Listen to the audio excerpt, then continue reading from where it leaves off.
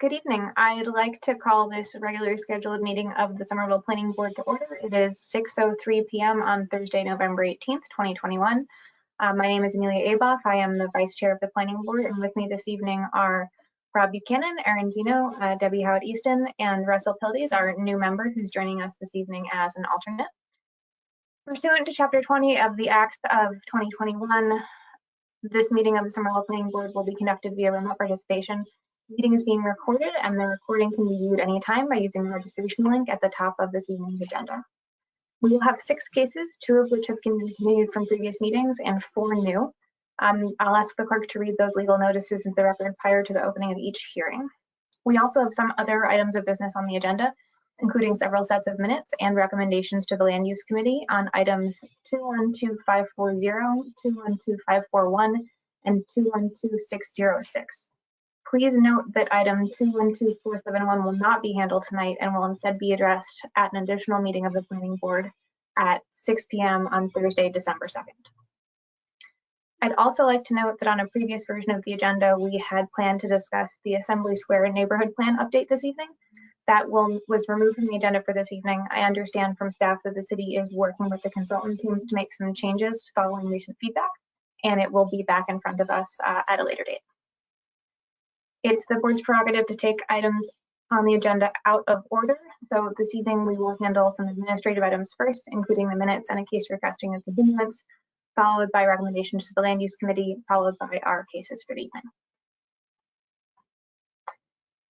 So beginning first with minutes, in order starting with January 21st, 2021, does anyone have any questions or changes to those meeting minutes?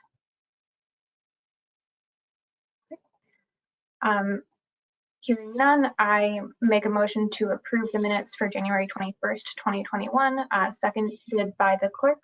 Roll call vote. Amelia votes aye. Rob votes aye. Erin votes aye. Debbie votes aye. Russell votes aye. Great, thank you.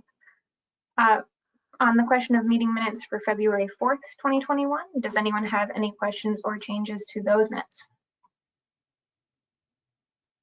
Okay. Hearing none, I make a motion to approve the minutes for February 4th, 2021, seconded by the clerk. Roll call vote. Amelia votes aye. Rob votes aye. Erin votes aye. Debbie votes aye. Russell votes aye. Great. On the question of minutes for February 18th, 2021, does anyone have any questions or changes? Okay. Hearing none, I make a motion to approve the minutes for February 18th, 2021, seconded by the clerk. Roll call vote. Amelia votes aye. Rob votes aye. Erin votes aye. Debbie votes aye. Russell votes aye. On to March. On the question of minutes for March 4th, 2021, does anyone have any questions or changes? Hearing none, I move to approve the minutes for March 4th, 2021, seconded by the clerk. Roll call vote. Amelia votes aye. Rob votes aye. Erin votes aye. Debbie votes aye. Russell votes aye. All right, guys, we're doing great so far. And on our last set of minutes for the evening, March 18th, 2021, does anyone have any questions or changes? Okay, hearing none, I move to approve the minutes for March 18th, 2021, seconded by the clerk. Roll call vote. Amelia votes aye. Rob votes aye. Erin votes aye. Debbie votes aye. Russell votes aye. All right, excellent. Our next item on the agenda, or the next item we will take, is on 73 Summer Street. That is case 20-003, continued from November 4th, 2021. The applicant has asked for a further continuance. So I move to continue that item to our next regular meeting, which is December 16th, 2021. Seconded by the clerk. Roll call vote. Amelia votes aye.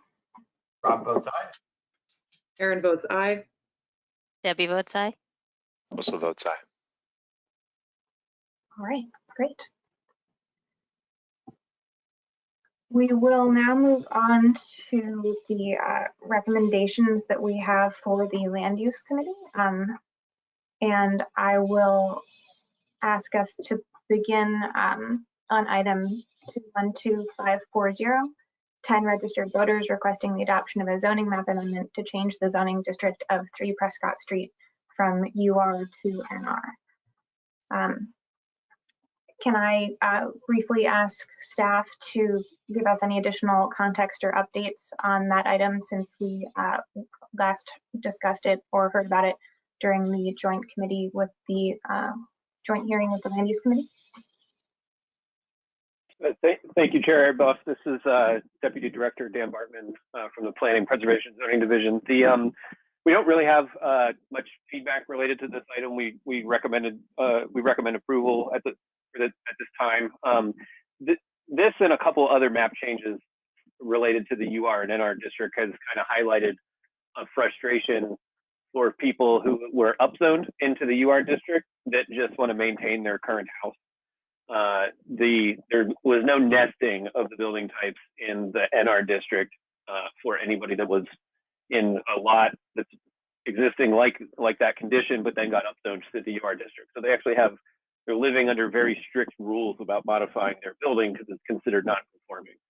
So we've had a lot of people ask to change from UR back to NR so they can add a dormer, for instance, to their house. And we are working with the city council to consider nesting the NR building types into the UR zoning district to alleviate this situation. But for the time being, we do recommend approval of this request until something like that could be accomplished. Thank you, Mr. Bartman.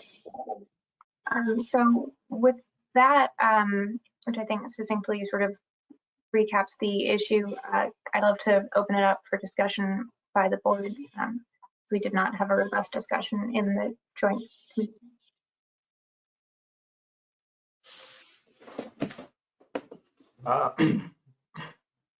Yes, Rob? Thank you.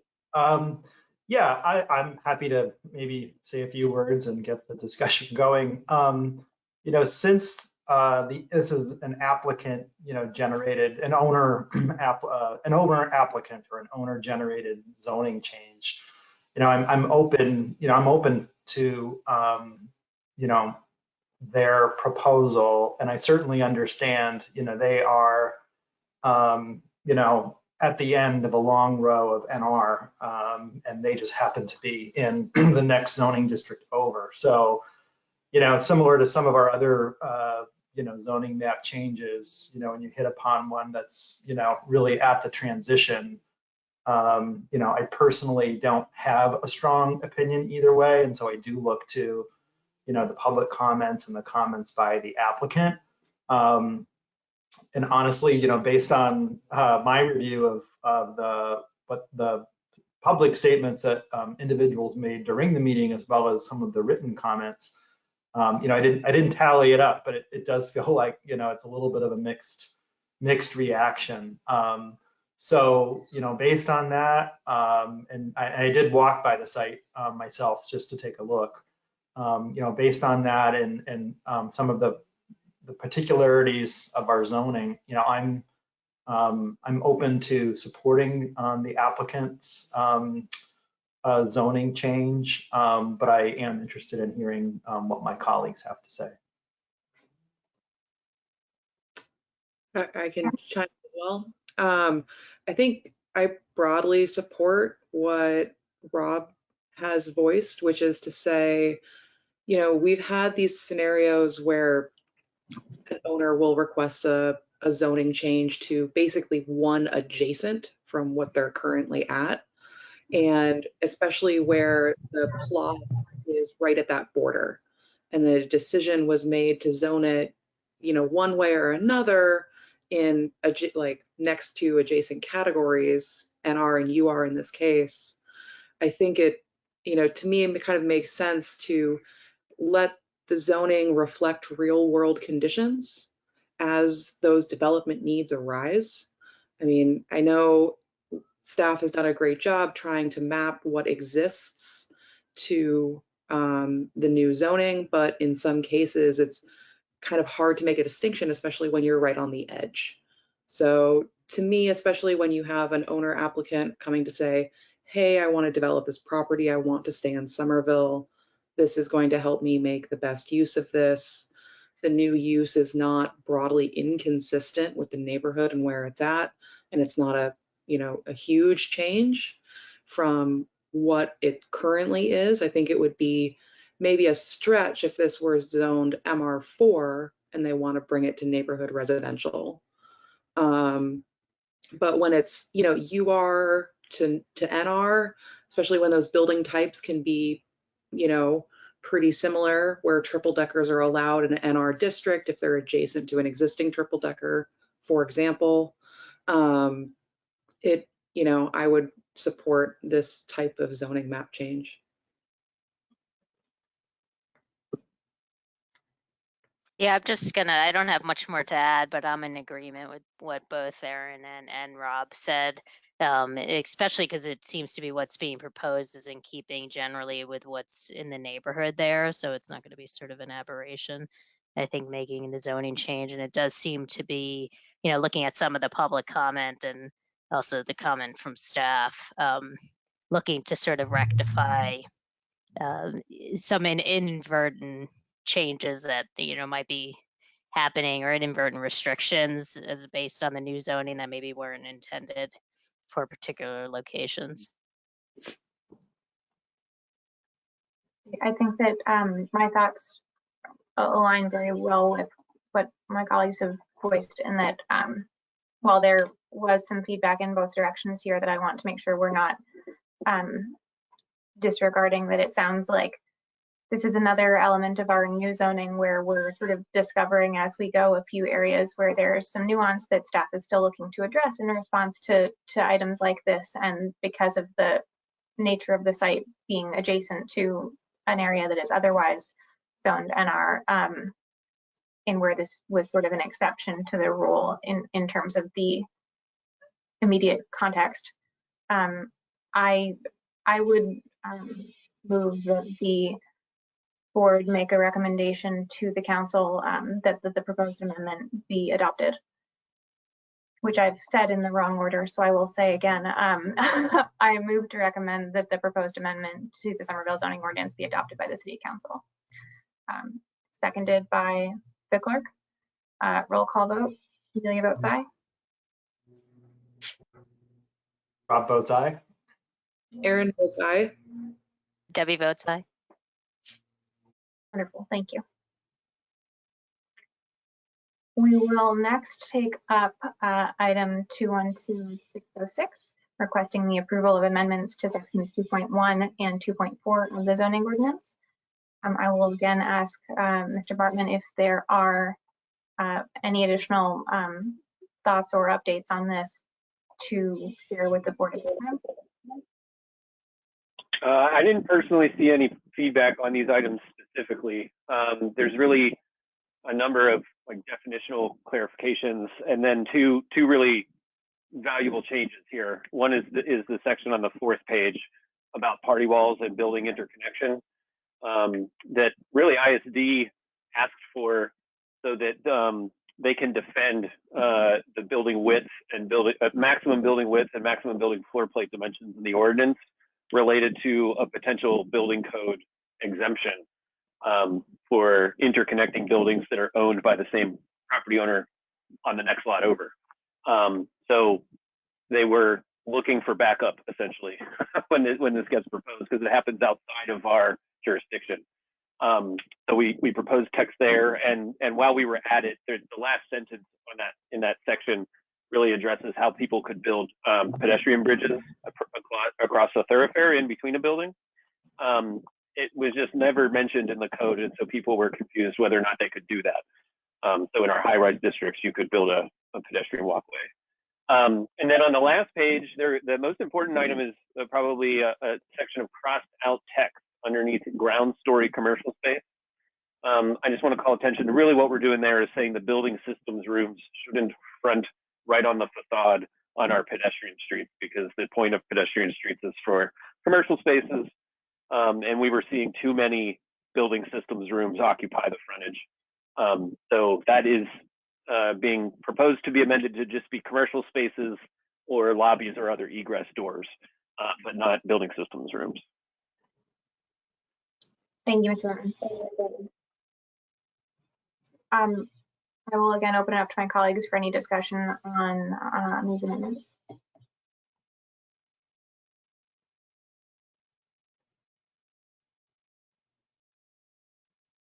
I think that as we've heard, this is, another one of those items where we are working through the new ordinance, and the clarification as called for by staff seems very reasonable, and I see no issue with it. And I don't think we received any public comment that would suggest any issue with it either.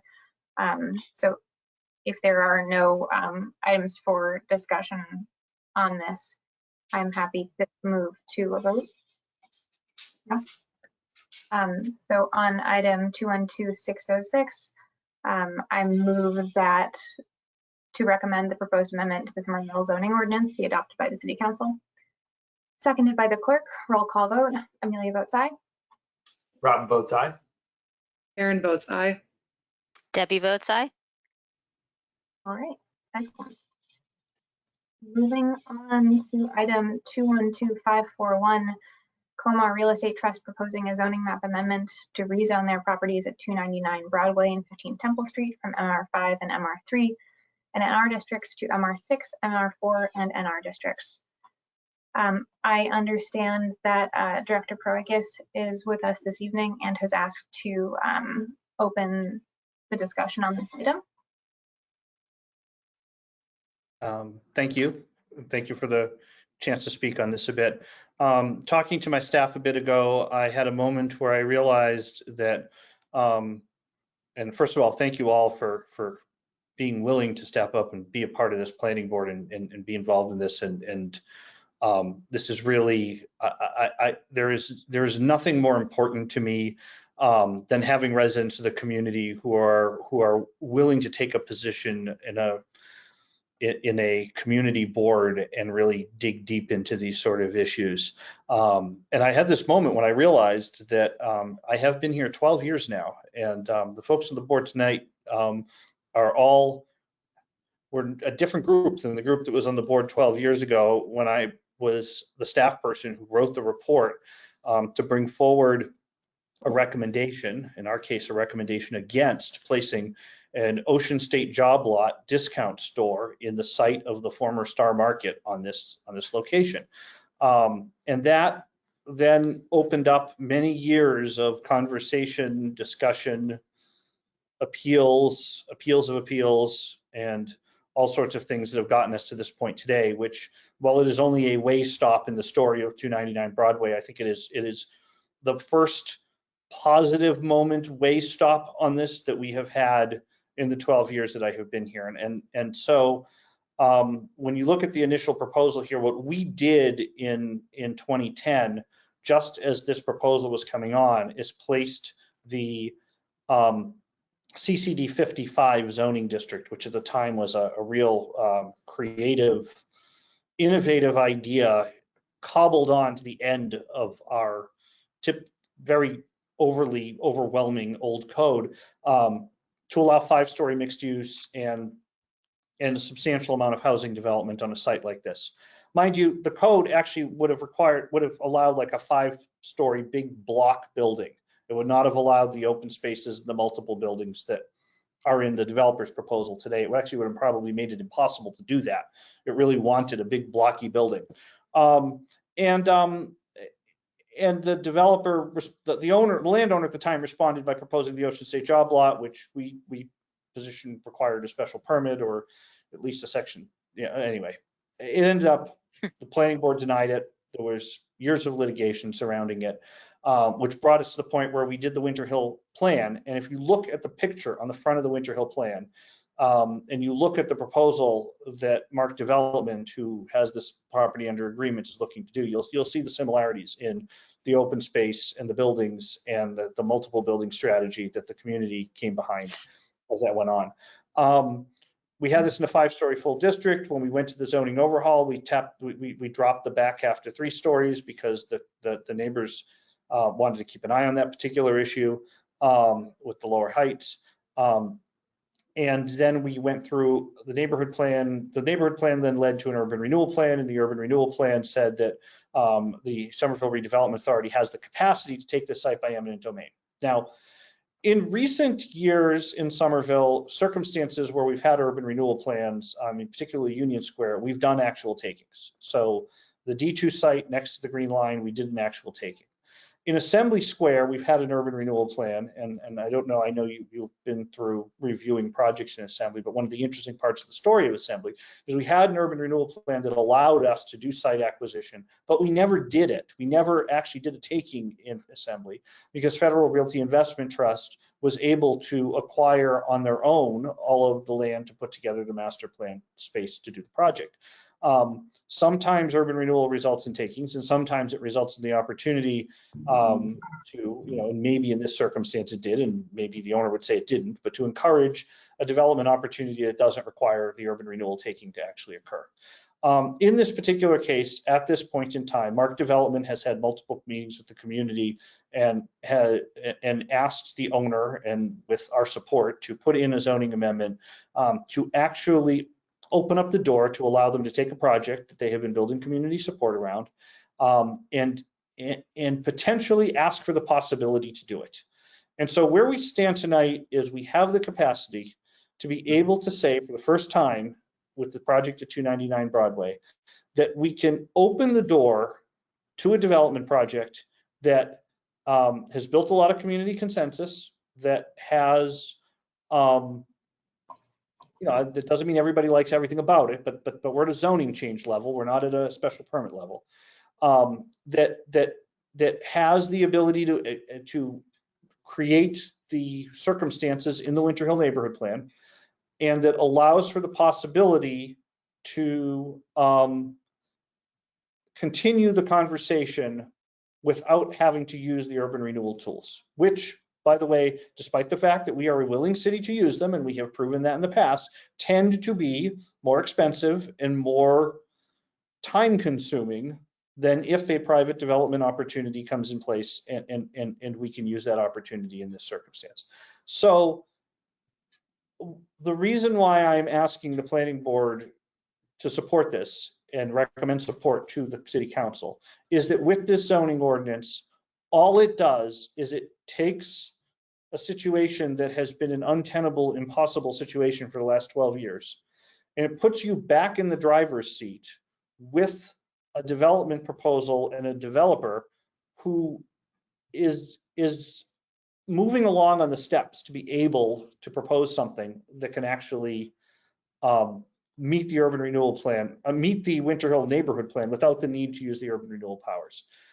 They've met a lot with the neighborhood. They've proposed something that has a lot of steps and character to it. It needs multiple special permits. We can structure those special permits and those visits to the planning board for you to make sure that you have a chance to really get to know this project, get to know the neighbors' concerns about this project, get to address circumstances.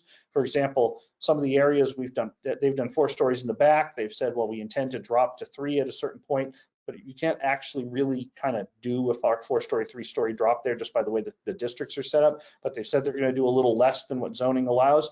You're in the driver's seat on making sure that happens because they're special permit projects. This is not a site plan approval project. It's not a by right project. This is a multiple special permit project. If this entire thing falls apart, I'll be the first person to encourage us to put in a proposal to put the zoning back where it was before. The reason why we are proposing to do this is because there is a viable proposal that could work and we could open the door to with this zoning change. I think this is a thoughtful and straightforward way to do something. They have a purchase and sale agreement for a period of time that allows us, if this occurs, to move this idea forward, get it through the early steps of special permit approval, bring it to the planning board where you can control its destiny and work with the community on it. So based upon that, I hope you'll be supportive of this particular amendment, and I'm happy to answer questions if you have it. Thanks.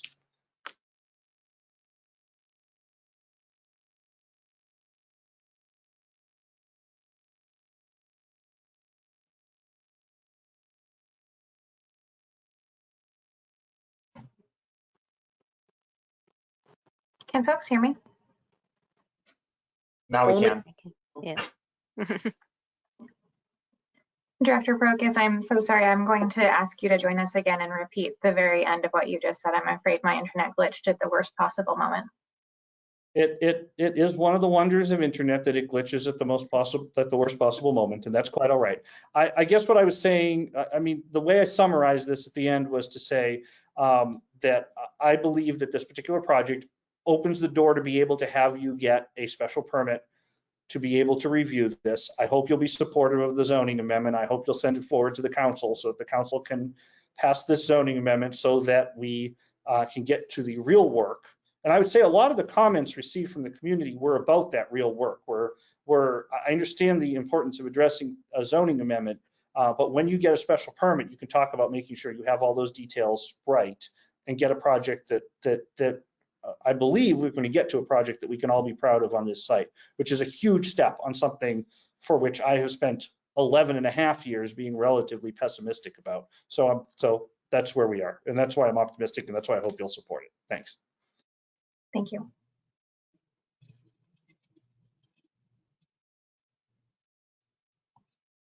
I think that this item has certainly a lot of history attached to it and a lot of strong feelings from a lot of members of the community. I appreciate Director Prokes giving us the additional context, since, as he points out, none of us have quite the tenure in dealing with this issue. And I think Michael could speak to what it's looked like over a longer period on the board, but is not with us tonight.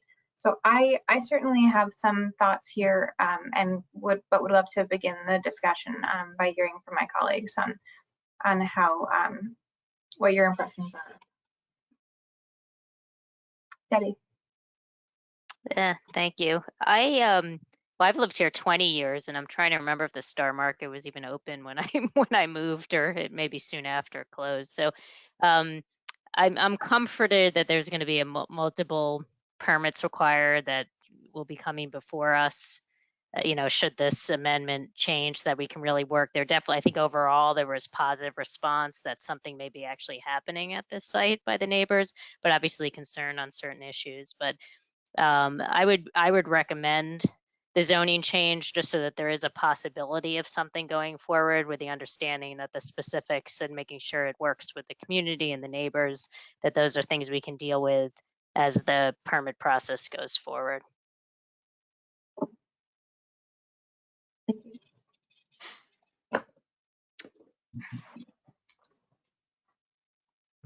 Rob?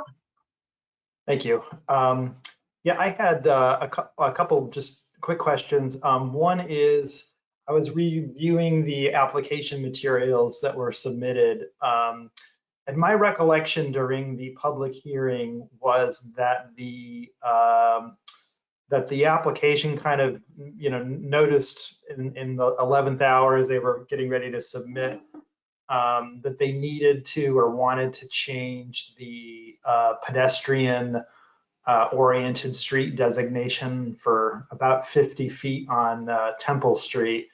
Are we, is that part of this kind of zoning change proposal tonight? I just wanted to, I think the answer is yes, but I just wanted to confirm that. I think, although I also think I will check with counsel just to be sure, legal counsel just to be sure, but I think that a change of that size to a proposal of this size probably can be wrapped into this without advertising an additional zoning change. I think I would ask that if you are supportive of this and are moving it forward, what would help is if you noted in your support that you also support that 50-foot step back, because it will ensure that the parking entrance doesn't end up in the middle of the neighborhood, which is something I think the neighborhood was concerned about. But my goal would be, that when the council votes to approve this with that piece in it as well. So if you guide them in that direction, that certainly always helps. Okay, thank you. And my follow-up question on that, with respect to the rear park on sort of Seawall Street, and I might be mispronouncing that.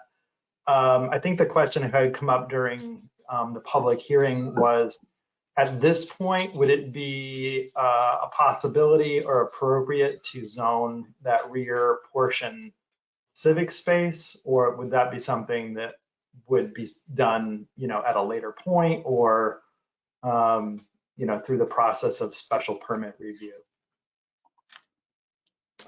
So I guess I want to ask Mr. Bartman's advice on this as well. I have no objection of doing it any of those ways. And I guess that's the only real answer I can give.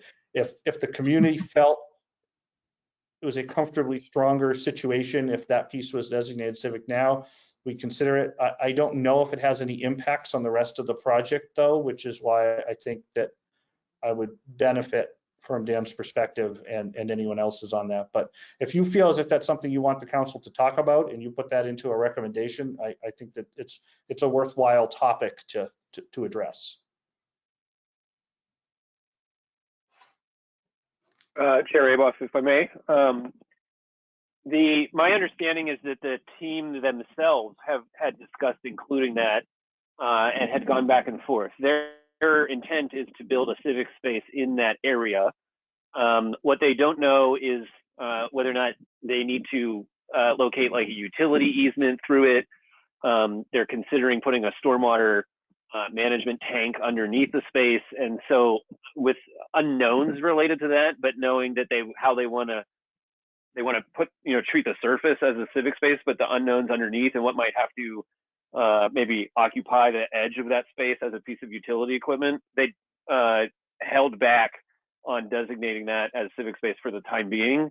But that had been part of the conversation. But they intended you can build a civic space or propose to build a civic space either in the civic district or any of the other zoning districts. It's a permitted land use across the board. Thank you. That's helpful. And my recollection is there was a project on Somerville Ave that constructed a civic space on the rear via special permit, and I believe that was even through special permit kind of given over to the city as publicly owned park. But I don't want to speak without looking up my facts, but I believe that's the case.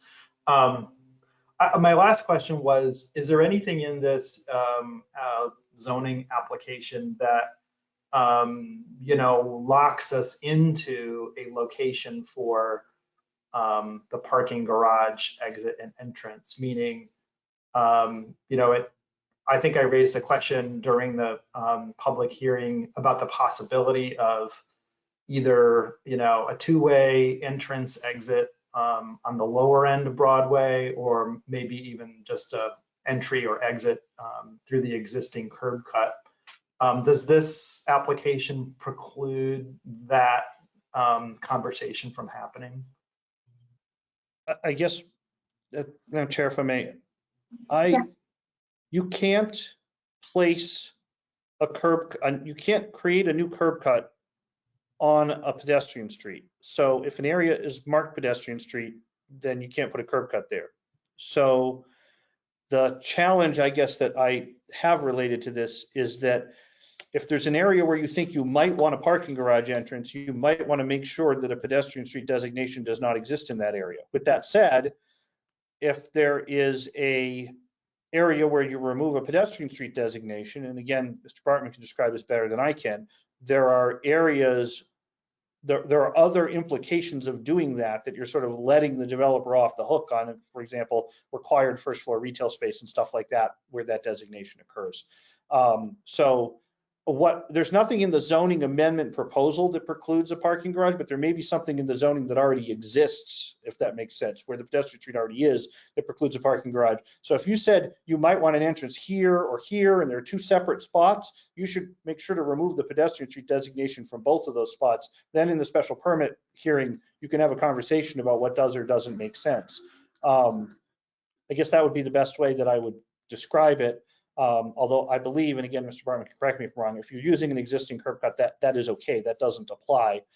But if you wanted to go like all the way down on Broadway where there isn't one right now, and it's a ped street, you'd have to say, I recommend deleting the ped street from this as well, so at least it's still on the table. Otherwise, they need to either get a variance or they need to come back and do a zoning change later on. Certainly their intent right now is to do it on that lower side of Temple Street.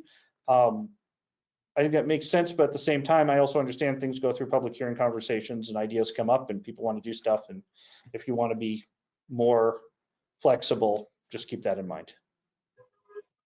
So my comment on this, I guess it's somewhat hard for me to evaluate at this point. I don't know how large of a parking garage, this is it. I mean, do they specified the number of spaces at this point? Or is that, I mean, I assume that's going to be, through the special permit process. So, okay. Thank you. Sure. Rob, sorry, yes, Erin. I can, if you want to comment back, I can just make my comments after we wrap this up. Sure, I just, on some of the issues Rob is raising, I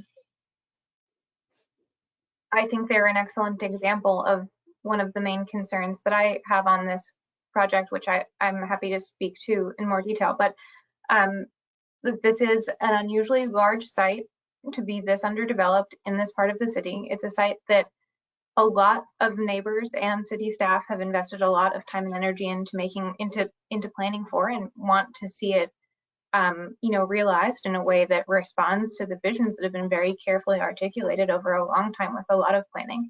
And I have no objections to the plan as it has been circulated, but I think there's a lot of nuance to it that, again, it strikes me that a master plan of some kind would be the appropriate tool to address, so that we are looking at these pieces as they relate to one another, and how the interplay with them will be, which has a lot of elements that we won't be able to evaluate until they're at the site plan level currently. And so while I'm in favor of the proposed plan, I still have concerns about handicapping ourselves a bit in terms of the mechanisms that are available to us for future mitigation and carving out those more detailed pieces.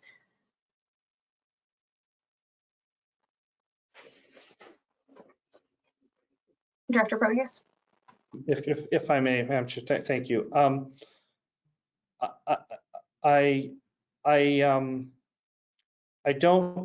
not sure, and maybe my staff can help me, if there are particular elements of areas of control you have in a master plan that you don't have in a typical special permit. I'm not aware if there are. I do know that a special permit hands the power to the planning board to be able to determine conditions and bases decisions on consistency with planning efforts and neighborhood plans and the citywide plan, which gives you a lot of control over the circumstance. The issue with going to the master plan process versus doing baseline zoning, which for the most part is not a strategy we've taken in the middle of neighborhoods under the new code. The master plan process has been used in the transformational districts. Is that while I'll acknowledge that the site is large for the neighborhood, it is substantially small for a master plan district. The entire development site, I believe, is smaller in footprint than a single building at Boynton Yards. So it's big. It is big for the neighborhood. It does have multiple structures coming off of the single garage. It will require, I will say, a significant amount of board work to do this, and work very carefully with the neighbors and the applicant on the special permit process. My concern is, though, that if we were to build a master plan district for just this, which we could do,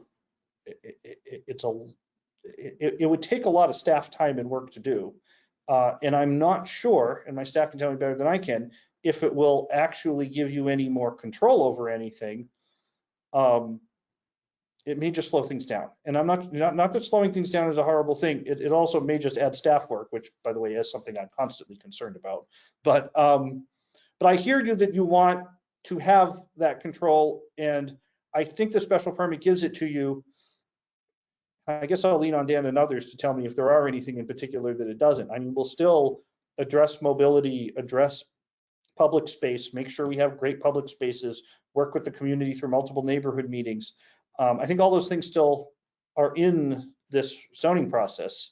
It's just not, it doesn't have two separate hearings before the planning board. Although even with those two separate hearings, the first hearing is a special permit hearing where you have control. The second hearing is a design hearing.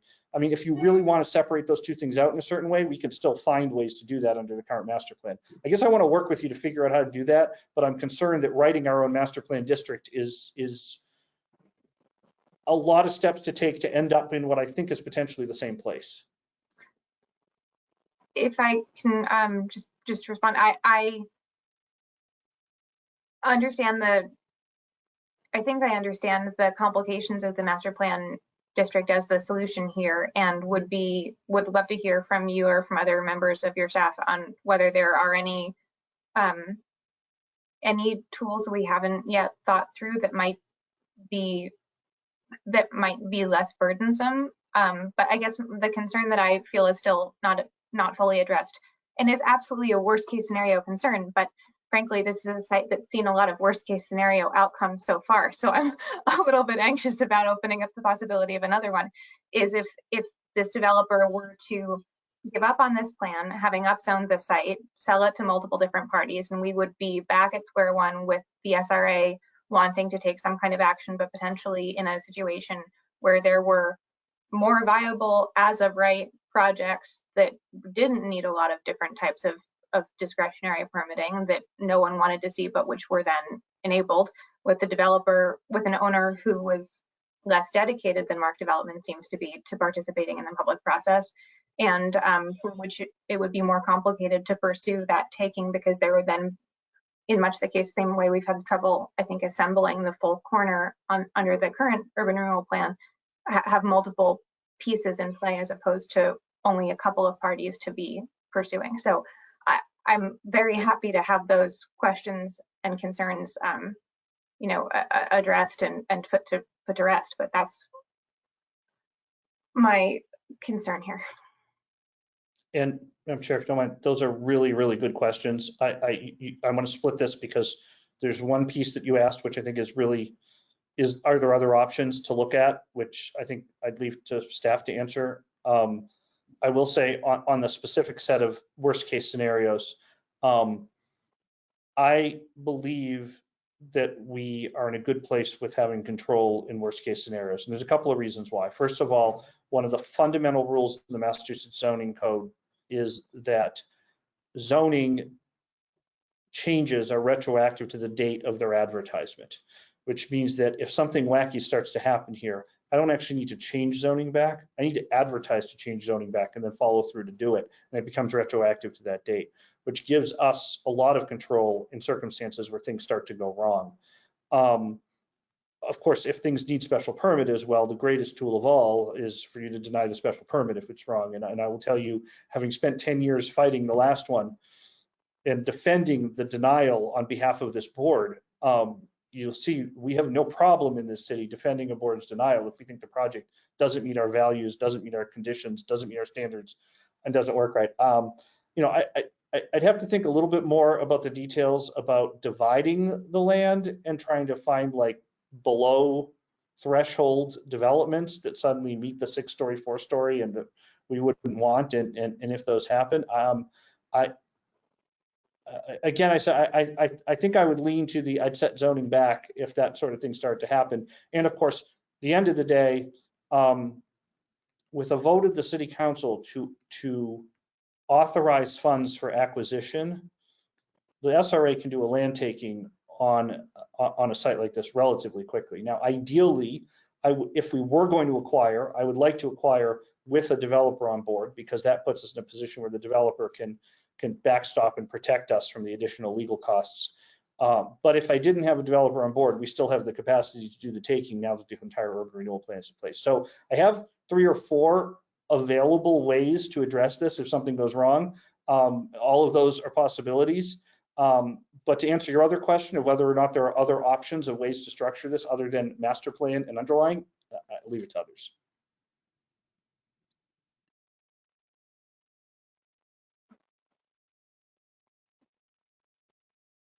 Director Foges? Sorry, I lost your audio again there a little bit. Did you lose me or did I lose you? I lost you at I lost you to address your other question. If you could start from there, I'm so sorry. Oh, I was just gonna say, to address your other question, I'd ask Mr. Bartman to do that. That's all. Wonderful, thank you. Mr. Bartman? Sure. I've been thinking about this since we talked about it at the public hearing. I think one avenue that we could utilize to address this is the submittal requirements for applications. Is kind of the power to publish those is kind of handed down from the city council to your board to our division. But we could easily work with you for projects that, for instance, have an interconnected parking garage that you're going to need to see the cumulative impact from a transportation perspective of that interconnected parking garage.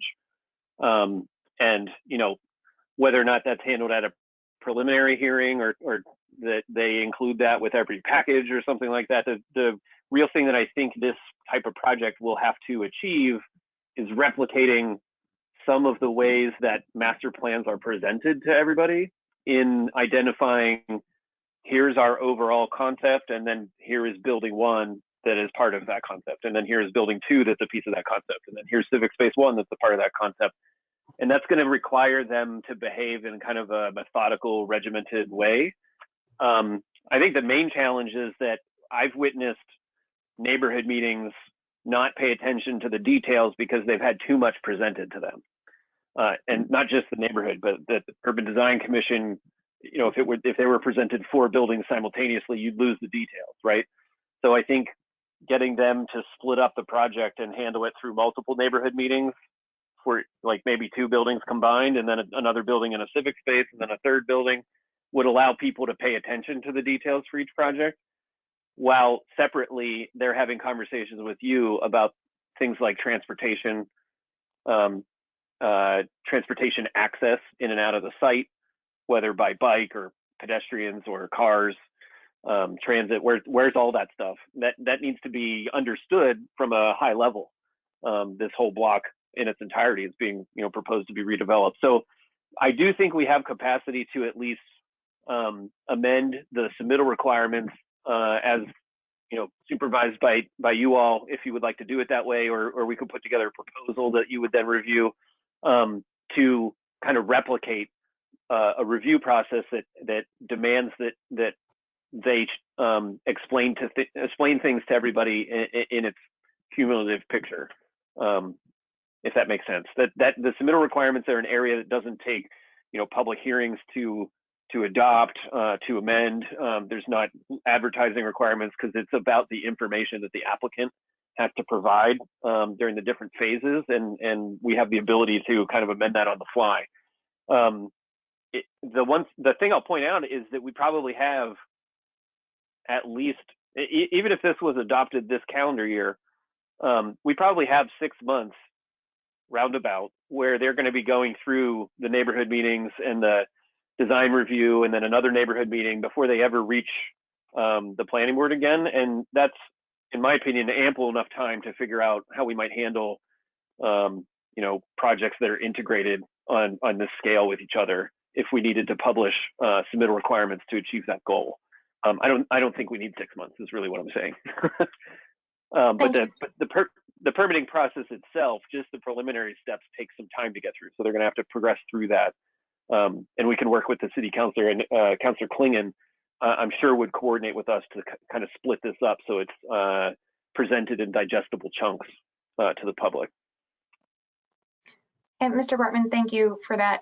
Am I correct to understand that the tool you're proposing is something that the board, with the assistance from staff, would take up, that would not be part of the recommendation that goes to the city council at this stage, but would in fact be a separate initiative that we would undertake after this evening to prepare for, to ensure their future submission would be composed in the way that we need it to be?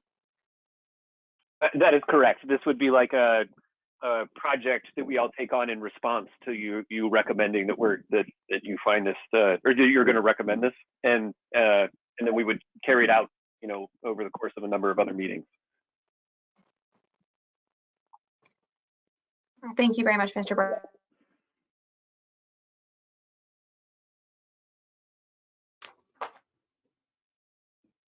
Madam Chair, I think This is Rebecca speaking, Madam Chair. I think we lost you for just a moment.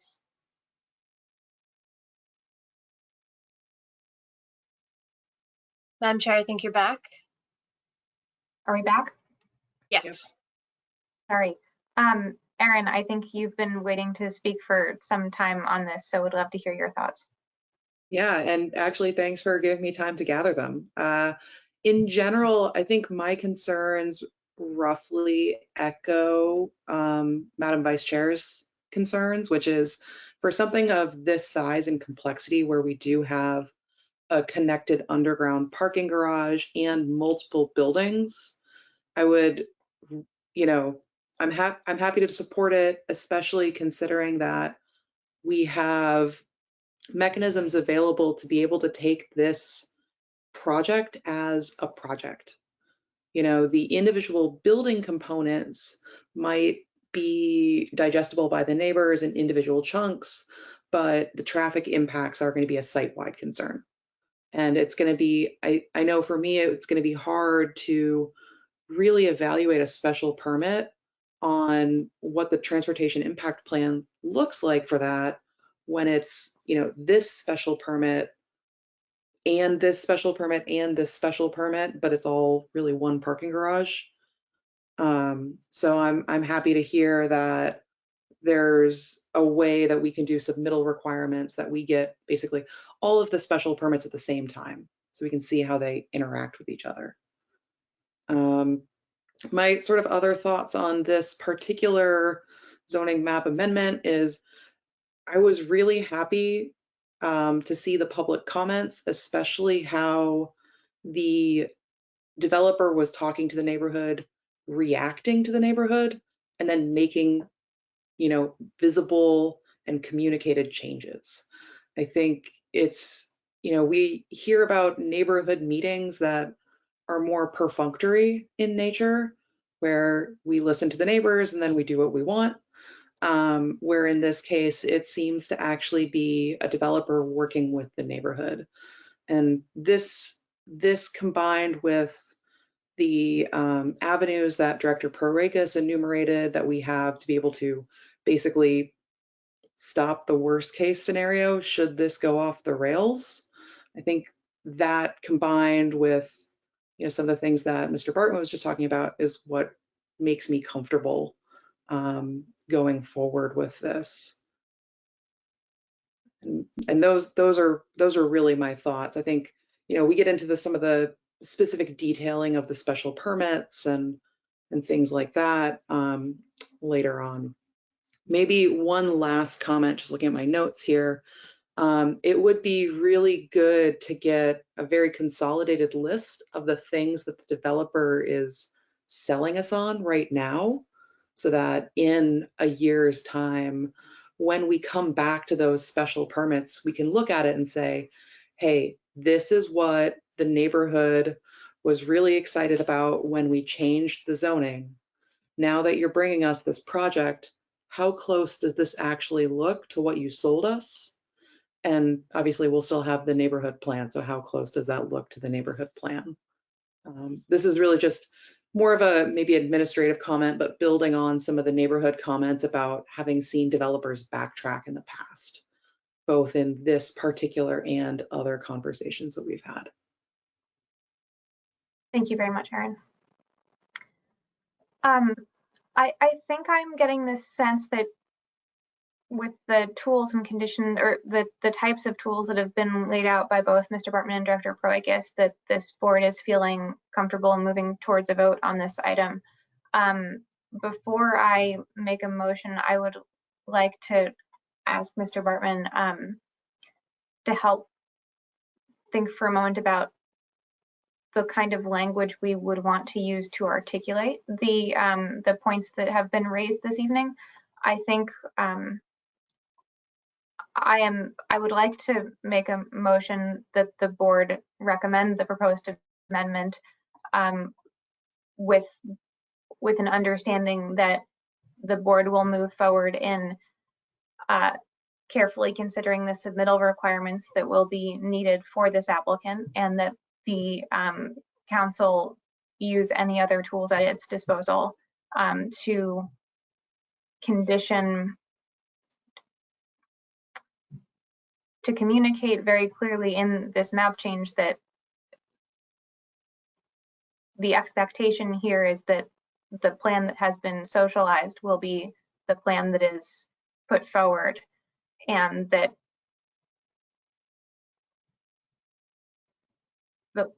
that we are well aware of the tools that we have, should that not be the case, which is, I know, not exactly the way we would frame a recommendation. So I would love staff's assistance thinking through what we want to offer here with that concept, if I may.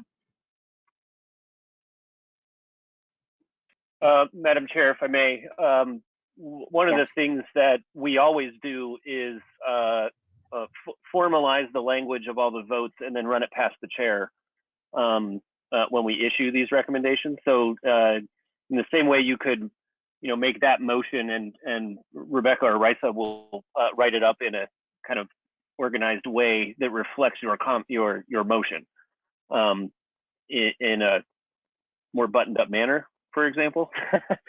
So we always do that. We do the same thing with conditions that are requested for permits. And, after the last meeting, Rebecca and I worked on the language for the written recommendations from your last round of zoning amendments and ran that past Michael, which is how it's always done. So we can easily run this past you and make sure that it reflects what you want, the intent of your motion. Thank you. So before going there, I'd like to see if there are any other comments from the board, and I'd like to revisit Rob's question about the civic space designation.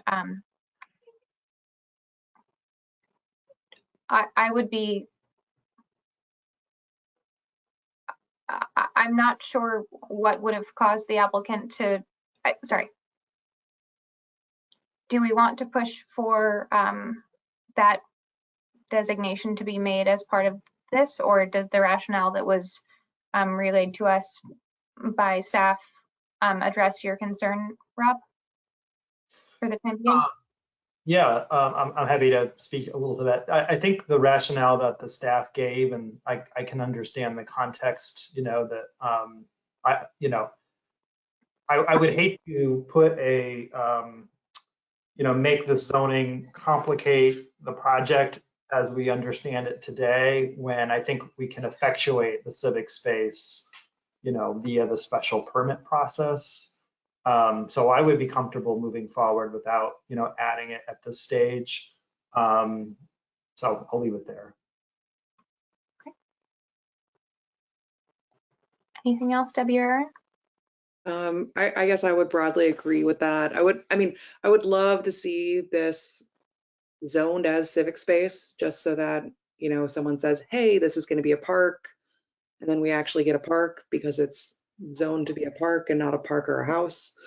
At the same time, I realize there are, sort of minutia in some of the building form requirements, especially when, a larger building abuts a civic space. So I'm, without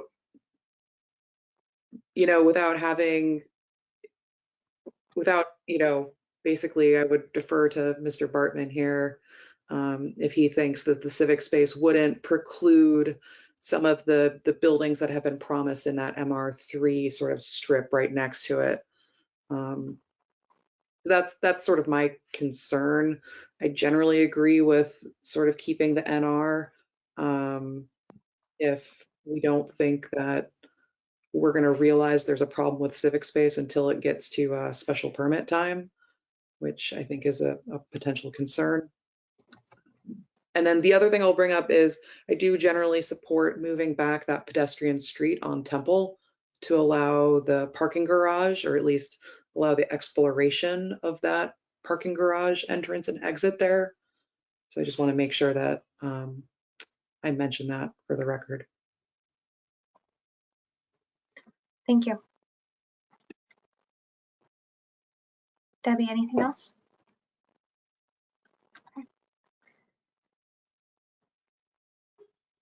So I would like to then make a motion that the board recommend the proposed amendment to the Somerville zoning ordinance be adopted by the city council with an understanding that the development will be advanced substantially in keeping with the plans that have been socialized to date, including the designation of civic spaces as described, and with an understanding that the applicant will work with staff to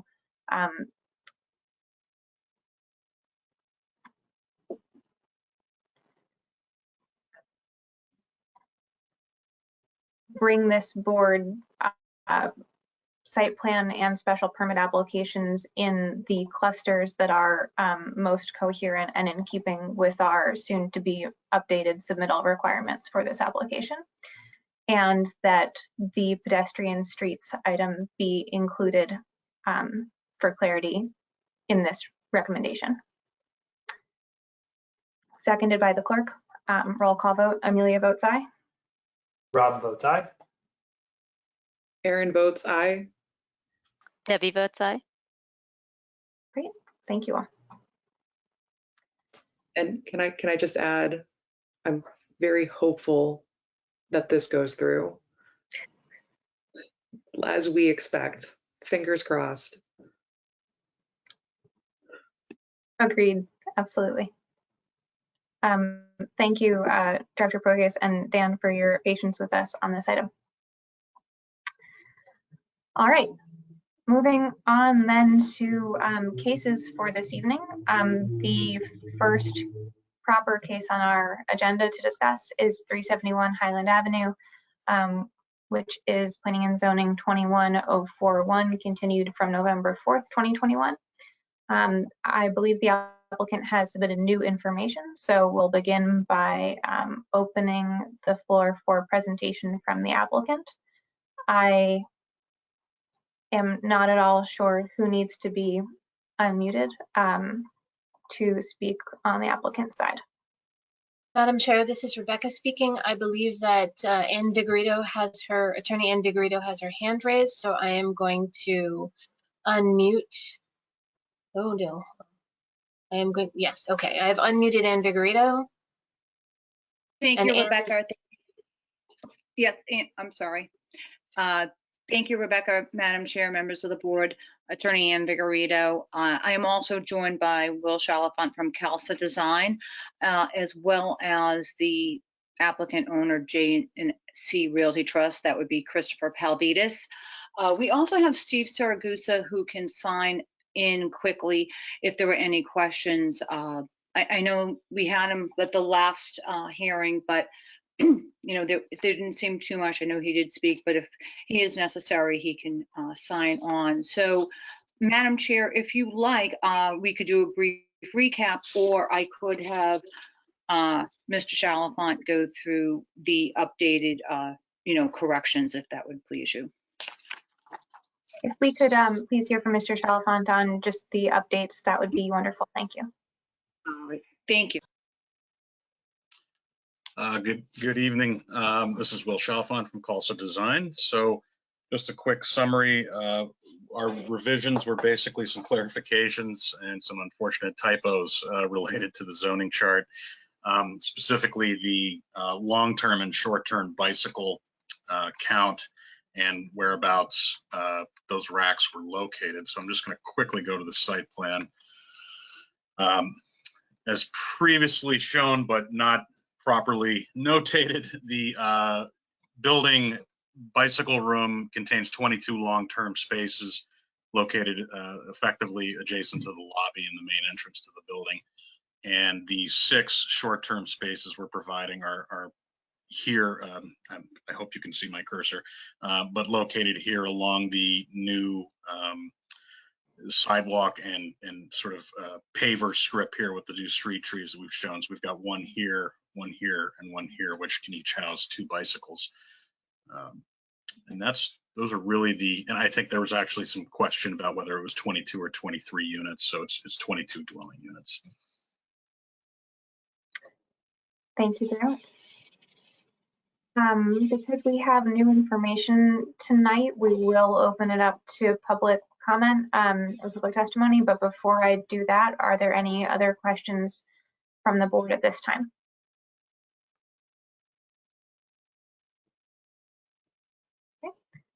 Yes, Rob. Yeah, I had just one minor question, which pertains to the applicant's ownership along, I believe, West Street.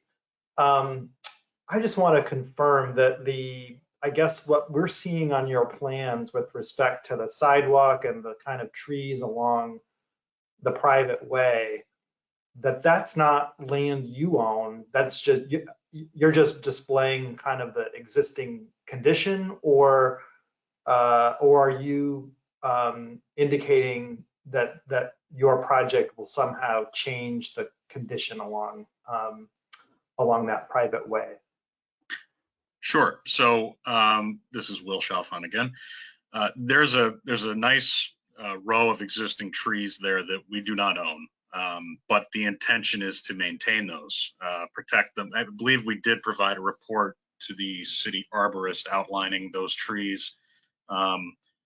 They are not on our property, but it's such a nice buffer. We obviously don't want to affect that, and it is a private way. So I mean, not to get into the minutia here, but that sight line, our site, rather, the property line does fall just to the right of those trees. So we can't touch them, but we're certainly going to protect them.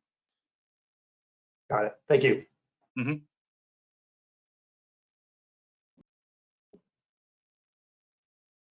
All right, I'm seeing no other hands raised on the board. I will open it up for public testimony, either in support or to express concern. I'm not expecting a lot of discussion from the public, but we'll see what we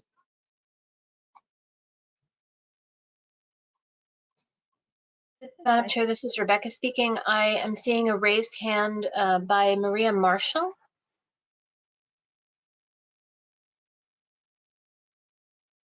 I can unmute Maria. One moment.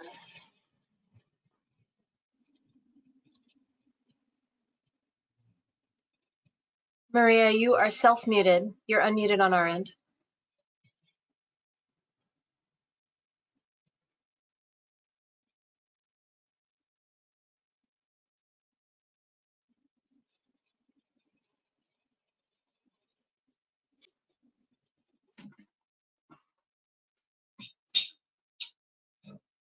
Give her one more moment here.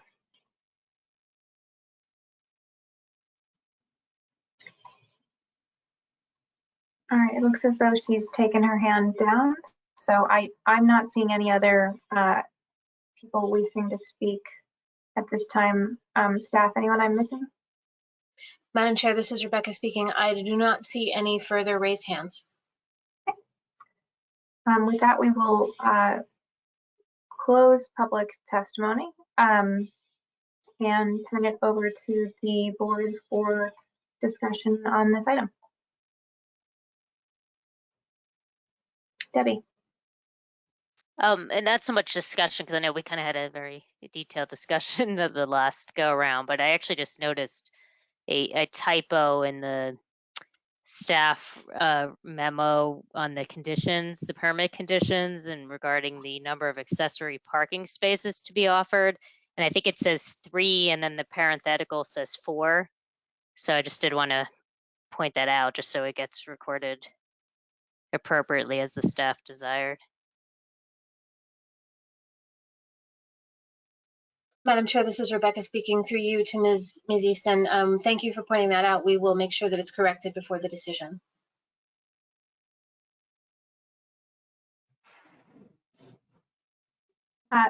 Thank you, Rebecca. If I could ask for clarification just on which of those 2 numbers is the correct number in a moment, so we can move to a vote if the board so desires. Rob? Yeah, thank you. Briefly, I just wanted to say, I plan to support this project when it comes up to a vote this evening. I wanted to say that I think that we have looked at a number of projects under the new zoning that require, kind of this mixed facade design such that it appears as 2 buildings rather than 1. And I think that this application is a successful interpretation of that. And I wanted to point it out because I think, different architects have kind of wrestled with that. And I know that it can be a challenge.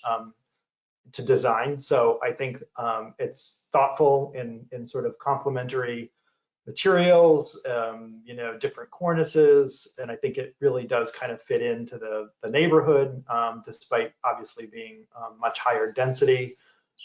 So I just wanted to convey my appreciation to the applicant and the team for the thoughtful proposal that they put forward. Thank you.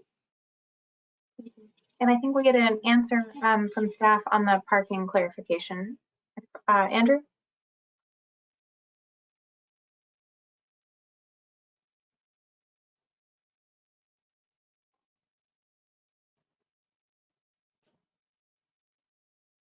Andrew, did you want to give us an update on the parking question?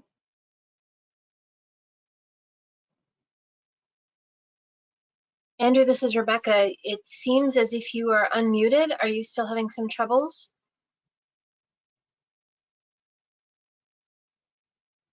Andrew, if you use the chat feature to communicate your answer, I'll be happy to read it out for the hearing.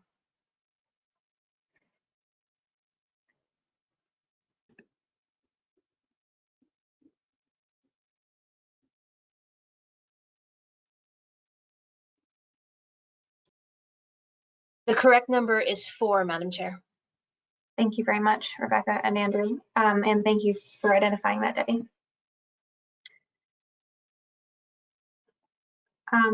Any further thoughts on this? Happy to share mine, but would like to let my colleagues continue. Okay.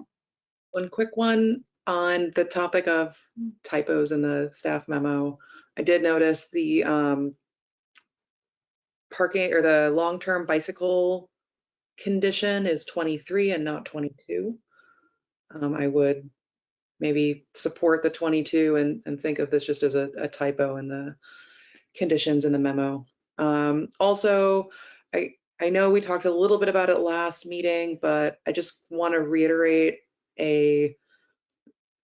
basically a diversity of street trees out front, I think would broadly benefit the site and would, I don't know if it rises to the level of a condition, especially since the applicant was, willing to work with the city arborist to do so. But at the same time, because they were willing to work with the city arborist to do so, I don't know if adding a condition is going to be overly onerous. And I think it would, sort of broadly improve the health of the tree canopy in that area to add a little bit of diversity. I might be alone on this one. I would be happy to hear comments from fellow board members or even of staff.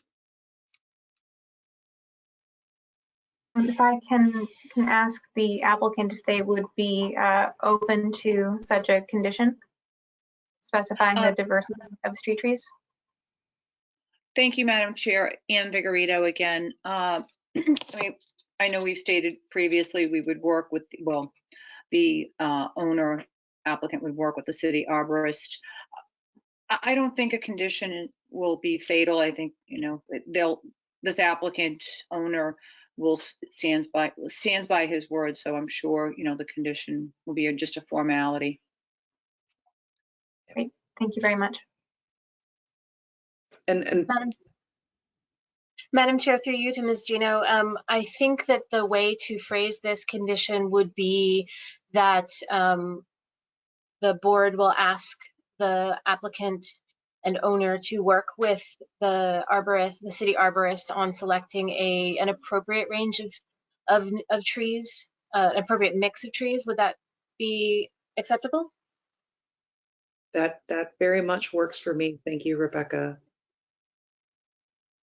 Thank you. And the only reason I add it as a condition here just is, it is a formality. I realize it's going to happen, but at the same time, it helps us, actually do what we say we're going to do.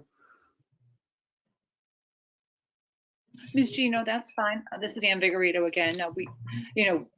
As Will Chalifant had stated, they definitely want to keep the trees. It definitely lends to the beauty of of this project. So I don't think there's a problem, and the condition is fine. Thank you. Great, thank you. I would like to just add my perspective here, which is largely to echo Rob's comments. I didn't go into this in the previous,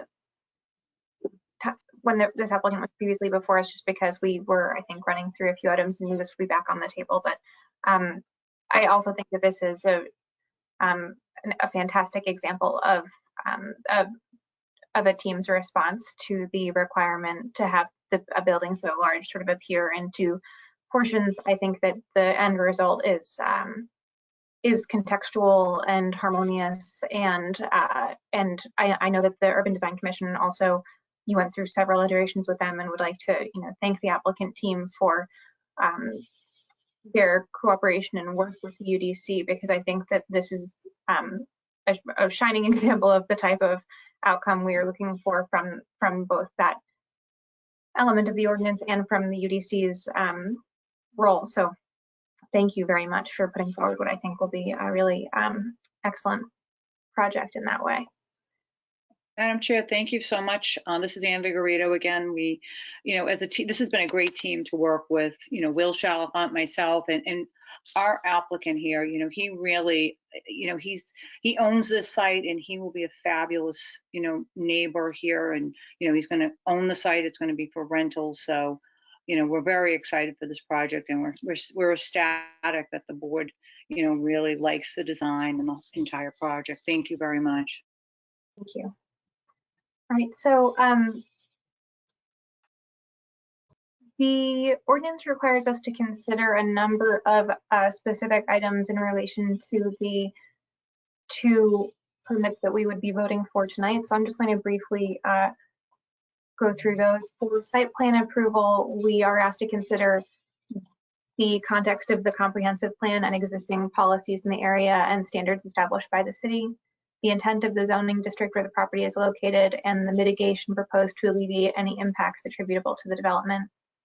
For a household living special permit, we are asked to consider, again, the comprehensive plan and existing policy plans and standards of the city, the zoning district where the property is located, the mitigation that's been proposed to alleviate impacts, the suitability of the site for a household living principal use, the ability of the development to meet the demand for dwelling units of a variety of types, sizes, and bedroom counts, and the increase or decrease in the number of previously existing dwelling units, and the number of motor vehicle parking spaces proposed for development in this, which is a transitive.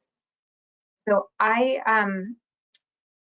feel as though the board has considered all of those items in our deliberation and in our review of the materials that have been proposed, but are there any that folks would like to spend more time in discussing? Okay. So with that, I move to following public testimony, review of the submitted materials, and deliberation of the required considerations outlined by the Somerville zoning ordinance, I move to approve with conditions as amended this evening, including the two edits that were addressed and the requirement for coordination with the city arborist for a diversity of street trees, to approve with those conditions the application for site plan approval. Seconded by the chair, seconded by the clerk. Roll call vote. Amelia votes aye. Rob votes aye. Aaron votes aye. Debbie votes aye. Thank you.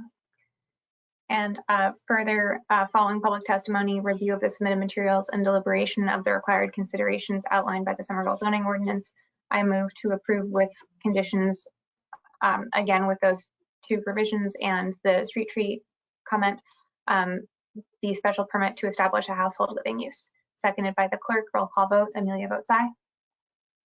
Rob votes aye. Aaron votes aye. Debbie votes aye. Great. Thank you, Ann, and your team very much. We're looking forward to this building. Thank you very much, Madam Clerk, members of the board, and wishing everyone a lovely Thanksgiving. Thank you. All right, our next item for this evening will be 44 Medford Street, which is planning and zoning 21079. Can I ask the clerk to read the legal notice into the record for us, please? Yes, absolutely. 44 Medford Street, P&Z. Let me zoom in here. P&Z 21-079. Cap Sam LLC seeks to establish a fitness services use on a pedestrian street, which requires a special permit. Thank you very much. This is a new item, so we will open it first for presentation from the applicant.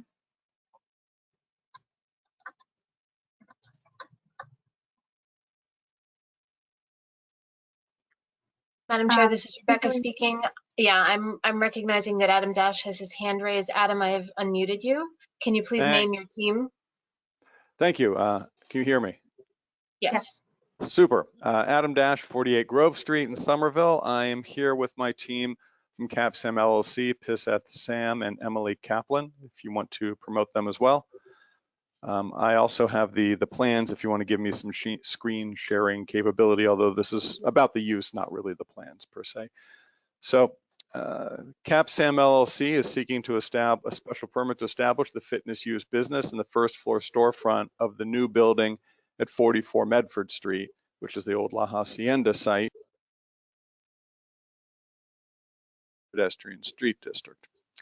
The applicant is going to lease this property from the owner in this commercial first floor space in order to establish the small scale fitness business called P&E Wellness, which is unique and that's going to focus on providing fitness, nutrition, and wellness programs to underserved clientele of marginalized communities, including people of color and LGBTQ and gender fluid individuals.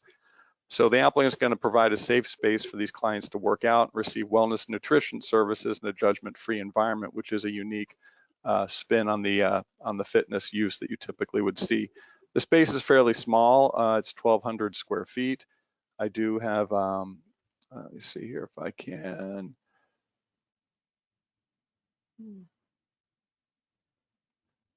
Can you see the plan, the floor plan? Yes. Awesome. So it's this part of the building here on the first floor, and the space, as I said, is about 1,200 square feet. There are 3 parking spaces across the street at 2 Ward Street, which is also known as 48 Medford Street, because this building is 44 to 48 Medford Street, really. We're moving into 44, and then the parking is 48 across the street. No parking, as you know, is required at all, but as part of the lease, there are 3 parking spaces. There are no exterior alterations to the building in that the building is there. That's more of a schematic version of what I just showed you, showing the whole first floor. And again, here's the space to the left that's being to be occupied by P&E. This is showing the storefronts, which are existing. The only thing I would point out is they're going to put some lettering that says P&E Wellness on one window here, and then they want to have this step into your best self on another here. But other than that, there's no signage that's other than these stickers. So this just shows what the building existing looks like. This is a plan that's sort of a close-up, which shows these are the parking spaces that are across Ward Street. This is the building. Medford Street's over there. Ward Street's here, and these are the parking spaces. So just for your edification, it's not particularly what we're here for to get relief for, but it seems like a very straightforward proposal. The neighborhood meeting was sparsely attended. Councilor Scott, we thank him for helping run that meeting, and he did at that meeting express his support for the project. The owners of Cap Sam, Piseth Sam and Emily Kaplan are here if you had any questions about the details. Thank you very much. Before we open it for public testimony, are there any questions from the board at this time? Okay. With that, I will open it up to public testimony in support of this application.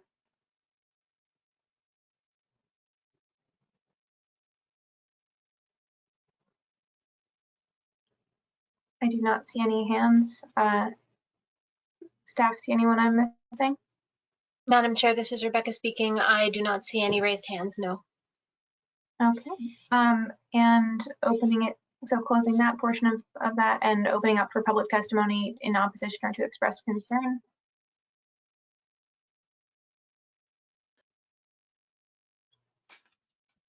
And I see no hands, so this may be a very smart statement. Yes. Sorry, Madam Chair, this is Adam Dash again. I had one question which I'd forgotten to mention. That in the staff report, there was a condition that this approval would be limited to CapSam LLC and not be transferable to a successor in interest, which is certainly not our intent, obviously. But I was here, as you recall, I think at a recent meeting with the Pilates Studio Fitness Use in the Pedestrian Street District on Broadway, very similar application, and no such condition was placed on that. So I was sort of wondering if we could not have that condition on this one. It doesn't kill the deal one way or the other because we're obviously seeking CapSam to get the approval here, but it doesn't really seem to be necessary for the fitness use to be non-transferable in this instance if it wasn't in the other. Thank you, Mr. Dash. Can I ask staff if there was a particular concern on the staff side that led to the proposal of that condition here as opposed to in the other recent case Mr. Dash referenced? Hello, Madam Chair. This is Wendy Checkwitz, the planner on this item. The condition was placed just to make sure that the use was limited. I have no strong concerns if it is passed on to the space and into the next user. I just think it would make a clean condition and a clean use. Thank you, Wendy. So I think we will then open just for discussion among the board for general thoughts or any questions for the applicant.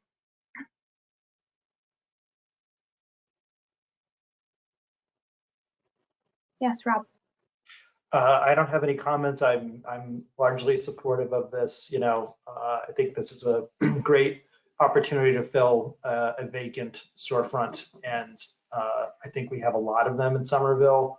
I'm of the opinion that I think we're probably building too many. So I'm going to be supportive of this and wish them good luck. Thank you. Anyone else? Yes, Debbie. Yeah, I was in line with what Mr. Dash was saying. I was actually curious also regarding that condition that was in the staff memo, and just asked that, potentially they reconsider that. It just seems to me that if we're okay with the use, if the owners decide to sell the business, I don't see where there's sense to them bringing the new owners again before the board to have to seek a new change of use or to the same use, but to, use up resources again at that point, unless there was some particular concern.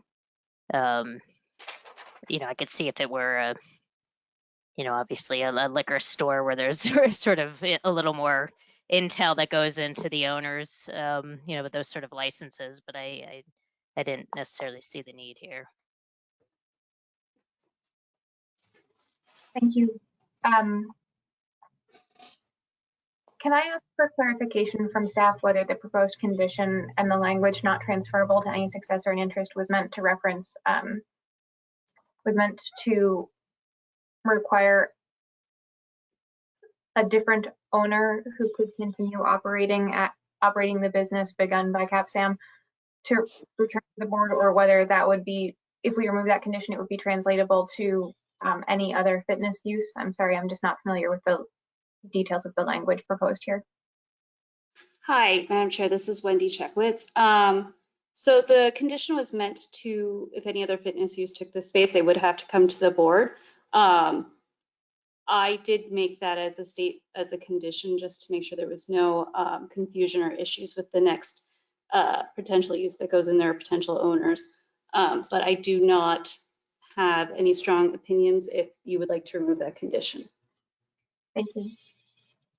So I guess the question we would want to raise is whether there is a type of fitness use that if it were to come into this space, we would feel it was not aligned with the intent of the zoning district in the same way that this use, I think we're all probably considering, is felt to be appropriate. I think the point is well taken about the consistency between the applications. I am uncertain whether it is more appropriate to correct to including this current condition or correct to not including this condition if we looked at them side by side. If any of my colleagues have thoughts on that. Madam Chair, this is Rebecca speaking, if I may. Yes, thank you, Rebecca. Madam Chair, I would note that the fitness use is not a use category, it is a sub-use. So this would only cover uses within that sub-use as are laid out in the ordinance. So this couldn't be used to side permit another use like a recreational use or something else like that. It would really only count for other uses that would be considered fitness uses. And you know, the Somerville is sort of got a range of them, you know, your fitness studios, your Pilates studios, things like that. And this would allow another one of those very specific types of uses to come in, but it would not be able to be a backdoor way of moving in a substantially different use. So staff does not believe there's any detrimental effect of removing that condition and allowing the use to stay with the site. Great, thank you very much. Yes, Bob. Yeah, I'm supportive of removing the condition, but I would just note that I just don't want it to broadcast that this is somehow precedent setting for other applications that we see, because I can see reasons why such a condition might be helpful or necessary for other uses, including fitness uses in other locations. So I just wanted to express that.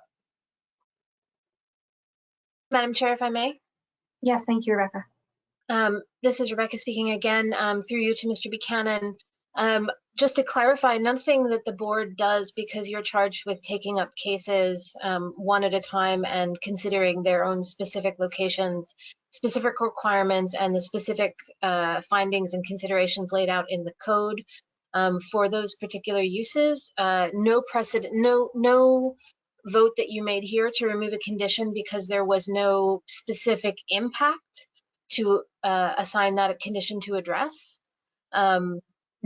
There would be no established precedent based on that decision. And I think I should clarify my language there, which is since the board is going to consider all cases that come before it within their own context and within the required findings, the particularities of this use, the board having decided that there are no negative impacts to be mitigated, doesn't necessarily mean that when you're considering another fitness use in another location, that a different fitness use might have might indeed have a negative impact that could be associated with it. And one thing I could think of would be like a Zumba studio that would have a lot of noise. There could be separate conditions that would be imposed for something like that because of the specifics of the use proposal that we would want to condition that way. I hope that answers the question.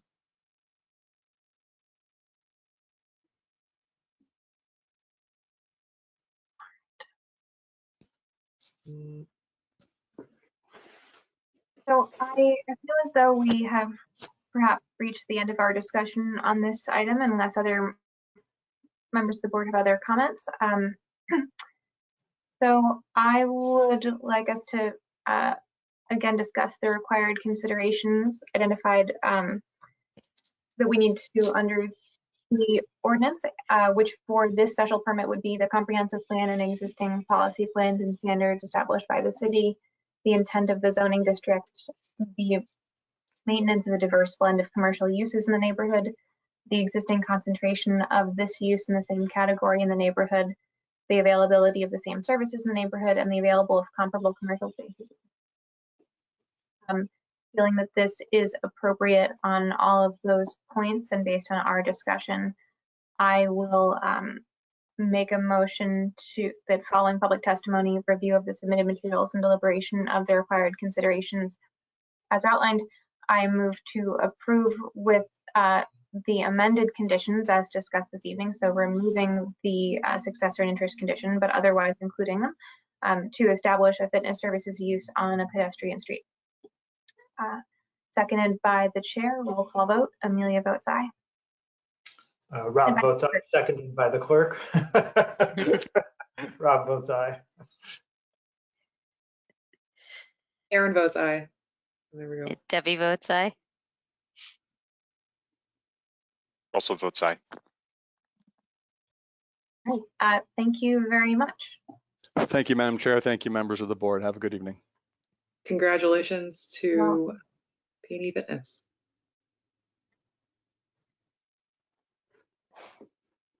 We've had a request for a brief recess, so I'd like to ask that we put the board into recess and regroup in 5 minutes, which will be at 7:43 on my clock here. Procedurally, I do not know if there's anything else I need to do for that. Staff, any guidance? Madam Chair, there's no need for a vote. You can just put the board in recess. Great, we will reconvene in 5 minutes. Thank you all. Thank you.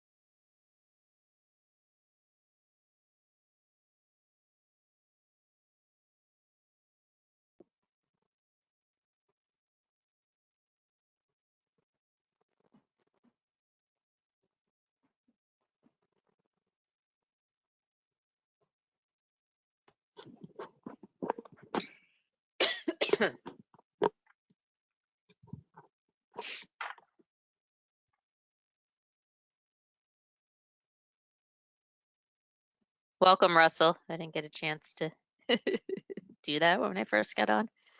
Yeah. Thank you. It's good to meet you. You too.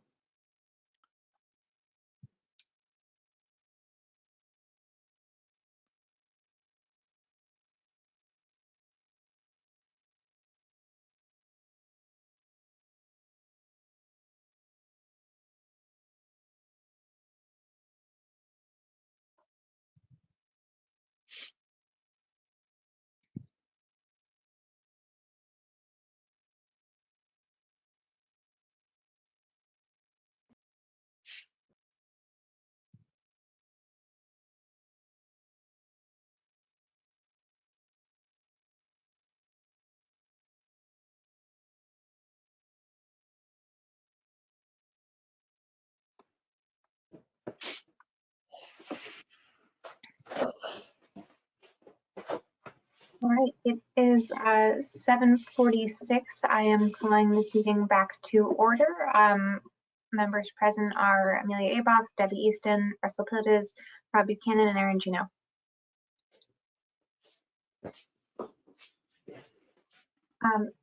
If staff is ready to start again also, I would like to move next to 74 Middlesex Avenue, Planning and Zoning 21-022. If I could ask the clerk to please read the legal notice into the record. Yeah, public hearing for 74 Middlesex Avenue, P&Z 21-022. 74M Property Owner LLC proposes to develop a 16-story LEED Platinum lab building in the Assembly Square mixed-use district, which requires site plan approval. Thank you. Madam Chair, this is Rebecca. I have unmuted Ryan Souls and Walter Sullivan. And Ryan, if you can tell me who else from your team is going to be presenting, I will be happy to make them a presenter. Sure, thanks. Thanks, Rebecca. Good evening, everyone. I think Anthony Galuccio, David Manfredi, and McYoung Kim should be the team from our side.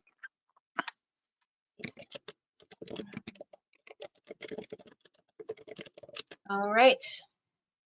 Great, and I believe David has the presentation, so we'll pull it up here and get started. Thank you. Okay, I'm having one technical issue. Just a second. I'm seeing a comment from Director Lewis, and I'm not sure if that is in relation to this item or not. Director Lewis, did you want to speak now? Thank you. Thank you, Madam Chair. It is in relation to this item. Wanted to assure the board that this team has been working extremely well with the planning and zoning team, as well as economic development. And we do have a signed covenant on this project. So that was all I wanted to add. Thank you. Great, Ryan, thank you. Sorry, Madam Chair, this is Rebecca speaking. Ryan, who is presenting? I believe David Manfredi is. We can, I can probably present if we need to as well. All right, let me try again. Okay, this should work.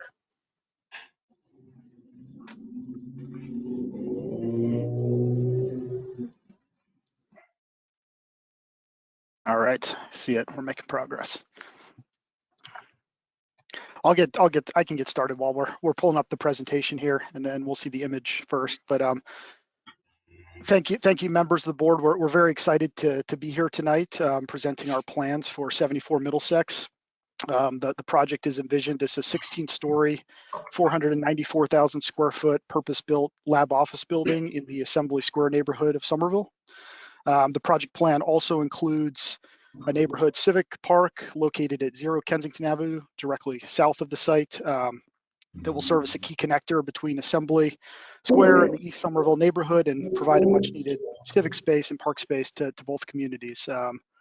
think we lost the presentation there, so we saw it for a minute, David or John or whoever has it. You guys got a brief image. There we go. You can go to the next slide.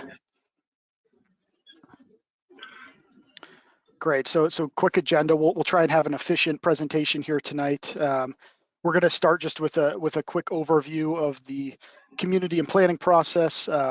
And then there are two separate approvals here, one for the building and one for the civic space. We have both contained in this presentation. I think we'll start with the building, and we'll defer to the board if you want to pause after the building presentation and take questions and comments, or continue through the civic space and do it collectively.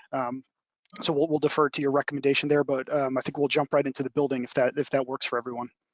Mr. Galuccio, for a moment, if I could ask people not speaking to please mute themselves, and just for your context, we will take these up separately. So if you could please approach this as the two separate segments, we'd appreciate it. Thank you. Great.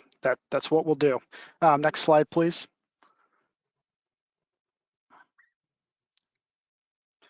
Just once again, my name is Ryan Souls. I'm a development director with Greystar, the proponent at advancing this project. I'm going to hand it over shortly to Anthony Galuccio, who with Galuccio and Watson, who's our counsel, and we'll overview quickly the planning process and impacts of both projects on the city of Somerville. And then we'll pass it over to David Manfredi, CEO and founding principal of Elkus Manfredi Architects, who will overview the building part of the application. Then we'll pause, but just to kind of set the scene for everyone, Mick Young Kim will pick up, founding principal of Mick Young Kim Design, will pick up the civic space presentation following our comments on the building. Next slide, please. I think we also just wanted to highlight our entire consultant team who have worked on various levels with the city departments to deliver a best-in-class office life science building that also aligns with the vision for Assembly Square and the neighborhood. So I'm going to pass it off to Anthony if we want to go to the next slide for an introduction on the community planning process. Thank you, Ryan, and thank you, Madam Chair and members of the board. I know that it's getting late into the evening. I'll try to be a good example and go quickly. It's been a long journey to get here, but with the help of Sarah and Rebecca and the UDC and just the whole city team, I think we've come to a really good place. When the property was acquired, the big challenge was trying to figure out how to conform to the master plan special permit. Make sure that we were able to provide a LEED Platinum project, which I'm personally excited. This is the first LEED Platinum commercial building. Don't tell anyone in Cambridge, but this is an exciting thing. I also would just note, just having watched Assembly and the work that all of you have done, I was very active back in when I wore a different hat, supporting Somerville as a legislator, and back when Assembly was really aspirational, and it's amazing to see all the work that has really paid off now. We spent a lot of time with the Mystic Task Force early on and learned a lot from them. They informed all aspects of the projects, and I think you'll hear about that tonight. And this is illustrative of the public process that I think all of you are aware of. Which involved a lot of public meetings. Alderman McLaughlin was really adamant at the beginning that, do not try to move around LEED Platinum, but particularly interested in the covenant. There were some voluntary commitments made by the prior owner, and the city was pretty adamant that we stick by those, part of which could and are likely to support infrastructure improvements that allow improvements to the underpass, which is obviously a key piece of infrastructure that abuts us. So we were able to make those commitments as well. And obviously all of this leads us to tonight's presentation for site plan approval. Next slide.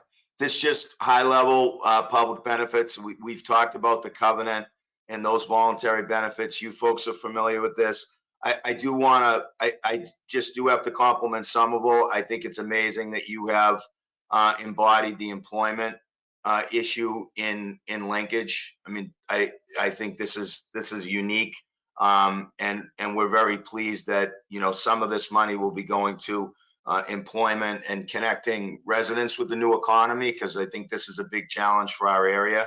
I'm not going to get into detail on building permit fees. Obviously, a lot of new tax revenues considering what's there now, the summer fund, future fund commitment, and you all know about jobs. I do want to say on a personal level, we've been attending employment related activities, and I mentioned the linkage fee, but we're committed to making sure that we do our best to connect local residents to this economy, whether it's now or through tenants that we hope to bring into the property. So that's just an overview of the benefits. And I'll turn it back over to Ryan to just talk about a little bit more about some of the collaboration with city departments and neighborhood organizations as well. Yeah, thanks, Anthony. I think I echo most of Anthony's comments. It's been a very collaborative process. It's been rewarding to work with the planning, zoning, PSIF, mobility, sustainability, all the departments within Somerville, and also all the community organizations. I think on both levels, we've been motivated by the passion each of these groups have for advancing the vision of Somerville, and has helped really shape our project to deliver a development plan that aligns with the objectives of the city and the Summer Vision 2040 plan. So, you know, I think we'll get through all these kind of key project elements as we go on. So I think I'll pass it over to David to overview the location and to start diving into the building here.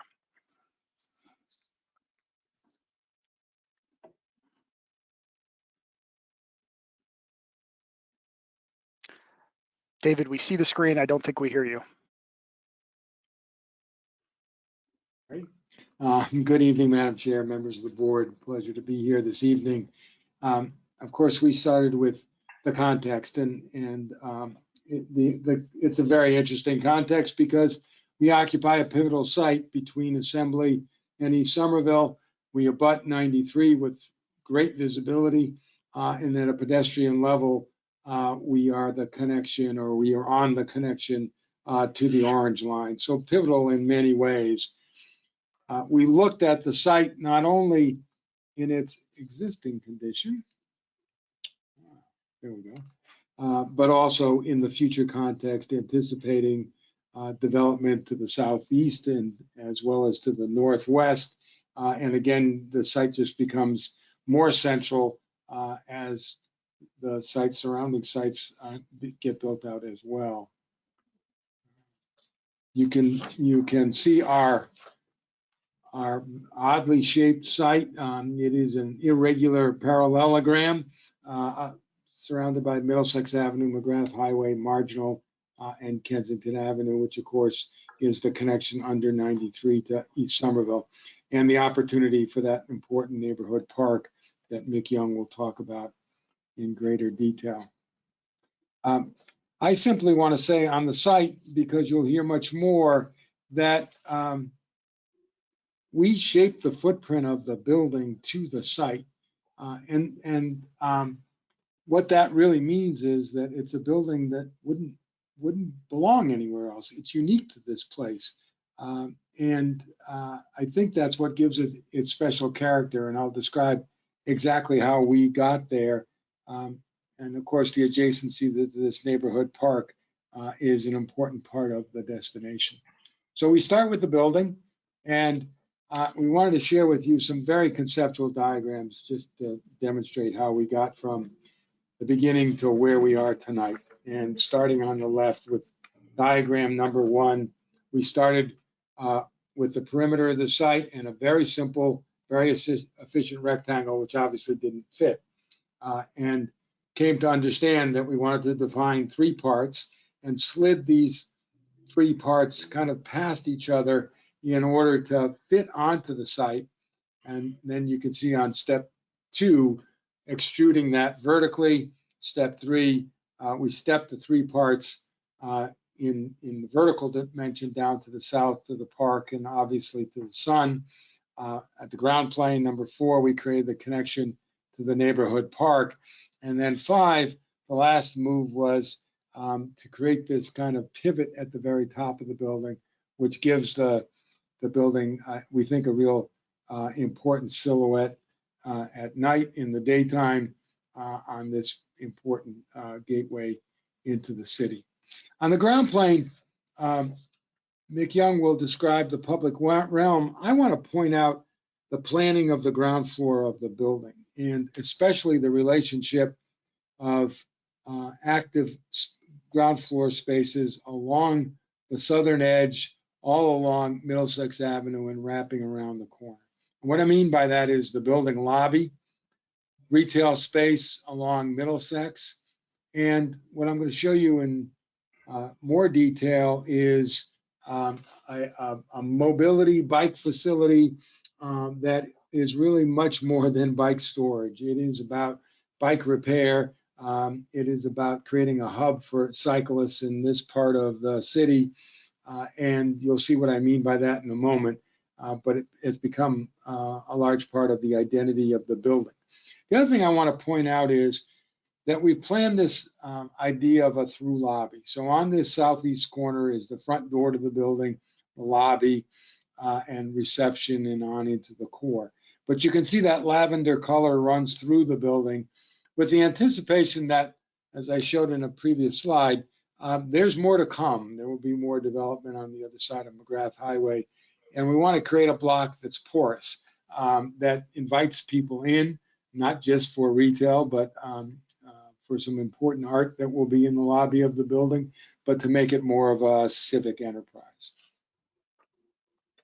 And the circulation of the building, I think, is very straightforward, but involves multiple different parts. The red is about pedestrians entering the building at its main entrance or entering from the north, everybody coming past reception, concierge service, and then up the service elevators of the building. Bicycles enter from the west, assuming they're coming from East Somerville. They could be coming from Assembly, and bicycle storage is at grade, highly visible, and as you'll see in a moment, connected with art related to bicycles.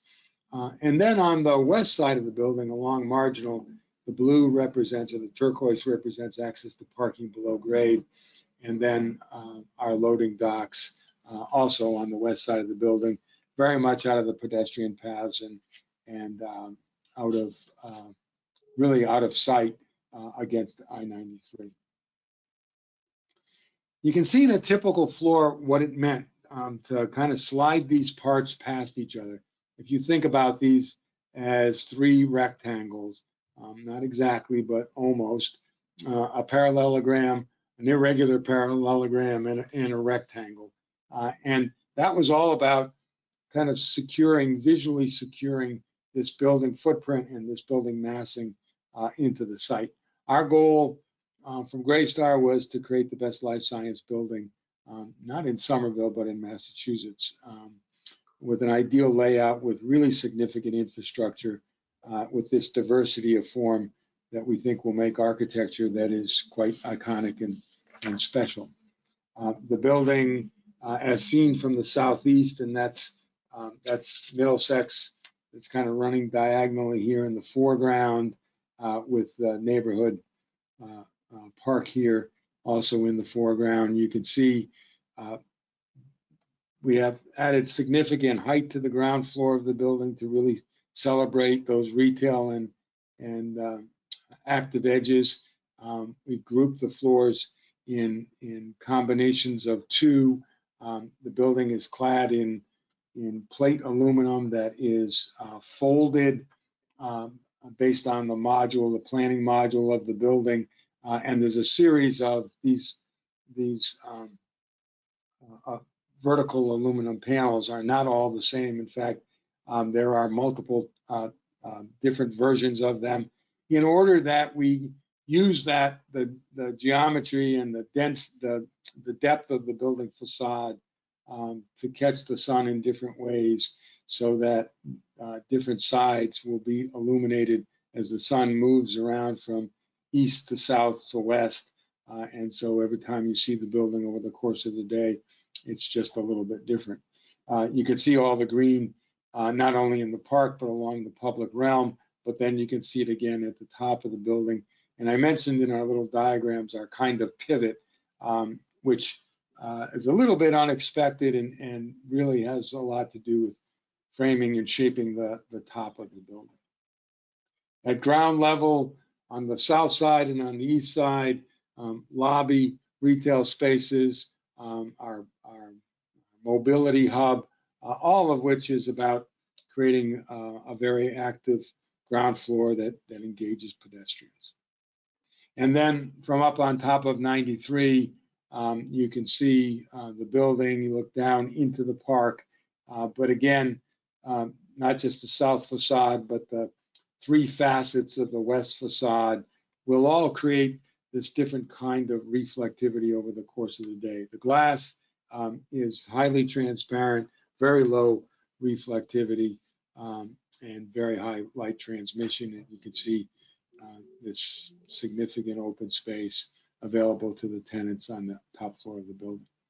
At ground level, again, from the southwest entry from Kensington, our bicycle entrance, you can see this kind of canopy that wraps around the building, creates some cover, but also defines that active edge. Bicycles enter. They are stored here, but we are developing a whole package around bicycle-related art and illumination that will keep this active well into the evening.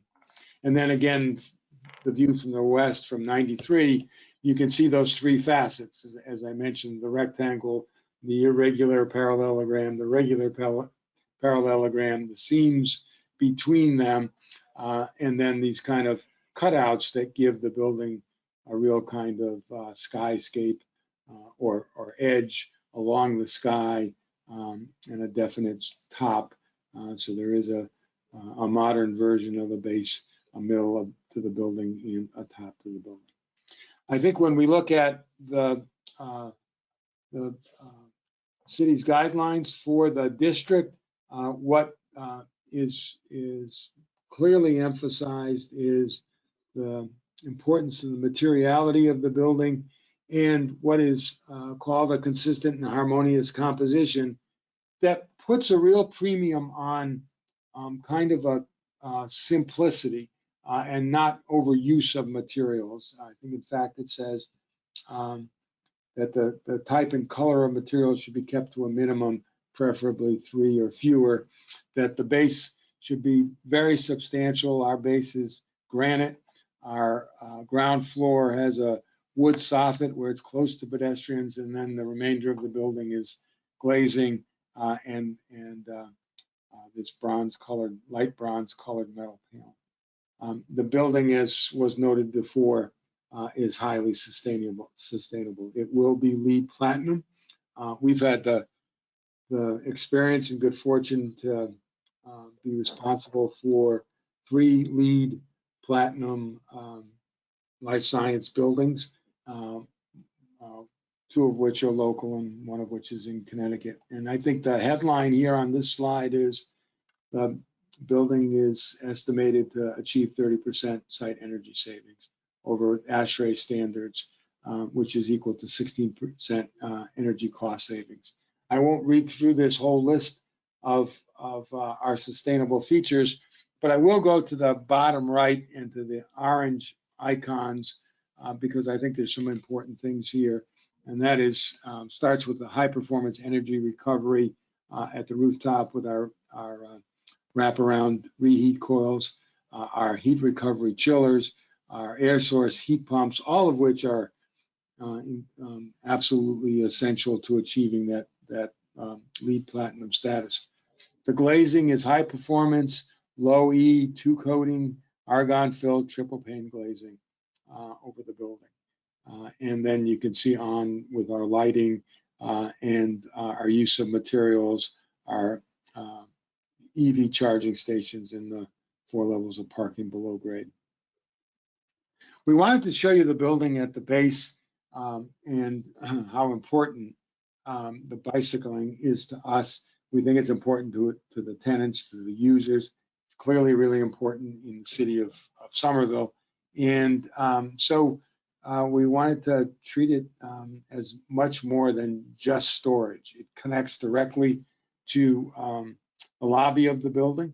The lobby of the building will have some significant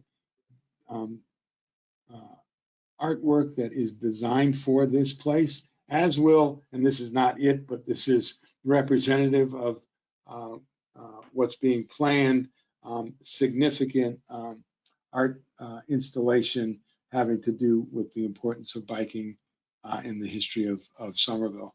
And then obviously the connection to the surround. We want this to be a place where bikers go, whether it's to store their bikes, to see other bikers, to find a place to stop and rest and be part of the community. And you can see in the upper right our interior view. What we wanted to show you there was not the lobby of the building, but how important that piece of bicycle storage is, that it connects directly into the lobby. It is part of the ethos of the place, and we think it's important to our tenants and to the building and to the neighborhood. And with that, I'll ask Mik-Young Kim to comment on the landscape plan before we get to the civic part of our presentation. Thanks, David. Can you all hear me? Yes. Good evening, everyone. So as David said, the site is sort of divided into two portions, and where we've divided it based on the building lot site, which I'll talk about now, and then the civic space site, which I'll talk about in the second portion of this presentation. Essentially, what this portion of the project represents is just really a very generous pedestrian experience with a diversity of plantings, street trees, furnishing zones. It's got a bike rack, a couple of bike racks, cafe seatings and benches all along Middlesex and McGrath Highway to really create these generous entry points. Next slide, please. The other thing that makes this project really unusual is that it has a pretty large 7,000 square foot green roof on the roof. It's not habitable, but it is an important contributing factor towards the green scorecard requirements, as well as the LEED Platinum designation that we're striving towards. We're using stormwater recapture to irrigate these roofs, and you can see at the second level in this plan where it says canopy. We're also doing something I think that's a little innovative. It's making the canopy structure that frames the entry point into a green roof as well. So I think that you'll have a real kind of welcoming sense of entry into the project. Next slide, please. So you can see on the bottom left what that might look like. This is a project that was developed by our client, so we know that it's something that's been done and can work in Somerville. And just creating a diversity of planting up here to kind of create a very sustainable building. Next slide, please. And that completes this section of the presentation. And as I understand it, we should stop here and take any questions. Thank you very much. I will open it up to the board for questions at this time, although we will save the majority of our discussion for after public testimony and perhaps for a future meeting. But any questions for the applicant team at this time? Yes, Russell. Hi, thank you for this presentation. Could you describe, I was looking at some of the planning documents that we received earlier. Could you describe the design of the cycle track you intend for Middlesex Street? I'm a cyclist myself. I ride my bike over there, taking my life in my hands every time. So I'm curious what you're intending, at least conceptually at this point.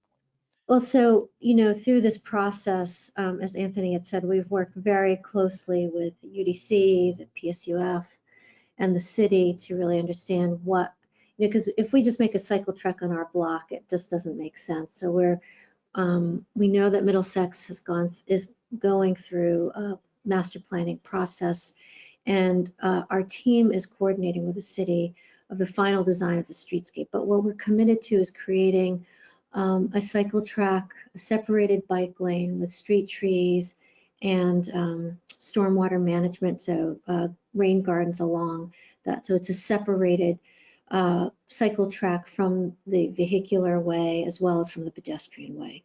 So you can see here in the plan, the leftmost kind of white striping that you see is the pedestrian sidewalk. And then the green adjacent to that is the rain gardens and the street trees, and the trees are placed very carefully because there's a lot of utilities below grade that we're working around. And then the blue represents the cycle track. And then the green, again, is a secondary buffer besides the drop-off area for the cyclist. This is still, I think our team is still working with the city to finalize this design, just because we want to make sure that it's coordinated with our neighbors. I don't know if that answers your question. It does. Thank you very much. Thank you. And can I ask Director Lewis to expand on the plans for cycle track in the broader neighborhood plan? Yes, thank you, Madam Chair. As you know, we are also going through the neighborhood planning process at the moment. And so obviously this is one of those areas that's very, very much under coordination with mobility, with engineering, to make sure not only this project, but the entire length of Middlesex is coordinated with the neighborhood plan and what we want it to be as part of the larger network. This team is very much cooperating, and I believe the staff report also probably contains the draft staff report contains a recommended condition that the coordination continue for the cross section of Middlesex. Thank you. Any other initial questions from the board? Okay. With that, I will open it up for public testimony in support of the application.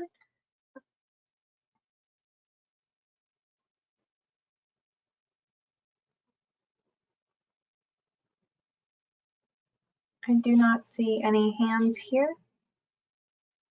So if that's Madam Chair, Madam Chair, this is Rebecca. I'm just confirming that there are no hands raised. Thank you very much. Actually, my apologies, Madam Chair. It seems like Joe Taglienti has raised his hand. Mr. Taglienti, you are unmuted. Hi, good evening, and thank you. I'm with Tage Capital Partners. We're the landlord for the properties abutting this property at 96 Middlesex Avenue, and 23 Cummings Street, 20 Cummings Street, the 99 restaurant, and the La Quinta Hotel. And for our group, I'd like to state that we are in favor of this development and this project, and we support it 100%. Thank you very much. Is there anyone else wishing to speak in support of this project? All right. Moving on then to anyone wishing to speak in opposition or express concern about this application.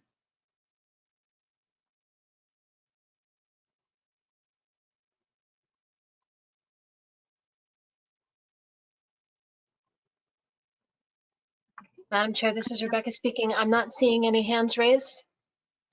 Thank you for confirming. All right, so with that, I'm happy to open this for further questions and discussion from.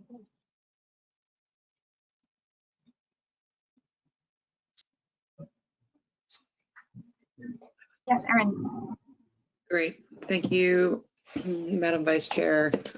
The few actually, and maybe the first one for staff, which With the lab use buildings coming up before us, I was wondering if staff could comment on the sort of hazardous waste requirements of the city of Somerville. So for example, I know in Cambridge, there's a decreasing per floor maximum of flammable solvents and some requirements for satellite accumulation areas and things of that nature that might be worth considering while sort of designing the core of a building. I'm just not familiar with the Somerville regulations on that standpoint. And I think it might be helpful if staff could clarify or even potentially clarify in a future meeting. Thank you for giving me that out. Sorry, through Madam Chair. It is a tad beyond my zoning expertise to think, be able to talk about hazardous waste. I will say that a lot of the lab buildings that we're seeing are currently mostly on spec. So the level of intent and intensity of use has yet to be determined on a lot of these things. And so that will likely happen as the building permit permitting takes place and the tenanting fit out takes place. So I expect that I will follow up, but I fully expect that to be more under the purview of inspectional services and then the health and safety factors. But I'll find what I can. Yeah, thank you, Director Lewis. The reason it came to mind is particularly because of the size of this building. And just, it would be a shame to, approve a structure and be like, oh, well, we need to add another, interior column room that might offset something else sort of later down the line. If I could just respond, this is David Manfredi. The regulation about related to use of different materials inside the building are the same in Somerville as they are in Cambridge because they're actually statewide regulations. What you're referring to is, or what the questioner was referring to, is what's called there's a pyramid, and different materials are available for use in different quantities at different levels off of ground level. And they reduce as you go up in the building, the allowables, I mean. And it's the same regulations in Somerville as it is in Cambridge and in Boston. Okay. Yeah, thanks very much. I know it's challenging to get chemistry labs above floor 4 for exactly the reasons. A little bit higher, but yeah, your concept is absolutely right. Thank you very much, Erin and Mr. Manfredi. I've been reminded to formally close the public testimony portion of the hearing, so closing that. Yes, Rob.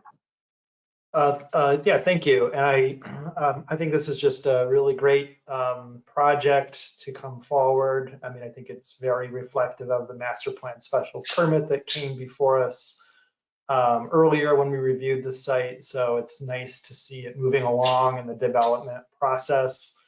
I'll save my comments on the open space until we get to that. A couple things. One is, I believe somebody beat you to the punch on the LEED Platinum. Our friends down in Boynton just got site plan approval on that. But being second is still very much something I think we're very proud of here in Somerville. So I think Somerville is really leading the way on sustainable infrastructure, and given the location and the adjacency to the Mystic River, it's a reality that we have to face. And so I'm really excited to see this building tackling that in such a really concrete, to use a pun, concrete way. Two comments. One is I want to zero in on, I guess I'm just going to zero in on like the penthouse mechanicals and then the base of the building. And I'm reluctant to dive into it at all because I think this is such a successful building. But at least with the base of the building, I'm I'm thinking of this in two locations. One is when you're up close. I like that canopy at the first floor. I think that helps define it from a human scale. So I think that the strong canopy really kind of gives it that division between the upper and the lower. I think when you take a step back, so that previous view from the south, I think it was, one more back. I think, there we go. I hate to quibble, but I feel like the second floor, I think the second floor, as I was reading through the materials, is intended to be part of the base of the building. And it gets lost to me a little bit as being part of the base. And so as a result, it just looks like a very large building with a tall mechanical penthouse, and it's like it's almost kind of crushing the first floor a little bit. It's not make or break for me. It's just an observation. I did listen into the UDC's conversation on this. So, as you're thinking about it between now and the next time, maybe there's a way to add a little bit more definition between the second and third floor to bring the second floor as part of the base. And I guess I say it in part because I feel like the lobby to this building, to the entrance, it doesn't really stand out to me, at least in this image, from some of the other entrances and sort of retail commercial storefront. It feels a little bit less clear, although I do concede that it has kind of a surround on the first floor, which I think will help. So that's one comment. And my second comment is, as the mechanical penthouse wraps around the side of the building and onto Middlesex Street, I guess I'm a little unclear. Is it setting back up there? Oh, okay, so thank you. So can you describe I guess, is it just using the same materials from below and bringing them up? Is that essentially what's going on there? Yes, that's right. What's happening is, so we divided the massing into 3 parts and then created a reveal between each of the parts. And then when we get to the top of the building, we actually step the massing back. Those are louvers set back there. And what we were really trying to do is create this kind of skyline among these 3 parts rather than pulling this all the way out and grabbing a bit more mechanical space. We carved into the building. Same thing happens on the east side of the building. Okay, great. Thank you.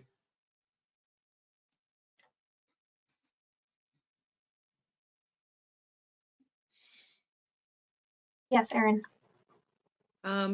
Just a question on the above ground or existing above ground utilities along Middlesex Avenue. So right now, I think there are above ground power lines, and just with this, new project coming in and the second new project coming in, I know a lot of the architectural drawings tend to omit above ground power lines, irrespective of whether or not they'll be there.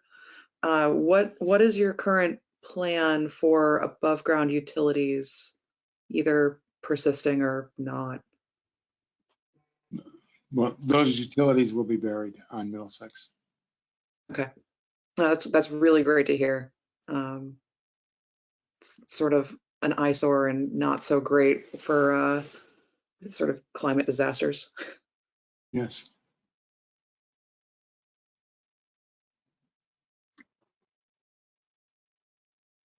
Mr. Manfredi, I understand you may not have this in the deck that's available this evening, but do you have a detail of the metal panel available to pull up on the screen?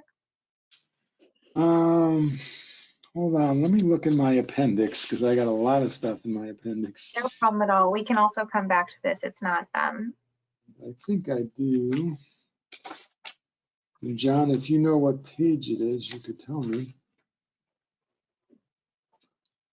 Here it is. Let me go here.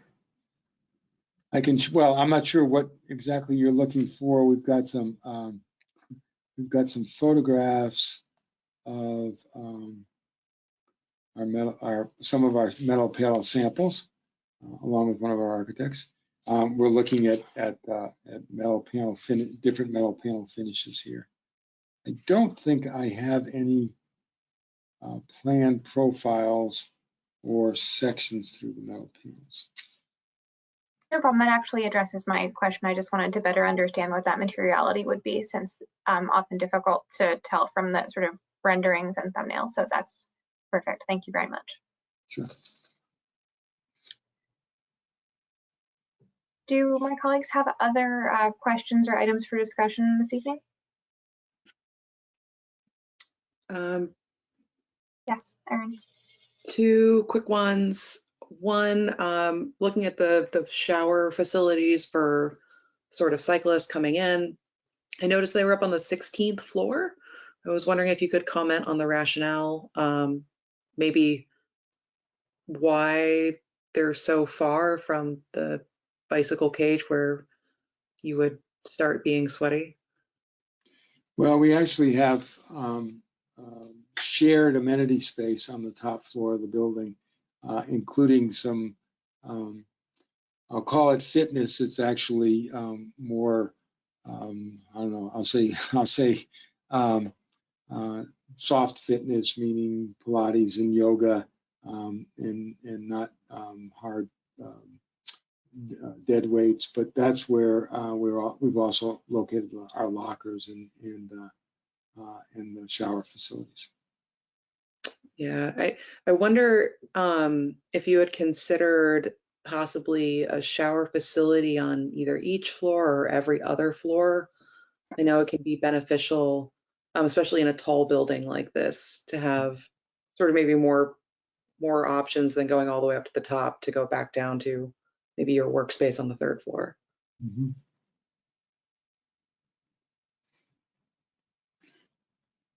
Well, we know obviously there's benefits. You can see we've got a very significant core in this building now due to the infrastructure of the building, but happy to take it under consideration. Yeah, I mean, I just think it might be beneficial for the building as a whole, but you know, I realize you're in an oddly shaped kind of situation already, and you know, you do have quite an extensive infrastructure here. So just a comment there. And then second quick one was around the tenancy. I don't know if you're planning on a single or multi-tenant, or even if you can say, but just on the chemical storeroom on the first floor, I know if you're in a multi-tenant situation and that's a common chemical storeroom, some biotechs can get pretty persnickety about access and badged access to their confidential chemical stores. So I just wanted to highlight that for you. If it's one big room and one big badge access, and you have multi-tenants, it might be worth sort of, what are your considerations there? Yeah, no, it's a great observation, and exactly to your point, it's very much a function of how the building leases, but we fully expect that it will be separate storage for different tenants. Literally, you sound very, very articulate on this subject. I'm sure we typically subdivide these, and they all are separately secured, and like exactly like you say, every tenant wants full control of their chemicals. Yep, I've done some rounds, we'll put it that way. And yeah, it's a challenge. So I appreciate that you're thinking about it now, which is great to hear. There's also, I'll add to that, there's also operational vendors that manage it that we've looked into with our property management company. So, you know, we'll manage the program as kind of an amenity of the building, okay, on behalf of multiple tenants. This is Rebecca speaking. Just really quickly, could the person who just spoke identify himself? Sorry, that was Ryan Souls with Greystar. Thank you, Ryan. No other discussion from the board for this evening. I will thank the applicant for this very, I think, clear and strong presentation. And I would like to leave the public comment period for written testimony open until the Friday before our next meeting, which is the 10th of December. So we'll leave comment open at 12 noon, and that any further comments can be sent to staff. Please correct me if I'm wrong, planning@somervillema.gov. And I would like to move to continue this item to our next meeting, or our next regular meeting on December 16th. Seconded by the clerk. Roll call vote. Amelia votes aye. Rob votes aye. Erin votes aye. Debbie votes aye. Also votes aye. Wonderful. And we can now turn to the other presentation from this applicant for 0 Kensington. Thank you.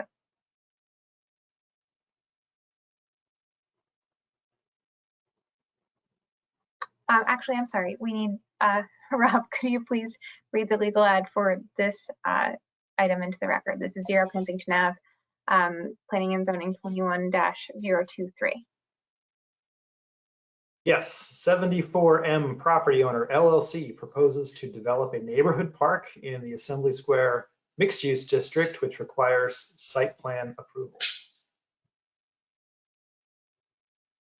Thank you very much. So happy to have the applicant team pick back up where we cut you off.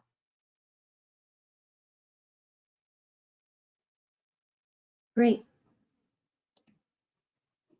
I'm going to start again, even though you've heard me speak. So good evening, Madam Chair and members of the board. Thanks for giving us this opportunity just to talk about the Civic Park tonight. Our process has been a really collaborative one. Sarah talked about that earlier. Over the past year, we've been working closely with the City of Somerville, UDC, PCUF, with Lisa, with Sarah. We've had some meetings with the Assembly Square neighborhood, the Urban Forestry Committee, Mystic View Task Force, and I think it just reflects the excitement that people have about this park. So we've been really grateful to everyone who's given us their time and helped us to develop, I'd say, some guiding principles that shape the design as it stands now.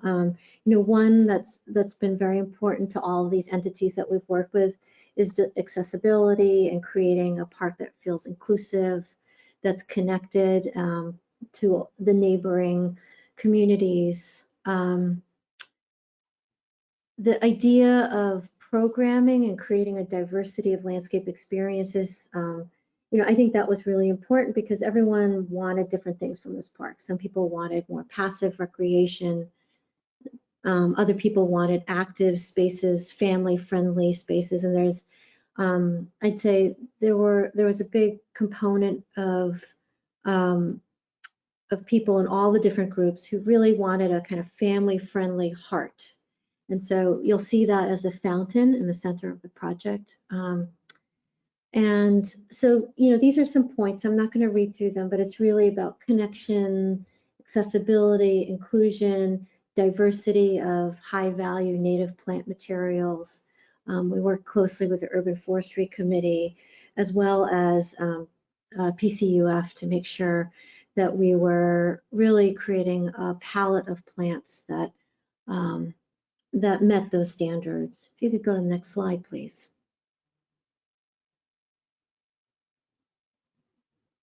Next slide, please. So this is, I'm not going to go through our whole process, but one of the first things we looked at very carefully was what else is around here. What other parks are here, and how is the neighborhood using these parks? I mean, I think this area of Somerville, on one hand, this is a relatively small in terms of square footage park, but we felt that it was an important kind of nexus between some very vibrant riverfront parks, as well as very active programmed play fields. And then there's a playground going, I think might have completed construction now, across I-93. And so this was one of the first things that we did with the whole team, is really say, what's the role that this park wants to play in the project. Next slide, please.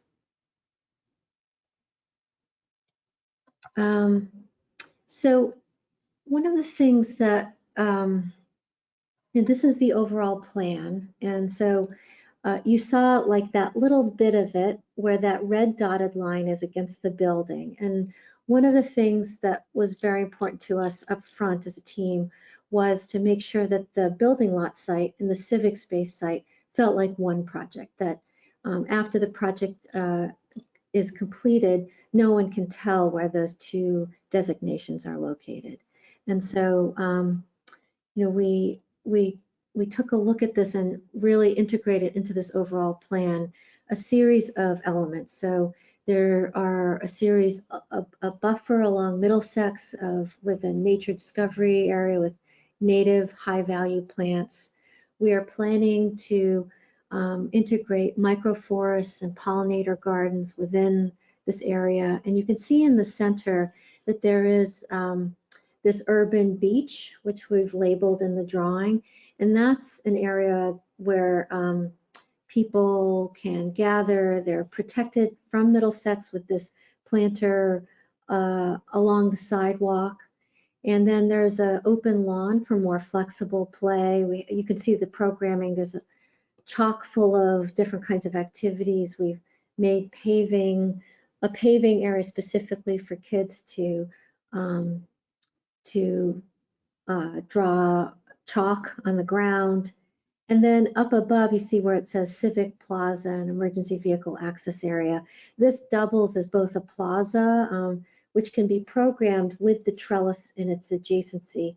You know, in post-COVID, we're really thinking about these things like how can we create spaces that people can go outside, they can gather in the neighborhood, and there could be markets and pop-up tents all along this area.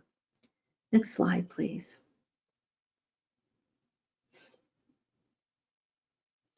And so some of the programming that you see here, this kind of chalk walk, the image to the top left shows you a diversity of kind of soft and hard surfaces. And the water feature is a very shallow layer of water that will allow for kids to kind of just run through it. And then the other piece that we heard very loud and clear from all these different entities is the desire to have a diversity of different kinds of seating. So we have seating that's like these kind of larger natural stones. We have seating that has backs and arms. We have movable seating in the lawn with these Adirondack chairs. And we also have seating around the trees. So there's just a real diversity of experiences just in terms of engaging this landscape. Next slide, please. Connectivity is a really important part of how the shapes of these spaces emerged. And so the link to the Kensington Underpass, which, as you know, connects to East Somerville, Middlesex Avenue to East Somerville, and is one of the primary paths through the site. There are multiple park paths through this landscape, and you can see that based on the weight of the lines, just there's one primary path. There's a path through this kind of corridor adjacent to the building, which we're calling the multi-use path. And I think that the other thing you see here is this kind of green snaked dotted line, and that's something that's been part of the project from the beginning, which is this inside outside kind of relating to the lobby and ensuring that there's a kind of connection between this very active zone and the lobby space itself. Next slide, please. I think we've spent many hours talking about the proximity of this project to I-93. It was important to us, it was important to the community that we address this issue with, and we developed with our team, including sustainability specialist Atelier 10, who I believe is on the call and can, after the presentation, answer any detailed question. But we did analysis of the site and the kind of air quality and particles that move off the highway and Middlesex Avenue, and developed a strategy of creating these green buffers that flank, when you see the left side of the 50 feet and the right side of the 35 feet, create this kind of green edge, both with landform, planters, hedges, ground cover, shrubs, and a diversity of different kinds of plant material, which would help to mitigate both noise and air quality.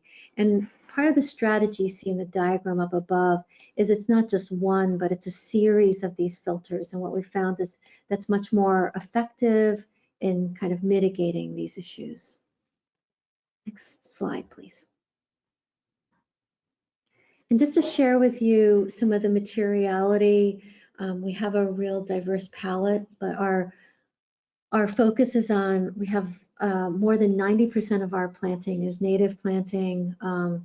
We have a diverse mix of high value trees and native flowering trees, and all of our trees are low VOC emitting species, so they also help to mitigate air pollution. Next slide, please.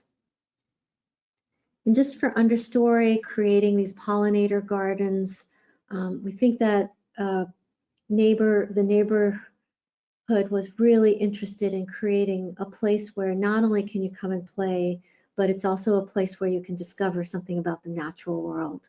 So we are really interested in our selection of plants really focused on non-invasive species, all native, and all season, so that there's kind of all season interest in the project. I believe that's my last slide, and would be happy to take any questions that you have.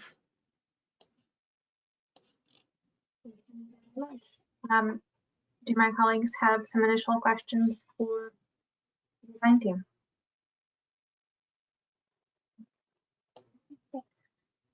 I will ask, I know we have a few folks from the city here from the forestry group.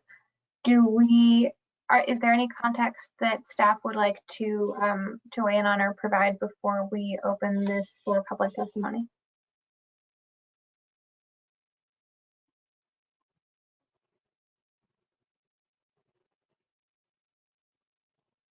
Madam Chair, this is Rebecca speaking. I just want to note that both Luisa Oliveira, Director of PSUF, and Courtney Kirk are here. They haven't indicated that they want to speak, but I have made sure that they're unmuted so that they can raise any questions, or they can raise any points as they need to. Wonderful, thank you. Hi, Rebecca. Through the chair, this is Luisa Oliveira, Director of Public Space and Urban Forestry. I'm not sure if you can hear me. We can, yes. Great, thank you. I just wanted to point out that we first met with the designers of this project, and in response to some of the neighborhood meetings, they were creating something that was less active than we wanted.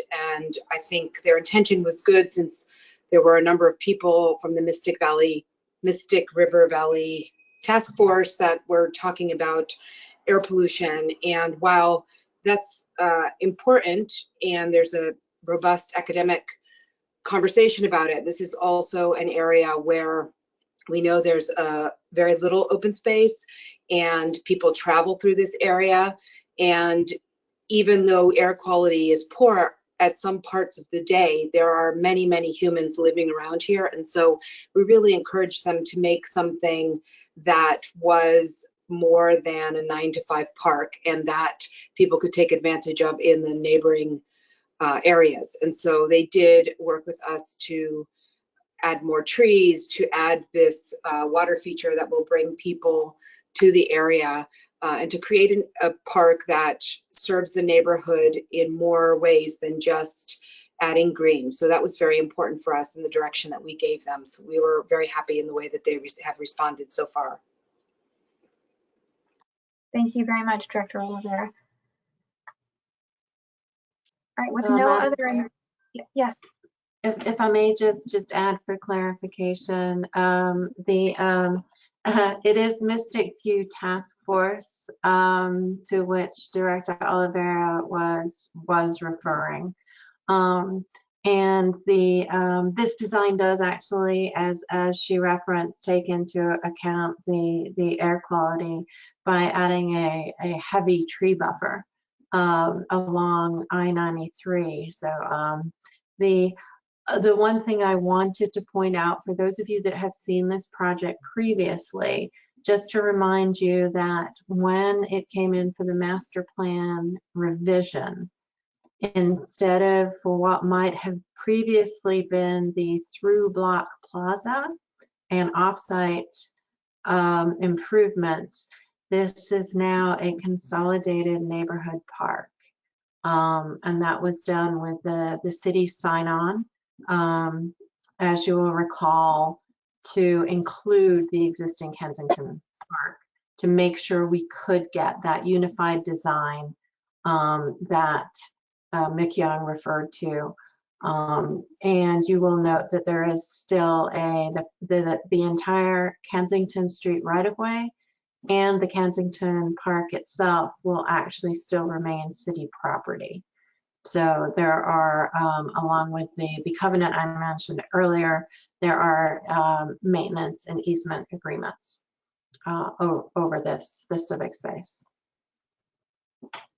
Thank you very much, Director Lewis. At this time, I would like to open for public testimony in support of the application.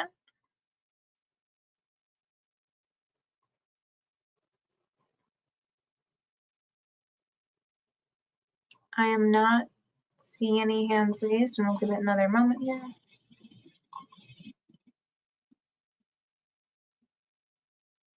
Madam Chair, this is Rebecca speaking. I also do not see any raised hands.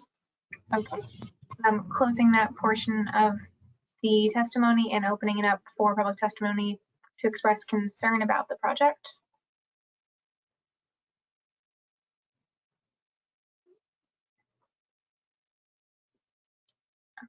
Okay, again, seeing no hands here, we will close that portion of the hearing and open it to further discussion from the board.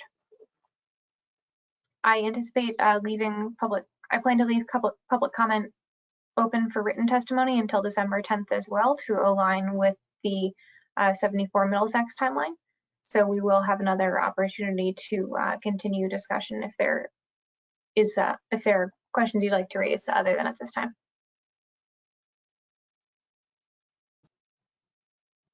Yes, Rob. Oh, thank you. So I think this is a really, I did watch this through the urban design meetings as well. So I guess I have that advantage. I think it's a really strong proposal. I love the urban beach. I think, you know, you're setting the standard for other public places within Somerville. I think it shows real creativity and a real community benefit. The one question I had was, you know, with respect to the connectivity issue. So I really want to make sure that I'm understanding the Kensington connector line of sight desire line is really clear, and because I want to make sure that pedestrians kind of know where they're supposed to go to get under this, you know, behemoth of a highway.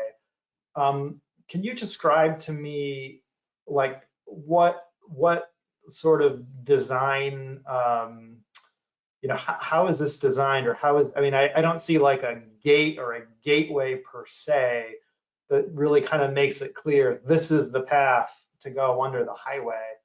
You know, maybe you could speak to how that is sort of manifested in the park's design. Absolutely, that's a great question. I think we did look at some options where we had gateways, and this is actually a relatively small space. And so I think overall, when we were working with all the various entities that I mentioned, there was a sense that it's really, it wants to feel like a neighborhood park. It wants to, and so I think to answer your question, the way we've done it is through kind of you can see on Middlesex, and my apologies, the tree sort of is blocking the edge of the planter, but that the planter sort of opens up gracefully towards Middlesex to say, come on in. And so that bench will have some kind of signage on it, which will say, you know, welcome to whatever. And that in these smaller kind of pocket parks, we often use paving as an indicator to kind of say, okay, this is, so you can see where it says shared bike pedestrian path. There's actually a change in materials from the area that's adjacent to it.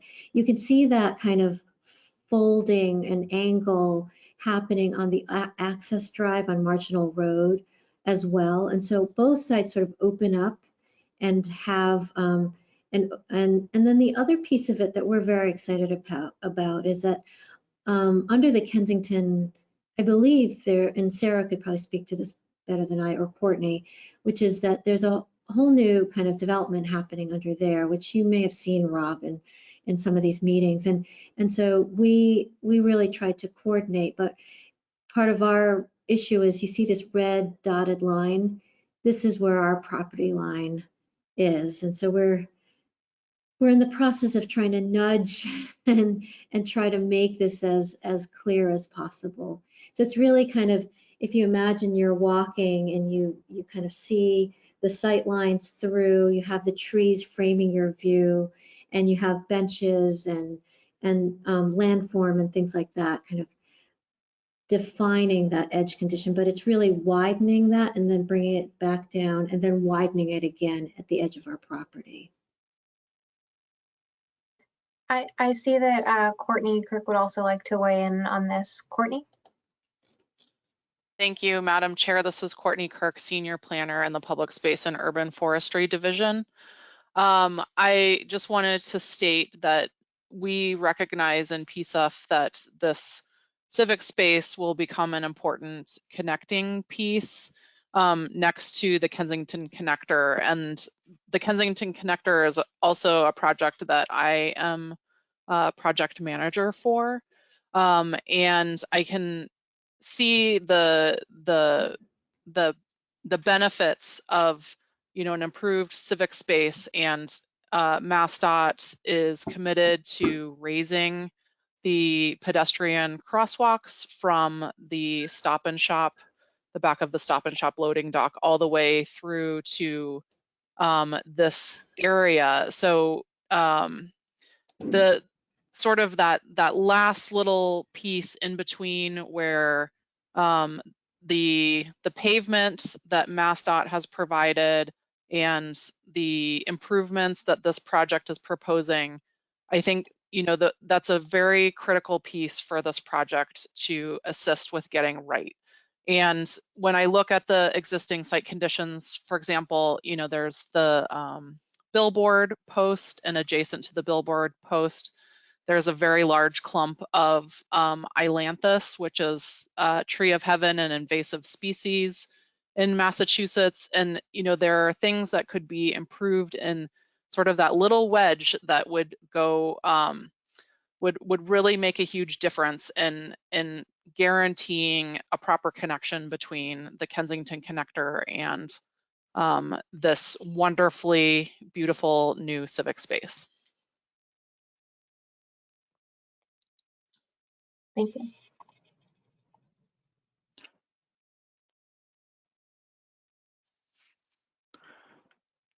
Courtney, Ryan Souls here with Greystar again. I just wanted to point out that part of that land is part where the billboard sits is land that's owned by the Public Storage Building directly south of our site that you may be familiar with, and we are trying to work on a construction easement to do improvements in that area to create more of that connection.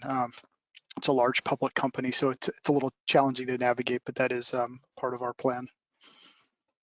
The other thing that I just want to mention is, you know, we do work all through Boston, and Greystar has made a big commitment. They're going to maintain not only all the plants and the kind of butterfly gardens and all this stuff, which allows for us to create something a little bit more unique here. as opposed to a standard park, but also the fountain itself. So not only is there a kind of commitment up front of creating this really special kind of sweet little park, but also the long-term maintenance. So that I think with landscape, that's always something that's really important. It's a sort of like giving birth to a child. You can't just like then just say, okay, good luck after they're born. You have to really take care of it. And I feel really confident that this is a place that in 10 years I can come back to and feel really proud of, because I know that this client is committed to it. We've had that. Yeah, sorry. No, I'm sorry. I know that on a procedural level, this is not the part of the hearing for open conversation.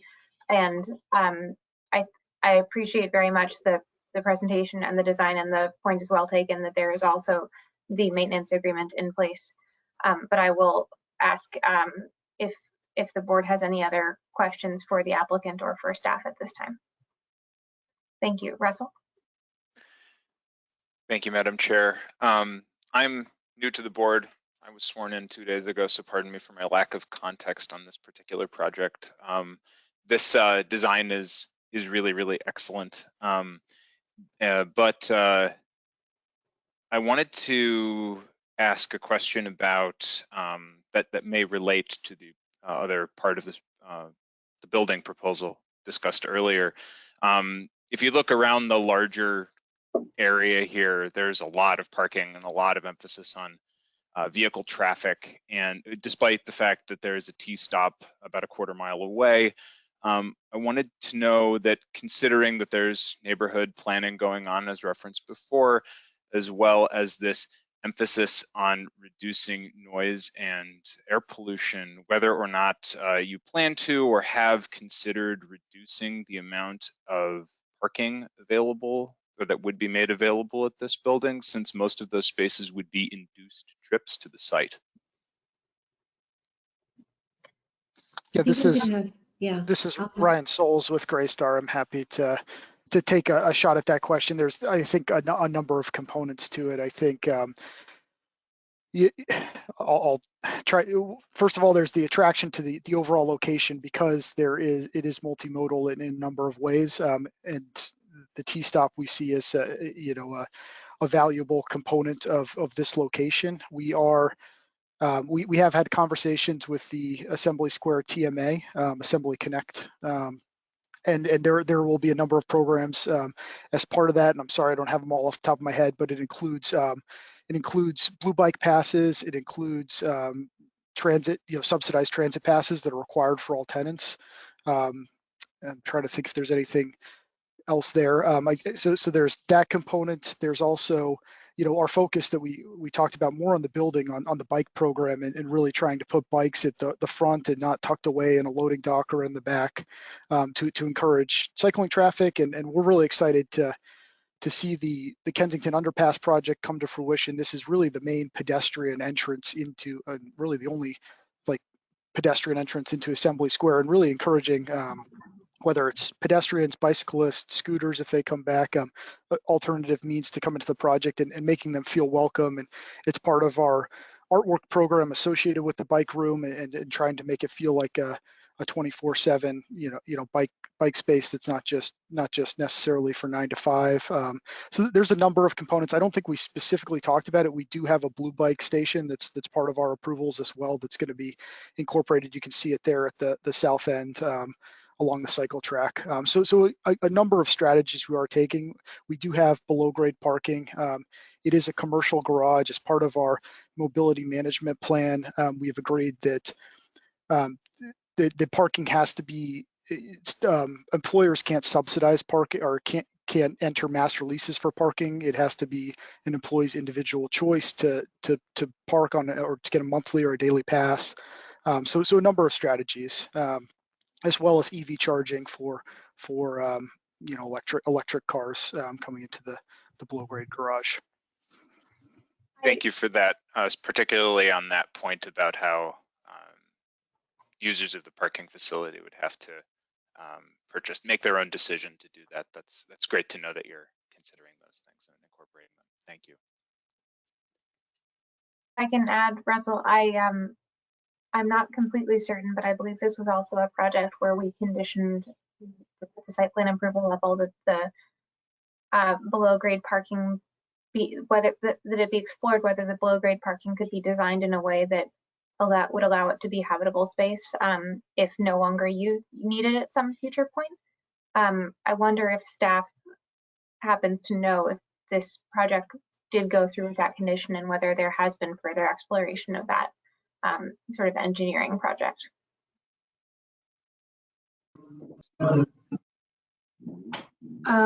From the staff standpoint, I am not sure, but I certainly will follow up, knowing that, you know, sort of I have a little bit of, well, actually, I think David Manfredi did my first bit of homework to answer member Gino's question on the science part.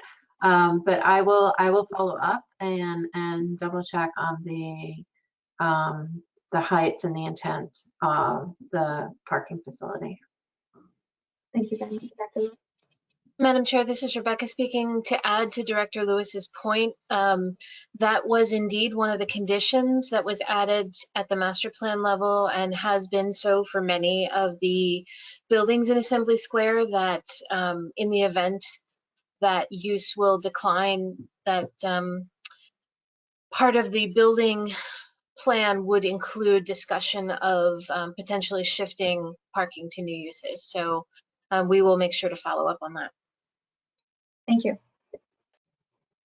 Thank you very much. Are there any other comments from the board at this time? All right. As discussed, I'm going to leave the public comment open for written testimony until December 10th. Again, those can be sent to planning@somervillema.gov. We will pick this, I will move to continue this case until our next regular meeting, which is December 16th. Seconded by the clerk. Roll call vote. Amelia votes aye. Rob votes aye. Aaron votes aye. Debbie votes aye. Also votes aye. Thank you very much. And thank you to the applicant team. We will see you in a few weeks. Thank you very much. Thank you. Have a nice evening. Thank you.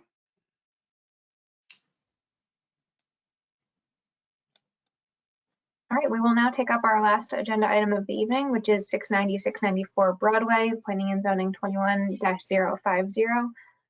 Rob, if I could ask you to please read the legal notice into the record.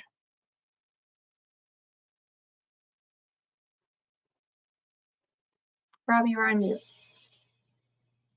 Thank you. Project 690 to 694 Broadway, P&Z 21-050. Advisa MA Inc. proposes to establish a cannabis retail sales use in the Mid-Rise 4 district, which requires a special permit. Thank you. So this is a new case, so we will begin with a presentation from the applicant. I see Walter Sullivan is unmuted.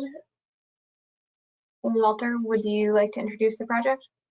Madam Chair, I am attorney Walter Sullivan. I represent Advasa Mass relative to its application to operate a cannabis retail store at 690, 694 Broadway. With me and presenters are Jessica Pelletier, a member of the Advasa team, Chanel Lindsay, a member of the Advasa team, Dennis Greenwood, the architect, Ian McKinnon, the traffic consultant, and Peter Metret. I'm sorry, Peter, if I messed up your name. We'd ask you to allow him to share the screen so he can put up our presentation. Before Jessica starts, I hope the board received a memo in response to the planning staff's memo that we accepted a lot of the conditions that they mentioned and gave some comments relative to others. But with that being said, I will turn it over to Jessica.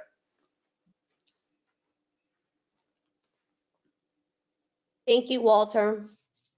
Good evening. I want to thank the planning board for allowing the Advasa team to appear tonight relative to its application for a special permit to operate a cannabis retail store at 690 to 694 Broadway in Ball Square. Before starting our formal presentation with slides, I want to give you a little background about the Advesa team and our engagement in the community. Starting from my team's earliest days in the cannabis industry, it has been a dream of all of ours to open and operate a cannabis retail store that embodied social equity and economic empowerment. I think I speak for the entire Advesa team when I say that meeting all of the neighbors in the process of realizing our dream to open the store has been one of the most fulfilling experiences of our professional careers. Somerville Ball Square is very special in our opinion, and hearing the support of the community has been extremely validating to our mission and hard work in accomplishing this goal. We very much appreciate the additional support we have received from the neighbors and businesses of the square since our licensing commission hearing. We enjoyed speaking to the neighbors that came to our open houses we held and the neighbors who drop by our location currently to voice their enthusiasm, as well as interacting with those who participated in our various Zoom meetings. Our virtual community question and answer sessions had several breakthrough moments that helped us build bridges with the Ball Square community. The format of the Q&A meetings allowed all of us to interact more and address neighborhood concerns. We plan on continuing to hold these neighborhood meetings on a monthly basis from now on, if we are lucky enough to be granted a special permit by the board. We also hired a community liaison, Robert Quesada, who is at the 690 Broadway location weekly to answer any questions or address any concerns that the neighbors may have. So far, he has reported that the interactions have been positive, and he has been greeted by the neighbors with enthusiasm. I want to thank the individuals who voiced their questions, comments, and concerns to the team over the last few months so that we were able to better adjust our operating plan to coincide with the needs of the neighbors to the best of our ability. I'm glad that we were able to address the issues such as hours of operations, point of sale numbers, and hiring staff to regularly patrol the neighborhood. Although we were not able to completely alter all facets of our operations, our team has done our absolute best to meet the needs of the direct community. After the plethora of interactions we had, I do believe that we truly understand the local concerns and have built a bridge of communication that will allow us to work together moving forward. We want to continue to work with everyone in the community to make the square a better place for both neighbors and businesses alike. As I stated before, Advesa does not want to just be a business in Ball Square, but also an active member. I look forward to continuing our dialogue with the neighbors who are both in support and against our proposal.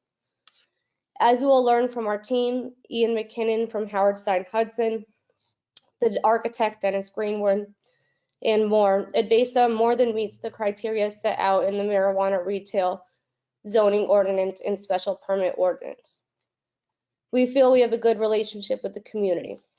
From our conversations with members of the square, they seem to be excited to have a social equity, women-owned and minority-owned focused business operating in the square and are thrilled about the wellness products we plan to provide. We obtained, we obtained 387 local neighborhood signatures on our petition for a license and special permit and 572 signatures on our change.org online petition. We also obtained 18 signatures from businesses located in Ball Square. We want to thank the people that have signed the petition and a letter of support. I believe that we have provided the board with the petitions and the letters from the businesses for their records. Good evening, members of the Planning Board. This is Chanel Lindsay, Advesa's Executive Director. In addition to what Jess has mentioned, we've received the support of the Ward Councillor Mark Niedergang, Council President Matt McLaughlin when he approved MAC's recommendation of the city executing a host community agreement with us. The MAC, which is made up of members of the Somerville community, from Mayor Joseph Curtatone when he executed the HCA with us, and former Mayor Gene Brune when he signed the petition supporting a local cannabis store in Ball Square. All that being said, after listening to all the neighbors and businesses of the square, we've made significant changes to our plan and did not object to them being a condition of our license granted by the Somerville Licensing Commission. We recently sent a response to the staff memo to the planning board, agreeing with almost all of the conditions with that the staff recommended. And we agreed to the following changes based on the neighbors' concerns. First, we significantly reduced the store's hours to 10 to 8 on Monday through Saturday and 11 to 8 on Sunday. We've reduced the number of point of sales in the store from 9 down to 6. We've agreed that no armed guards would be present inside or outside of our store. We've hired a monitor and a security company to monitor the area at Ball Square to make sure that people aren't blocking driveways with their vehicles, aren't double parking their vehicles, loitering, using cannabis in public, and that no diversion of cannabis is ever occurring. After reviewing all the documents filed with this matter, we sincerely hope that the board will grant us a marijuana retail special permit to operate our cannabis store at 690 to 694 Broadway. We understand and know that this is an extreme privilege to be granted a special permit, and we pledge to be a good business and a neighbor, as well as an active member of the Ball Square neighborhood. We also pledge to work with neighbors that oppose our applications and address the concerns that they voice to the best of our ability to make Ball Square a better place for all. The state's social equity goals are embodied in our proposal here in Ball Square, and we're excited to fulfill our state obligations as well as our obligations to continuously engage with and maintain strong and quality relations with the Somerville Ball Square community. Thank you so much for your time and consideration. Thank you, Chanel. So with that, I will lead into our presentation of Blue River and of Advesa, Massachusetts, doing business as Blue River Terps. Next slide, please.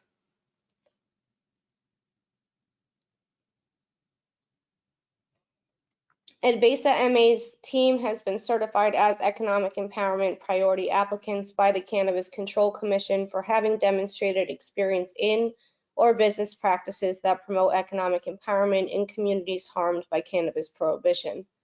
Advesa is a small business as well as a women-owned and led multicultural enterprise. The Cannabis Control Commission also mandates diverse hiring requirements for EE priority applicants, such as Advesa MA, that are required in the regulations. Our mission is to better the communities in which we operate by empowering individuals disproportionately impacted by the war on drugs through education, training, employment, and incubation of social equity-focused businesses. Our vision is to develop a state-of-the-art dispensary facility that integrates economic empowerment, innovative technology, advanced products, and academic communities while providing safe access to cannabis. Here's the Advesa team. It's comprised of myself, Chanel Lindsay, Tatiana Benjamin, Isaiah Benjamin, Tony Verzura, and Michael Latulip. Advesa is the right operator for Ball Square due to our breadth of experience, the efficacy of our experience and product, as well as our business model, the depth of our products, which have been developed by Tony Verzura, who is a cannabis patent holder, and he has also achieved 80 credited cannabis awards. We are a small business, however, our team maintains a recognized influence in the cannabis space through our vast network with other academic institutions, cannabis markets, brands, and our owners' participation in local and global projects. Through local and international partnerships, Advesa's core team has contributed to economic empowerment on a local, national, and international level. Our commitment to this mission will continue through our Somerville dispensary operations. With that, I will pass the mic over to Dennis Greenwood, our architect, to discuss the proposed location of our marijuana retail store at 690 to 694 Broadway. Thank you, Jessica, and good evening, members of the board and chairwoman. My name is Dennis Greenwood. I'm from Souza Design Architects. I'm going to walk you through first a little bit of site context and then a little bit more specifics in terms of items I think the board would be interested in, particularly the exterior, fenestration calc, signage, all of those items. As mentioned, we're at 690 to 694 Broadway. That is the corner of Josephine Ave, which you'd see on the right-hand side of the rendering shown in the corner of Broadway. We have two entries along Broadway, actually. One was previously occupied by a chiropractor, Then the other one at the corner was occupied by a glass vendor. The overall concept when we were laying this out was really a focus on flow of patrons through the space. There's a large focus on not having any queuing space outside, so we were sure to make the reception area adequately sized. It's over 500 square feet, to make sure that no one would be waiting outside to disrupt any of the neighbors. The other thing we were looking at was the fenestration and engagement of the streetscape, which we'll get into a little bit further in the presentation, but trying hard to maintain all that linear footage as engaged storefront for pedestrians walking by, as well as vehicular circulation on Broadway, because it is a good cornerstone of Ball Square. In terms of circulation through the space, this is a good slide to show you how that works. You come into that entry on the left, you would be met by someone taking your ID for security. There's a large queuing area. We have space for just under 50 people in that front reception area. And then you'd go past the reception desk, you'd again show your ID to get buzzed into that secondary door to get to the sales floor. There's 6 POS stations, that's point of sales stations. That has been reduced from 9 down to 6 through neighborhood outreach and just working back and forth with the community on those neighborhood meetings. And then you would exit back through that second door. So we have one-way traffic, one way in, one way out, to help with circulation and make sure that it's as efficient as possible. There's also a rear space, which you see at the back right, which is an off-street loading zone, which is there now, which we were able to utilize for small vans to take advantage of for deliveries on off hours. That door you see just next to that van in the rear is also going to be used as an employee entry, where we have long-term bike storage inside the building. Next slide, please, Peter. This is just our cover page, but the general stats were in the MR4 district. We're at 3,700, just over 3,700 square feet for our tenant space. And obviously we're here for the cannabis retail. Next slide, please. To give a little context of where we are in the neighborhood, and the traffic consultant Ian McKinnon will get into this a little bit further, but we're obviously at 690 to 694 Broadway. That's between Josephine Ave and Boston Ave. And part of this proposal is actually some off-site parking, which the applicant is leasing, which is across the street, and you see that outlined in red, the proposed off-street parking there. And again, Ian will get into that a little bit further. On the right, you see some site context photos. Again, we're at the corner of that street. You can see a little bit how much of that existing exterior fenestration is currently blocked off with vinyl graphics inside the windows. We're looking to mitigate some of that and improve that general condition. In the lower right, you can see that loading dock I discussed earlier. Next slide, please. This is the overall site plan. Really not too much to see here. We're on the opposite side of the block from Kelly's Diner. Next slide, please. Okay, so here's our overall floor plan. Again, just to walk you through it briefly, if we started on the left, you'll see that there's the entry. You'd come into the vestibule, you'd be met by security just to show your ID. Then we have the large reception area, which is 517 square feet. To the rear of the space is a small consultation room and the restrooms in the back. Otherwise, you would go through that queue to the secondary door to the sales floor, where you have the 6 POS stations. There's a counter initially to the left that they imagine that being a more of a service counter to help answer any questions when you're inside. And then obviously the 6 POS stations just to help filter you through the space. We have a art display window along Broadway. That's to help mitigate the fact that the Cannabis Commission will not allow you to see directly into a sales floor. So, you know, we didn't want to just block the windows, and obviously it's not allowed to just block the windows. So what we were doing is creating an opportunity for community engagement by creating a circulating artwork gallery. And I know that the Advesa team has already started flyering for some of that and reaching out to neighbors to let them know that that would be an opportunity. We're looking to do that right along Broadway. And then actually in the corner of Broadway and Josephine, we have another little area that we were going to use similar gallery style, but looking to maybe use that as a sculptural display where we use mirrored surfaces on the back walls. So we're really engaging the pedestrian experience. And as you turn the corner, your view of that sculptural piece is changing and you're seeing the front of the sculpture, the back of the sculpture. And hopefully with that rotating display, we're really creating a sense of engagement with the community, and then a kind of ever-changing enlivened facade. Towards the back in the back right along Josephine, you can see the two bike spaces that I mentioned earlier. That's followed by secure inventory to the left of that. As you go to the back, there's interior trash, secure trash for the facility, as well as a office and small break room off of that. Next slide, please. So here we have just diagrams to break down the treatment of the facade. In the upper left is a little axonometric rendering of what the proposed design is. You'll see that a little larger in a few minutes to help see that a little bit better. But really this is to show how we're treating the existing fenestration. Again, it's an existing building. We're not adding windows. There's no addition. We're using the same square footage, the same footprint that's there. Not doing too much. It's really paint and signage and try to open up as much of the windows back to being visible as possible. So on the left-hand side where the reception area is, that's 100% transparent. So you'd be able to see right into that. That represents 39% of the facade along Broadway. The remainder to the right is 100% transparent glass, but it would be for a window display for that rotating art gallery that we had discussed earlier.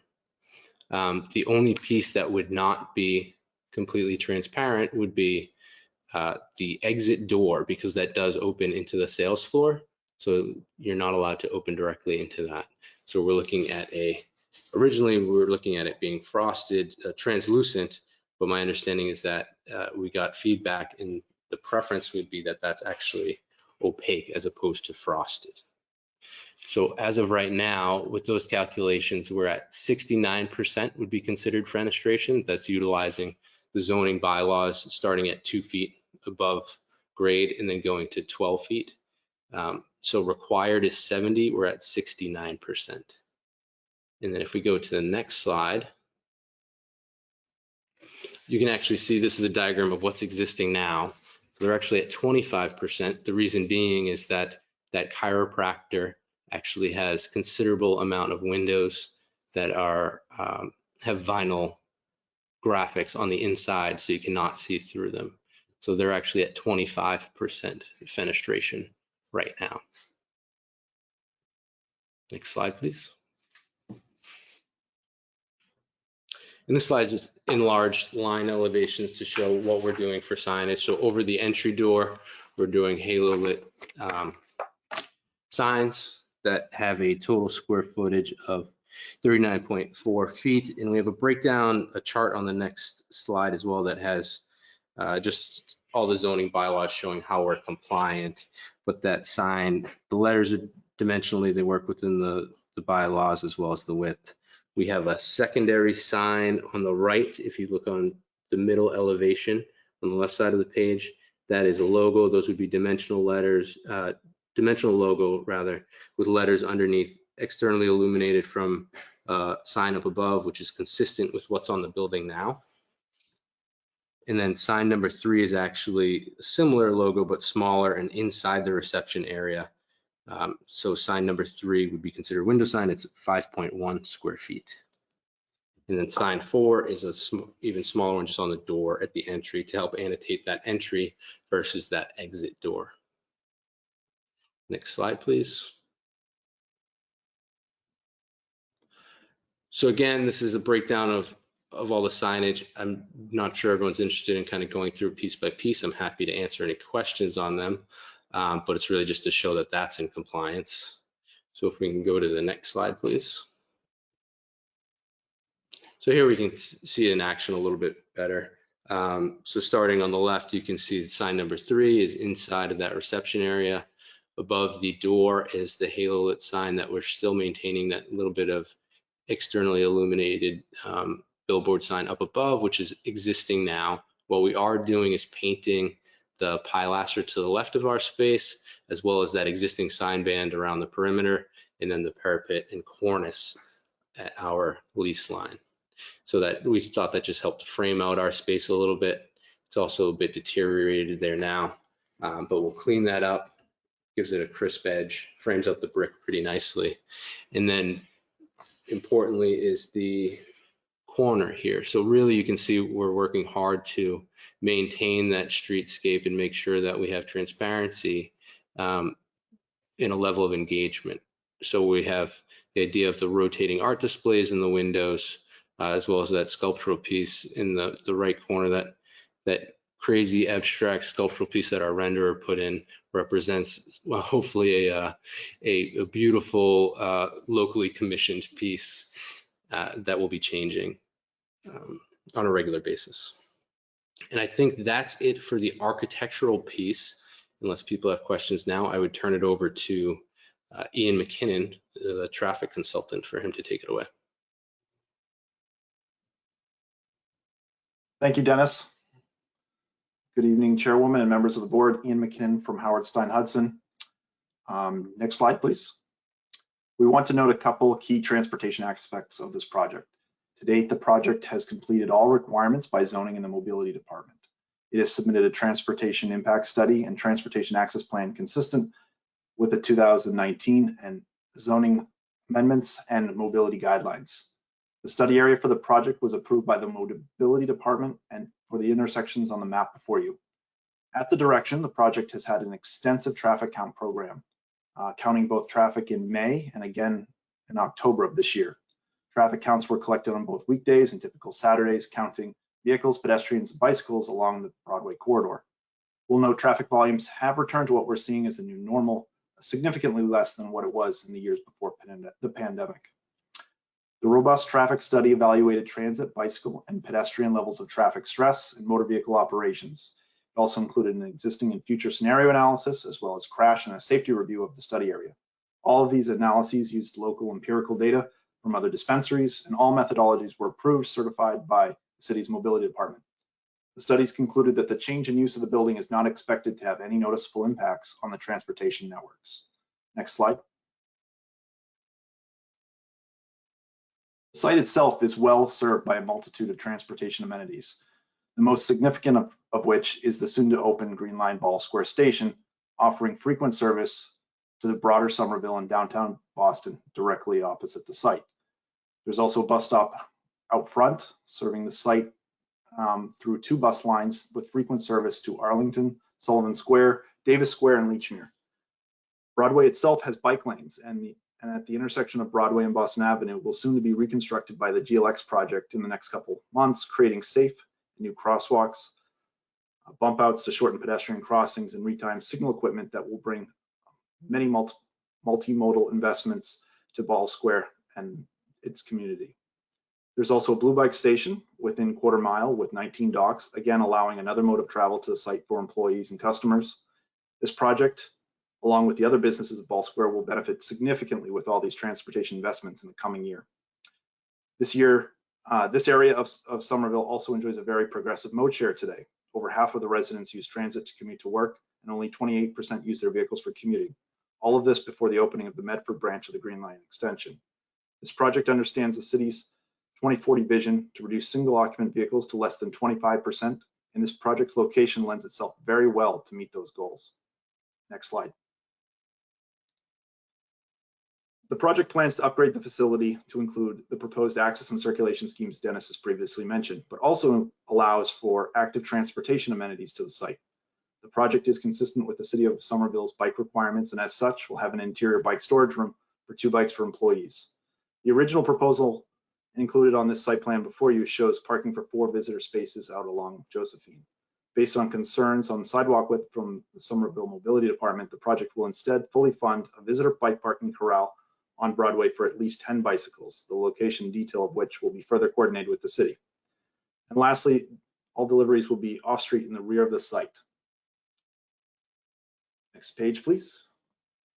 While no parking is required for this project, based on community feedback and concerns around on-street parking, the project has preemptively secured 8 spaces for customers in a parking lot approximately 200 feet away or a 2-minute walk. That path is represented by the blue path you see in front of you. We understand the staff may have comments about the quantity of parking, and we pledge to work with you and the board to find a balance of parking supply that will meet the needs of the site. Next slide. The proposed development is expected to have minimal impacts on the transportation network, and to further plan for the site's opening, the project will open as appointment only for 6 months. And any change to that operational model will require a new traffic study to demonstrate any changes. The team is committed to an electronic queuing and pre-order system to ensure quicker transactions and orderly flow of patrons. For their employees, the team will subsidize fully MBTA transit passes and Blue Bike memberships. Within the lobby and facing the street, the project will also have a transit screen that shows when the next bus or train is coming. The project will also have pamphlets and their website will offer directions to ensure that everyone uses alternative modes to access the site. The project is committed to join the Ball Square community through efficient and safe transportation strategies. We'd be happy to answer any questions you may have at the end. And with that, I'll pass it back to Walter.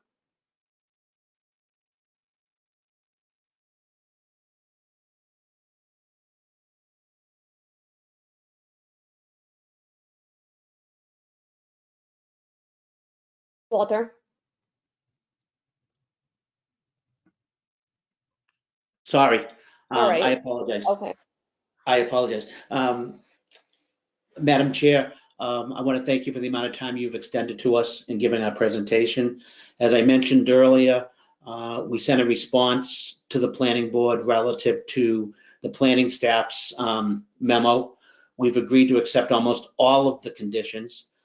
We outlined some issues relative to some of them, but if the board still wishes to go along with the planning board's conditions, we would accept those as well. We'll discuss those with you. We're here to answer any questions that you may have. We hope at the end of the hearing tonight that you'll be willing to grant us a special permit to operate a cannabis store at 690, 694 Broadway. Thank you. Thank you to the applicant team for that presentation. Can I ask, I'm not sure who in the staff team was responsible for this proposal. When did we receive the response memo from the applicant with respect to the conditions?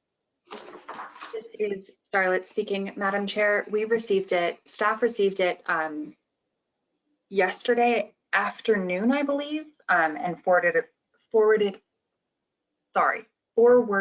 it along as soon as we could.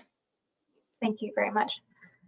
I just want to understand sort of the staging of where we are in relation to the conditions that had been proposed and how recent these discussions are. So thank you very much. I will open it up to the board for any initial questions of the applicant before we do public testimony. Yes, Rob. One clarifying question. This slide that we're looking at right now says appointment only for opening 6 months. Whereas when I'm reading the staff memo recommendations, I believe it's suggesting appointment only into perpetuity. A question for staff, am I understanding your recommendations correctly? This is Charlotte speaking. You are understanding our recommendations correctly. If I may speak for the applicant, the licensing commission typically and has in this case imposed a condition requiring that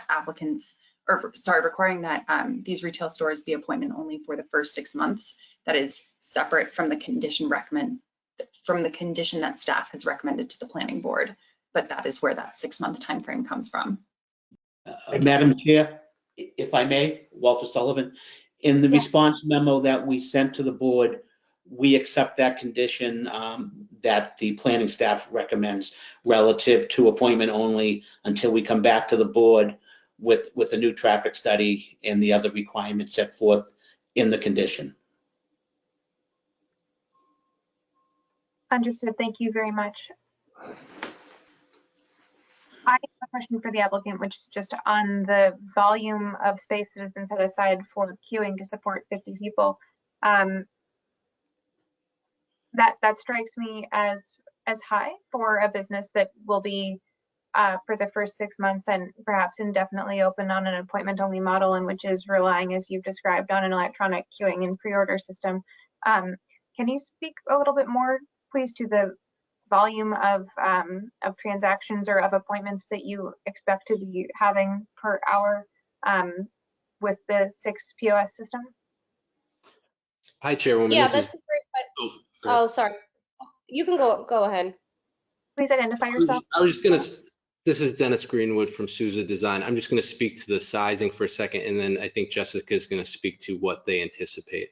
So really that number is based upon the max capacity and how many people would truly fit there. And really we were oversizing to ensure that there would never be any waiting outside, to not have any imposition on the neighbors. And then from there, I'll turn over to Jessica in terms of how many patrons are actually expecting on a kind of daily or hourly basis, however that metric is. Thank you, Dennis. So yeah, just to piggyback off of what Dennis had said, a lot of the concerns of the neighbors was queuing outside, especially since they do have to deal with a considerable amount of that with the brunch crowd on the weekend. So we did listen to them and we made our waiting room a little bit larger. We do not at all anticipate having 50 individuals there at any given time. And also, I just want to take into consideration, we did make these plans over the COVID pandemic, and we did think about the 6 feet of social distancing when we kind of made this queuing area. Madam Chair, were you asking about the parking spaces? Was that the reason for your question? No, when other applicants pursuing this type of special permit have come before us, they've been very clear about the volume of customers they expect to be in the space on an hour, like at any given time, the maximum number of customers transacting and otherwise occupying the space as they wait for their appointments. And because some public comment has been about the scale of this space, I'm just trying to understand how this relates to some other projects that are comparable. I think Jessica can speak to what we expect the volume to be per hour from customers. Excuse me. So we have 6 POSs, and the average time that any individual would spend kind of picking out their product and paying is between 10 and 15 minutes. We don't anticipate having all 6 POSs in operation at any given time, with the exception of some sort of rush hour, which cannot be determined at this time. We did talk about this a little bit at the Licensing Commission, and it is very difficult to kind of put an exact number because we can't anticipate how many other retail stores will be open in the area, and kind of what the demand will be once we do open. Okay, thank you. Erin?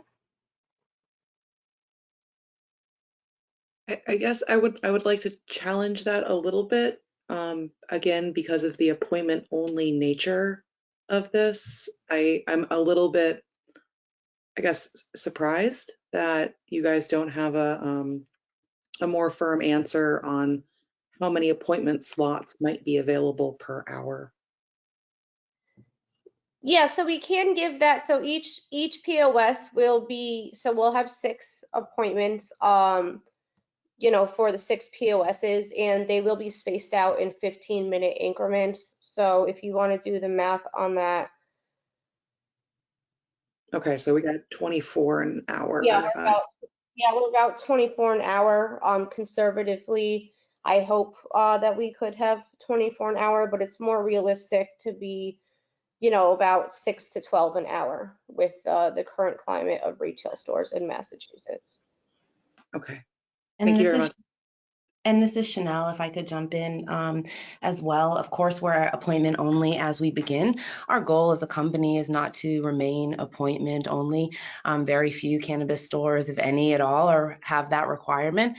And we anticipate that there will be many other cannabis dispensaries in Somerville that don't ever have that requirement. So as a business, of course, we're hoping to show that we're good neighbors, that we're not causing any traffic issues and things like that. And so, of course, the planning around the dispensary is looking forward to ensure that we will be good for operations when we first start and also as we grow as a business.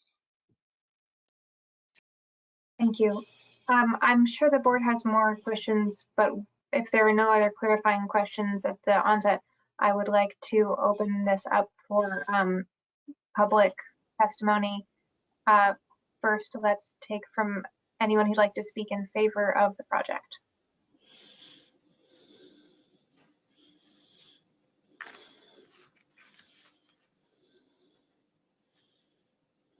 I am not seeing any raised hands at this time, so I'll close that portion and ask if there is anyone. Madam Chair? Yes. Madam Chair, I'm sorry to interrupt. This is Rebecca speaking. There are, in fact, 2 hands raised, Francis Farley and Colin McDonald. Thank you. I'm sorry I missed them. Sorry. If we could go to Francis, please. I believe that you've been unmuted.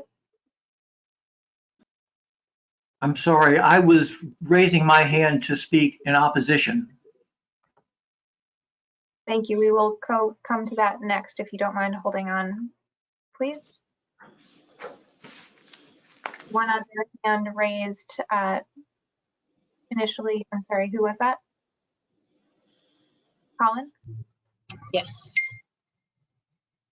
Mr. McDonald, you are unmuted. Yeah. Thanks. I also was an early hand raise because I thought we were moving to opposition. So apologies for any confusion. No problem. We will close the initial portion and move now to opposition then. So Mr. McDonald, while you're up, please.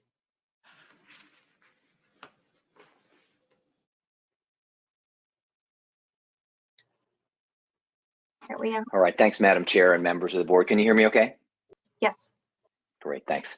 So I'm Colin McDonald. I live right around the corner from the proposed dispensary on Rogers Avenue. I do support cannabis in Somerville. I certainly support the equity aspects of this application, which are admirable. We heard plenty about it at the top. To me, there's a lot more to it than that. This applicant was before the licensing commission, and there was significant opposition in the community. The commission narrowly construed its mandate and advanced the application to the planning board. The licensing board asserted that the concerns that I and others raised were planning board considerations and not licensing considerations. I respectfully disagree, but I think we're finally in the appropriate forum. This is not NIMBYism. There's going to be this dispensary in my backyard, and honestly, I'm fine with that. It's just a matter of where in my backyard the dispensary goes. And here, this is like 2 hugely valuable storefronts directly across from a brand new T, and it's for use that only a small segment of Somerville can enjoy. And I just think it's not good city planning. The doors are literally close to the public. The interior view is blocked from, the interior is blocked from view by regulation, but it's blocked from view. It's just not an open, sort of inviting space that you should have across from a brand new T. It's probably twice as large as it needs to be. And I think the board identified that, 5 minutes ago in the testimony. I don't think the applicants really know how much space they need, so they're just taking as much space as they can grab. To me, the application is particularly troubling when there's another site 100 yards down the road that to me is much better, and that's the Shields Gas site. It's separated from the urban fabric of Ball Square. There's no residential abutters, not one, just the VFW hall. There's plenty of on-site parking.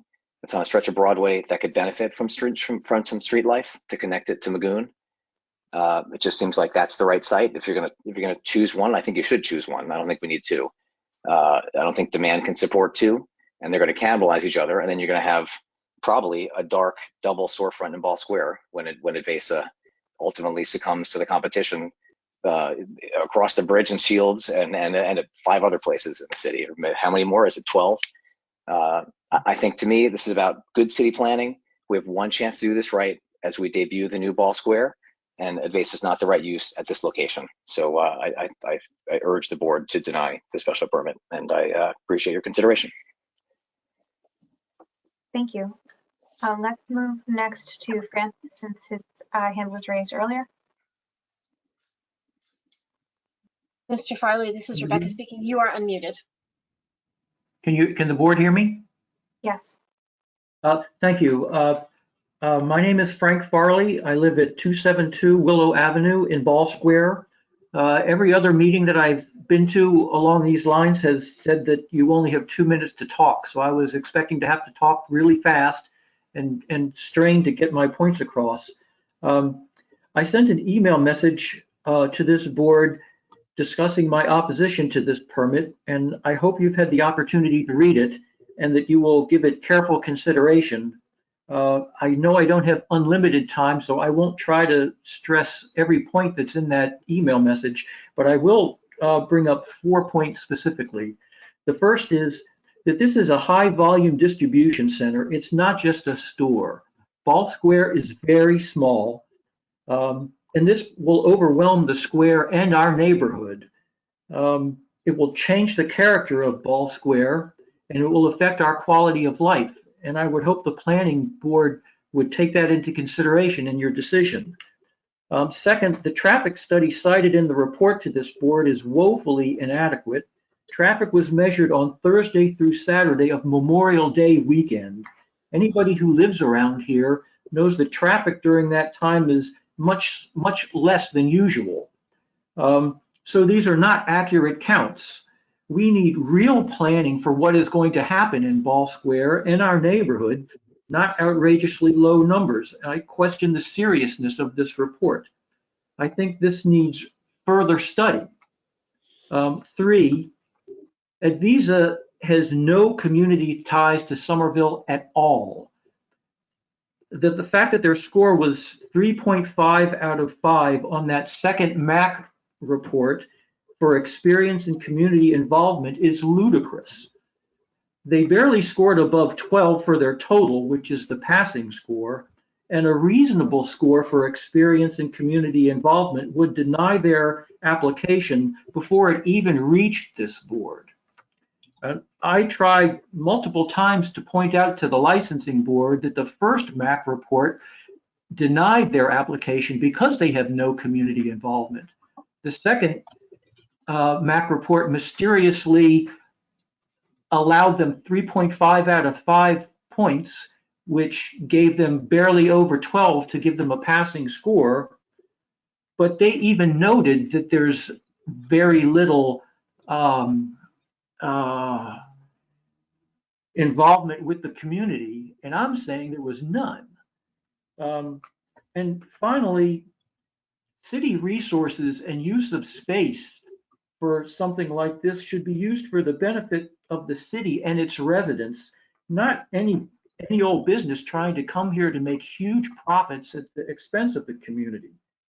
We who live here are relying on this board for protection from this sort of thing. The licensing commission gave them a pass on this and said they checked all the boxes, this is legal, but there should be more to it than just that. The board exists for the good of our city and for the people who live here, not to promote outsiders to come here just to make a profit. And I beseech the board to deny this permit, and I thank you for your attention.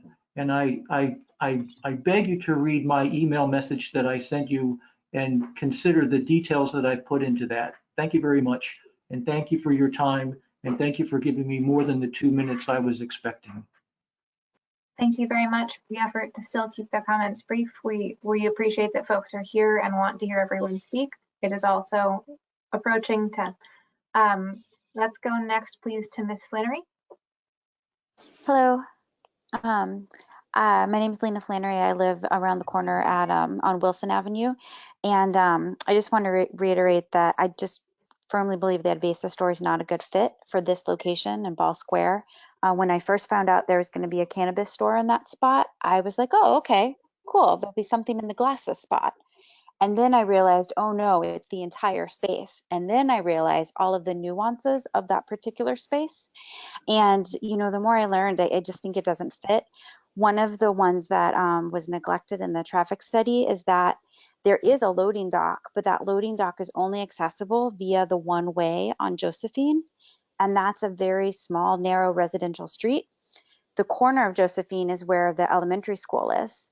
So unless the trucks are very careful about, they could only approach one direction coming in Kidder, they have to go right past the elementary school. You know, you've got large amounts of cash that hasn't been talked about yet, but it's a cash only business. So there's gonna be large amounts of cash. They're gonna need armored trucks to get that cash out of there. They're gonna have to go down the residential street every single time. I do think that the traffic study, as noted, they did the Memorial Day weekend, and I think it's just one more example of the Advesa team really adhering just barely to the letter of the law, but not acting in good faith. I just feel like time and again, they've demonstrated with their actions that they're not committed to being a good neighbor. The 147 pages of that report also didn't note that the parking lot is not accessible for drivers coming eastbound on Broadway because there's no left turn. And if you sit there right now, you can see that people do that illegal left turn anyway. And it's really dangerous. And perhaps in the revamp, that option and that temptation will be omitted, but I think it's still an issue that they didn't look at. There are no ties to Somerville at all. I literally think they looked at a map of Green Line stations and commercial sites that, you know, were owned outright and just stuck a pin on the map and were like, there. 6, you know, points of sale. I cannot fathom how we have that much demand in our community where people are walking to have 6 points of sale. That is very high. It dwarfs everything else. So thank you for accepting comments. I urge you to reject their application. At the very least, shrink it down to 2 or 3 points of sale, less square footage, something that really fits within the neighborhood. Thank you.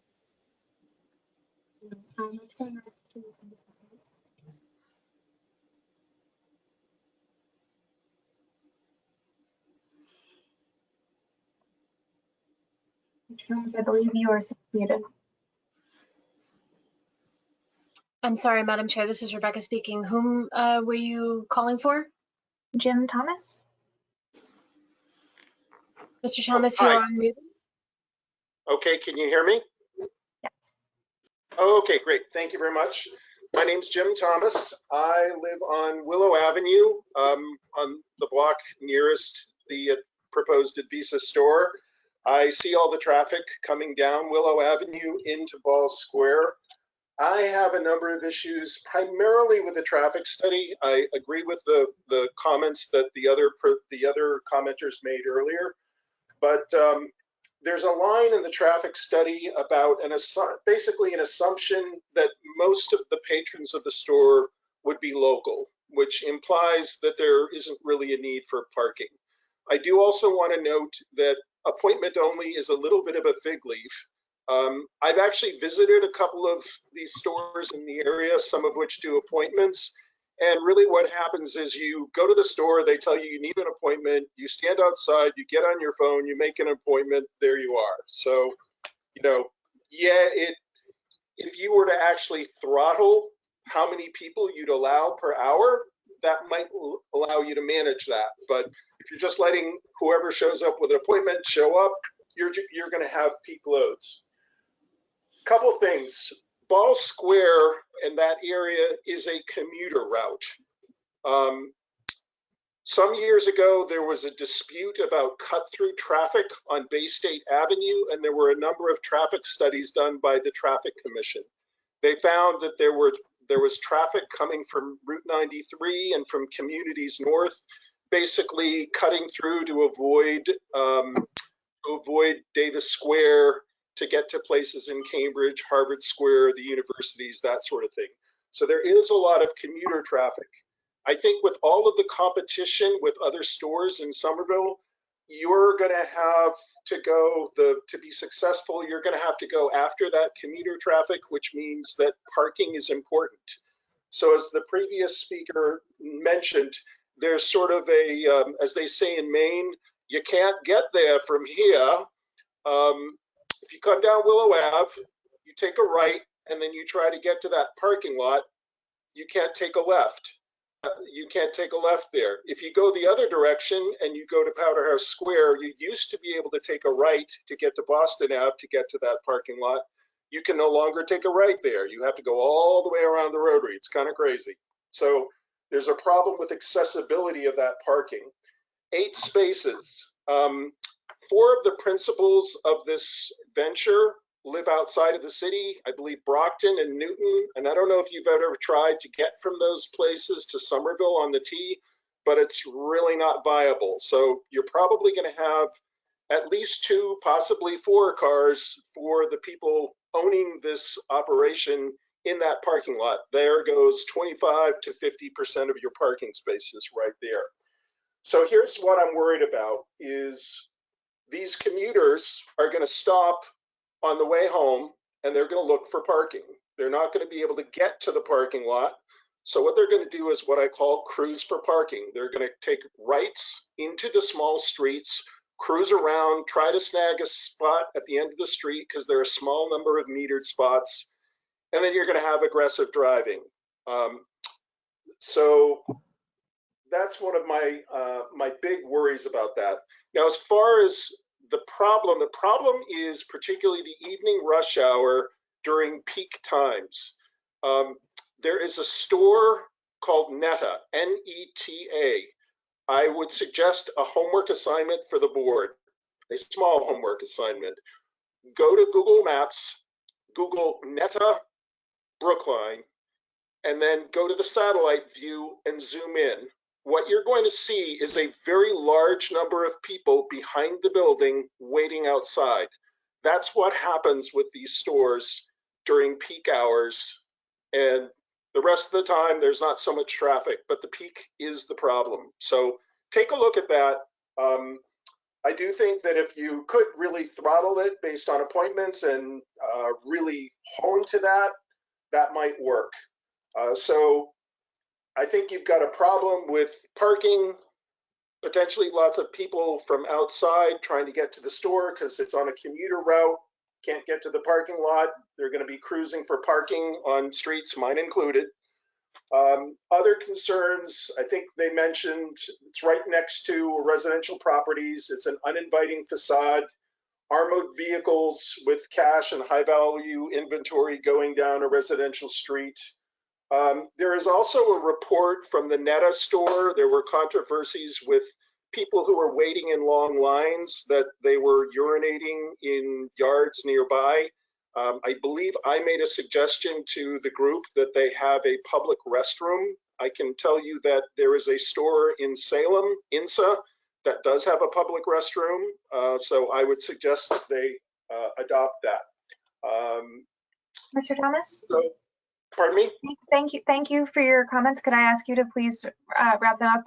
I don't want to cut people off abruptly, but I think we need to get through a few folks, and certainly Yep, that's fine. I was actually I was pretty much wrapped up with that final comment. So sorry to belabor it, and thank you for your attention. Thank you very much. All right, I see another hand from, we'll go to Ms. Kanoa, and then Mr. Hines. If I can ask you to please try to keep it a little bit shorter, we'd appreciate it. Thank you.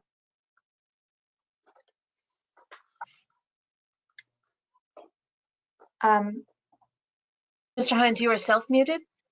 Hi, can you hear me? Okay.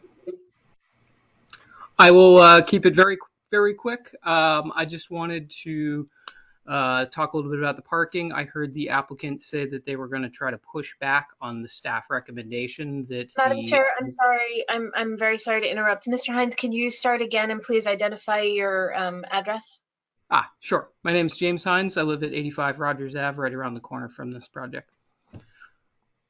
And I heard the applicant say that they were going to push back on the staff recommendation that the parking be not allowed, the accessory parking site. And I just wanted to reiterate my strong objection to that 8 parking spaces. I think that's going to draw a lot of extra vehicles to the site.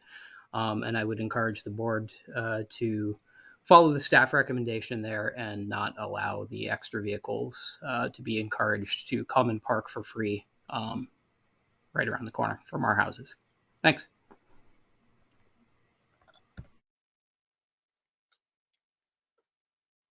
Thank you. And Debbie Kanoa? Yes. Hi, can you hear me? Thank you. Yes. So my name is Debbie Kanoa. I live at 600 Broadway, so just down the street from Ball Square.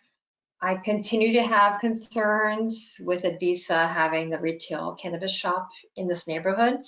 We've been talking about this through licensing, and at this point, we're hoping that the planning board can see that this is not a great fit for the neighborhood.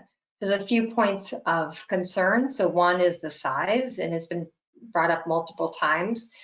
This is a small neighborhood, and part of the wellness of this neighborhood is keeping the integrity of family living, and having a cannabis shop at this size does not fit the neighborhood.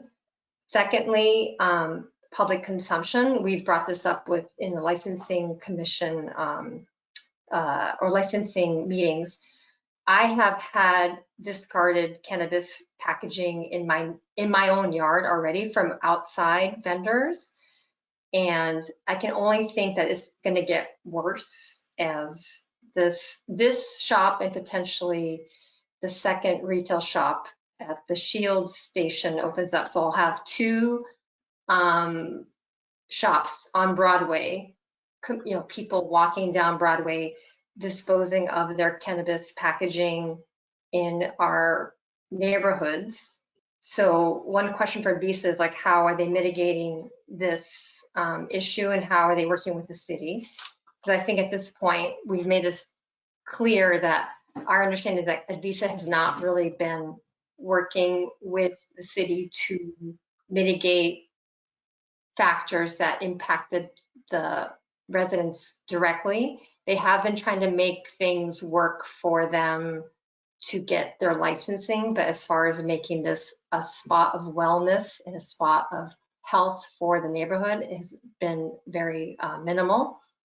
The traffic study is number 3. So again, like people have mentioned, it was done on a holiday weekend. I'm not sure how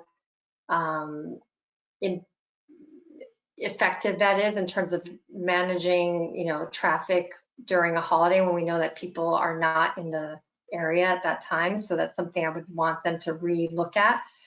And then as mentioned before, Josephine Street is the one way. So any traffic that's trying to access their parking has to travel up into the neighborhood, cross Kidder, and then back down Josephine to access that parking for the loading zone. So that's like a major concern as well.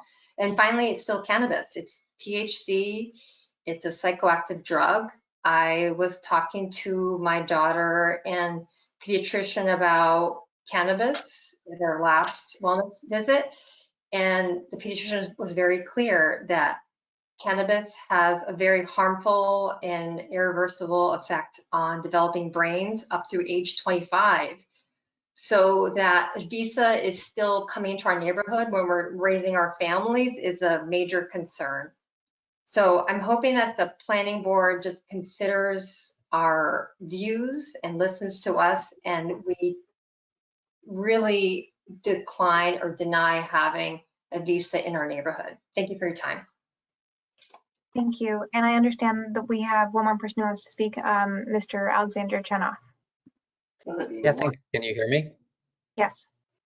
Thanks so much. I'm Alexander Sasha Chenoff. I live at 36 Loudon Ave, about a block from Ball Square. I just wanted to make a couple of points. One is that I also feel like the size and scope of this store is not in character with Ball Square. Ball Square is really family owned. I go there all the time with my 2 kids. We walk around there. If you look at Ball Square, as I'm sure all of you know Ball Square, you see that this store actually will dominate half of what is essentially 3 blocks of businesses. And this is not a family friendly business. It's for adults only. I'm concerned about that. I'm concerned about the traffic and the the people that will come in or the traffic that will come into it. Secondarily, the community engagement part from Advesa, it felt kind of like it was done as a response to our concerns and not really as a proactive interest in engaging the community. I joined many in not even hearing about this until it felt like it was too late. There had already been a number of licensing commission meetings. Finally, I did get engaged when I heard about it, and others did far too late. I think we weren't informed quickly. But then it feels like they made a lot of attempts to engage with us. But I just wanted to point out one point that has just stuck with me. And the Advesa team can correct me if I'm wrong, but I was at a community meeting when they were making some concessions. One of those concessions was that I heard very distinctly them say that on Sundays, the hours would be from 12 to 8. And then in their final application, the hours on Sunday were 11 to 8.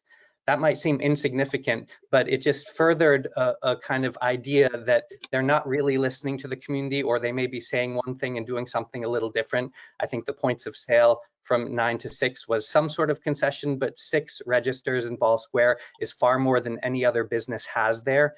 And so I'm opposed to this. I feel like it's out of character with Ball Square and the family nature of Ball Square. Thanks so much for listening. Thank you very much. I see that we have representatives from the applicant team who would like to speak, I assume, to respond. Are there any other members of the community who would like to speak on this item before I? Okay. Walter? I'll let Jessica go first, if you don't mind, Madam Chair. Certainly. Thank you, Walter. Thank you, Madam Chair. So I just wanted to respond to a couple of those comments. We actually spoke to a couple of those individuals very much in depth. Just speaking to the size concerns, I definitely understand that people, would like us to have a smaller size store, but I do want to remind everybody, which I did speak to some of these individuals about, we are not the largest cannabis retail store in Somerville. In fact, Sierra Naturals, Union Leaf, Northeast Select Harvest, Rev Clinics, and Liberty Cannabis are all larger than us in square footage.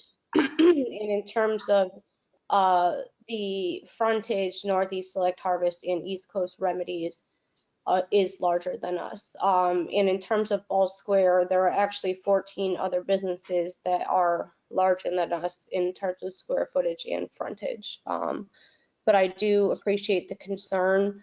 The reason why we have to have our store be the size that it is that we were approved by the state and city for the address and space because of the ability to control the flow of patrons in and out of the store and provide secure back of the house deliveries. There were HCAs that were denied for lack of adequate size to mitigate security and queuing concerns, which is a major, concern of the neighbors. The sales floor for retail is under 1,300 square feet, so a lot of these the size of the store is for the items that we need to satisfy per the CCC requirements, which includes required bathrooms. And I do want to know, as we had mentioned to the individual who raised the public restroom concern, we are offering public restrooms. I'm not sure why word on the street is that we are not. However, we are offering public restrooms. But the majority of the space is dedicated to controlling the flow of patrons, deliveries, the safe rooms for product,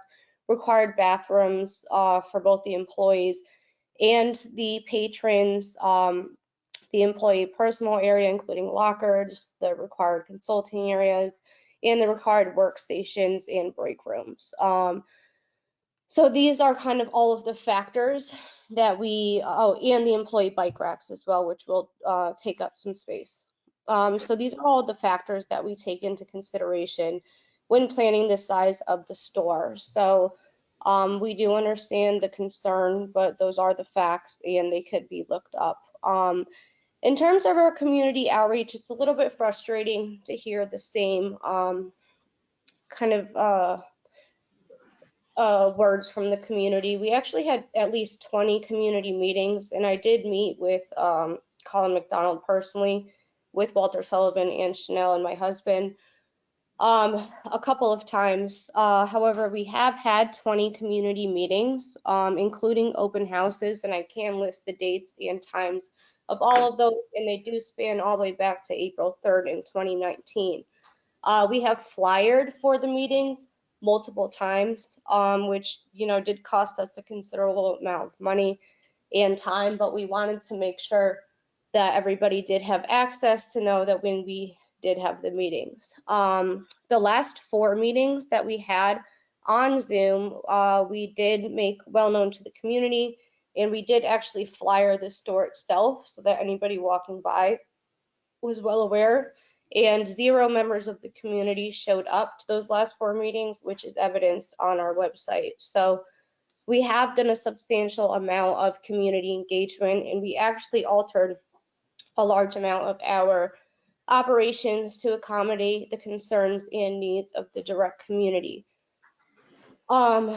We did get 387 signatures written from individuals in the direct neighborhood, and their addresses are actually on the petition itself, and 18 businesses in Ball Square, which is the majority of businesses. So we have spoken to a number of individuals, about any support or opposition, and we have spent a considerable amount of time as a team doing that.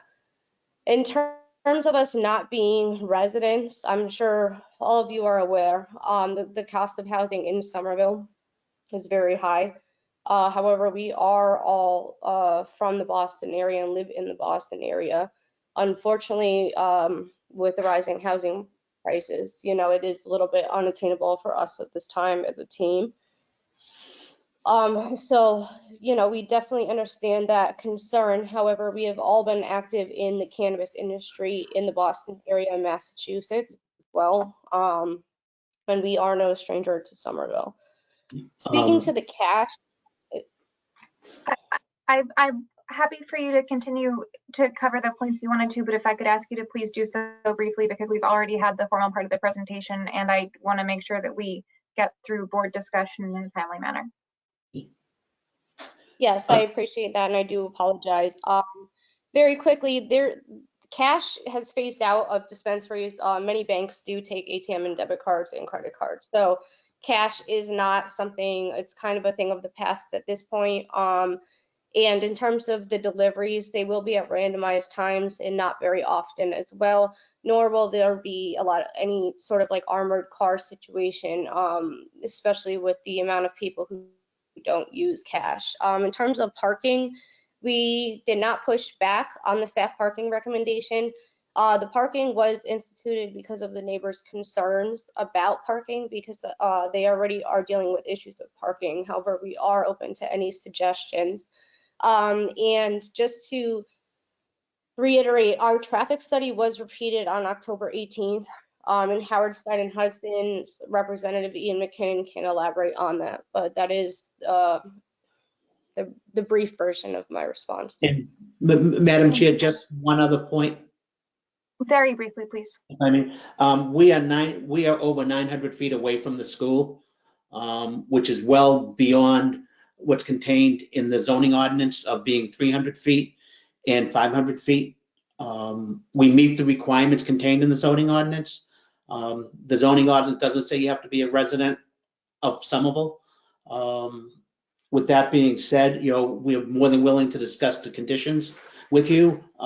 We hope that after all of this, you'll grant us a special permit. We're here to answer any more questions you may have. Thank you. Thank you. I believe there was a hand earlier from Jamil Simon. If he still wants to speak, I'd like to give him the opportunity. Otherwise, sorry, at a moment. Mr. Simon.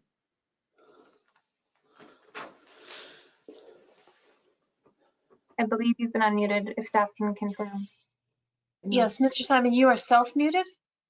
No, now, can you hear me now? Yes. Okay, very good. I am very much opposed to this exact location of Advesa's new dispensary. I think it's good that we're in front of the planning board, because I think it's frankly very bad planning to put a high turnover dispensary in a residential neighborhood with very little parking, lots of residents with young children. The stores that are already located in the Ball Square area,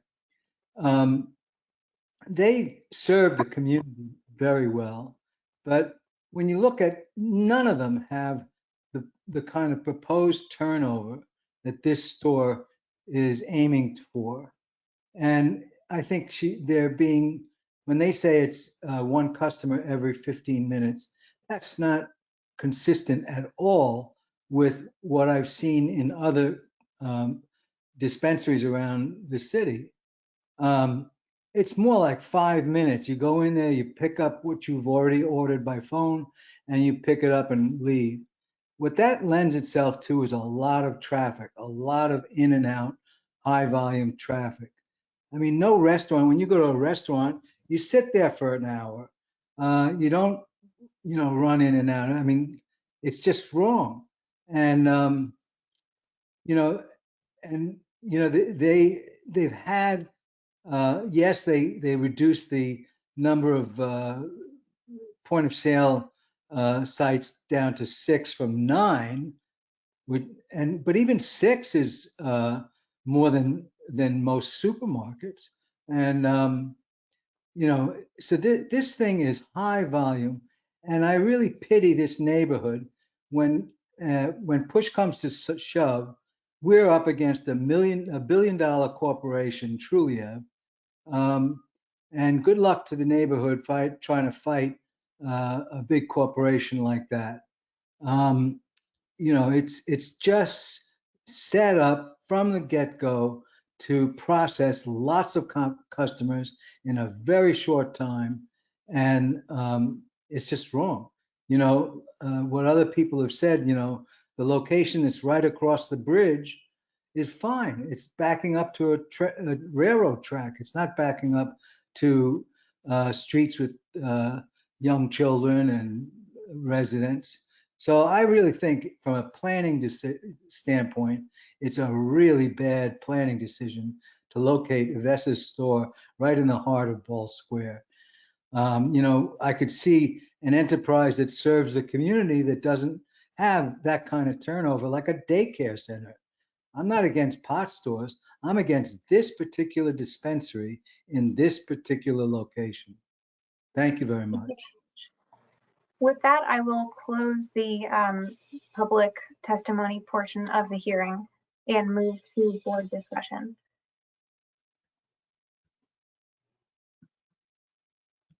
I will say I am not sure if this was a technical failure of my email or if other people may have had the same issue, but I do not believe that I received the report that staff referenced with the updated materials. So for that reason, among other reasons, I would be inclined to hold any votes on this until a later hearing when we have had the opportunity to discuss that.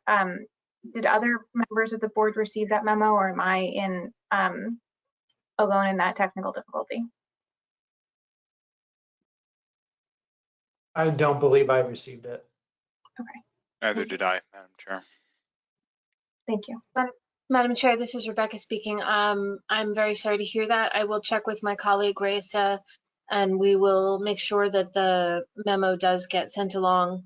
I did want to make one quick note, which is that Mr. Farley has his hand raised, but it is board policy of all the boards that you get to speak once and not multiple times during a hearing. So Mr. Farley, that's the reason that we will not be taking further comment from you this evening. You are, however, welcome to send written comment to planning@somervillema.gov if you'd like to have more to, if you have more to say and you'd like the board to hear it. Thank you, Rebecca. So then to board discussion with the understanding that unless anyone feels otherwise, we will plan to continue this case at the end of this discussion to the 16th of December. Yes, Rob. Thank you. Yeah, I certainly, am in no position to form an opinion or a vote tonight at 10:30 p.m. So I just wanted to say, I wanted to express my gratitude, to everybody for hanging in to a very long meeting and sticking around to offer their opinions. And I certainly plan to, reread a lot of the written testimony that we have received thus far. And I look forward to any further testimony that we receive. I think we as the planning board are charged with making findings and considerations under the Somerville zoning ordinance and the city's comprehensive master plan.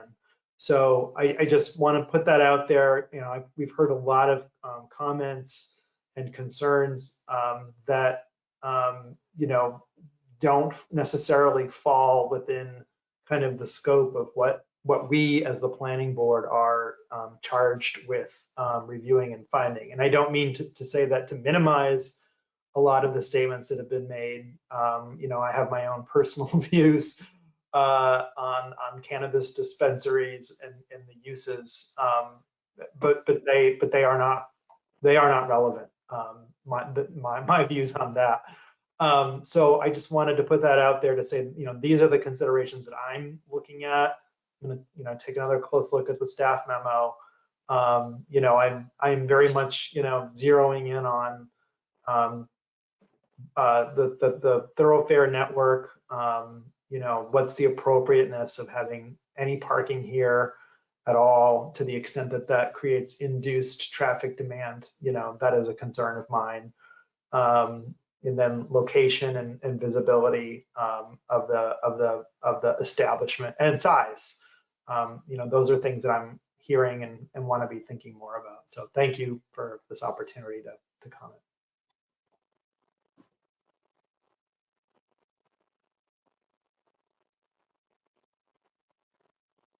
Yes, Erin.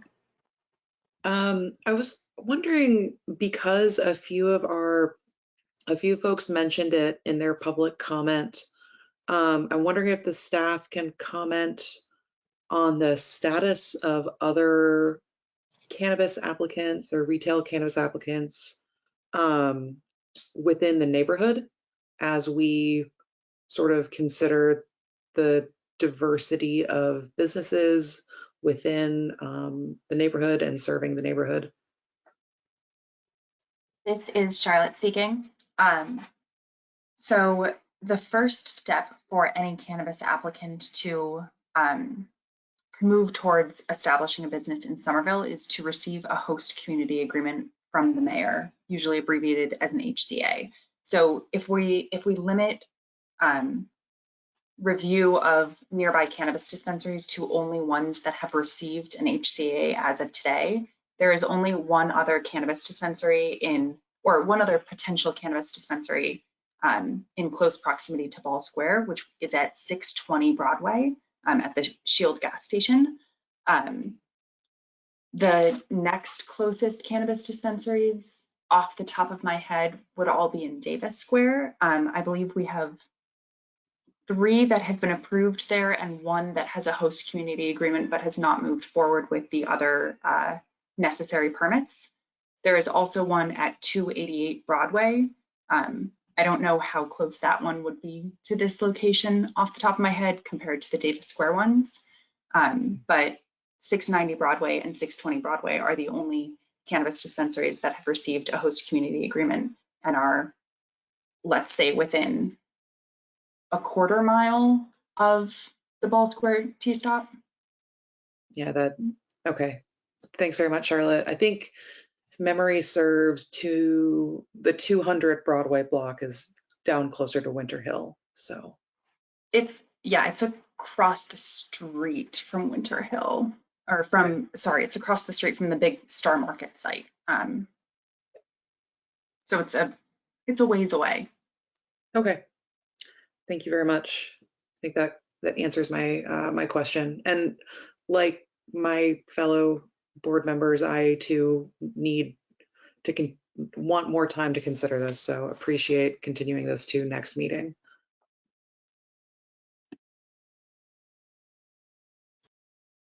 Anything else at this time? If I can just say, I appreciate that there's been a lot of public comment and a lot of public engagement on this item this evening. This board has heard, I think every dispensary application that has come up in the city so far, because they only started not so long ago, as I believe. And there, and I do not know, I can't begin to understand the full world of differences between those applications on this, but this is an amount of negative community feedback that is unprecedented in my review of, or my experience of cases seeking this type of special permit. I can see some reasons in the application for that I am sensitive to as they relate to the remit of this board. I can also understand that some of it may be a function of different, communities and the neighborhoods in which sites are sought. But there were a number of things that stood out to me in comparison to other comparable special permit applications we have heard. And I would appreciate if the applicant could come to the meeting on the 16th prepared to speak in more detail to voting, to the security of product, and to expand on the cash versus card issue that was raised. I understand that it will not be all cash in fact, but we've heard, I think, from other applicants sort of extensively about their planning for the security of both sides of that transaction. I would just appreciate if the applicant could sort of walk us through, perhaps with plans, the ways they're planning to manage that, so we can better understand some of those issues that have been raised.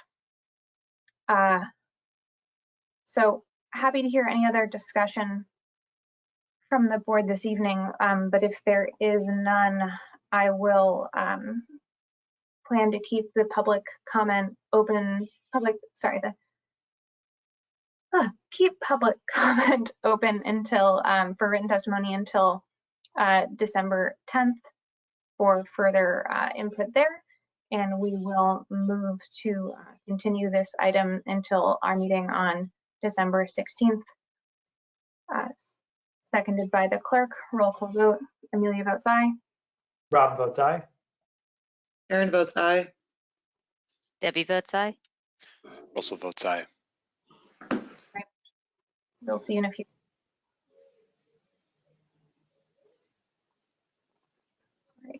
Having no other business, I will move to adjourn this meeting of the planning board. I should note, I'm sorry, our next regular meeting will be on the 16th of December, as has been discussed.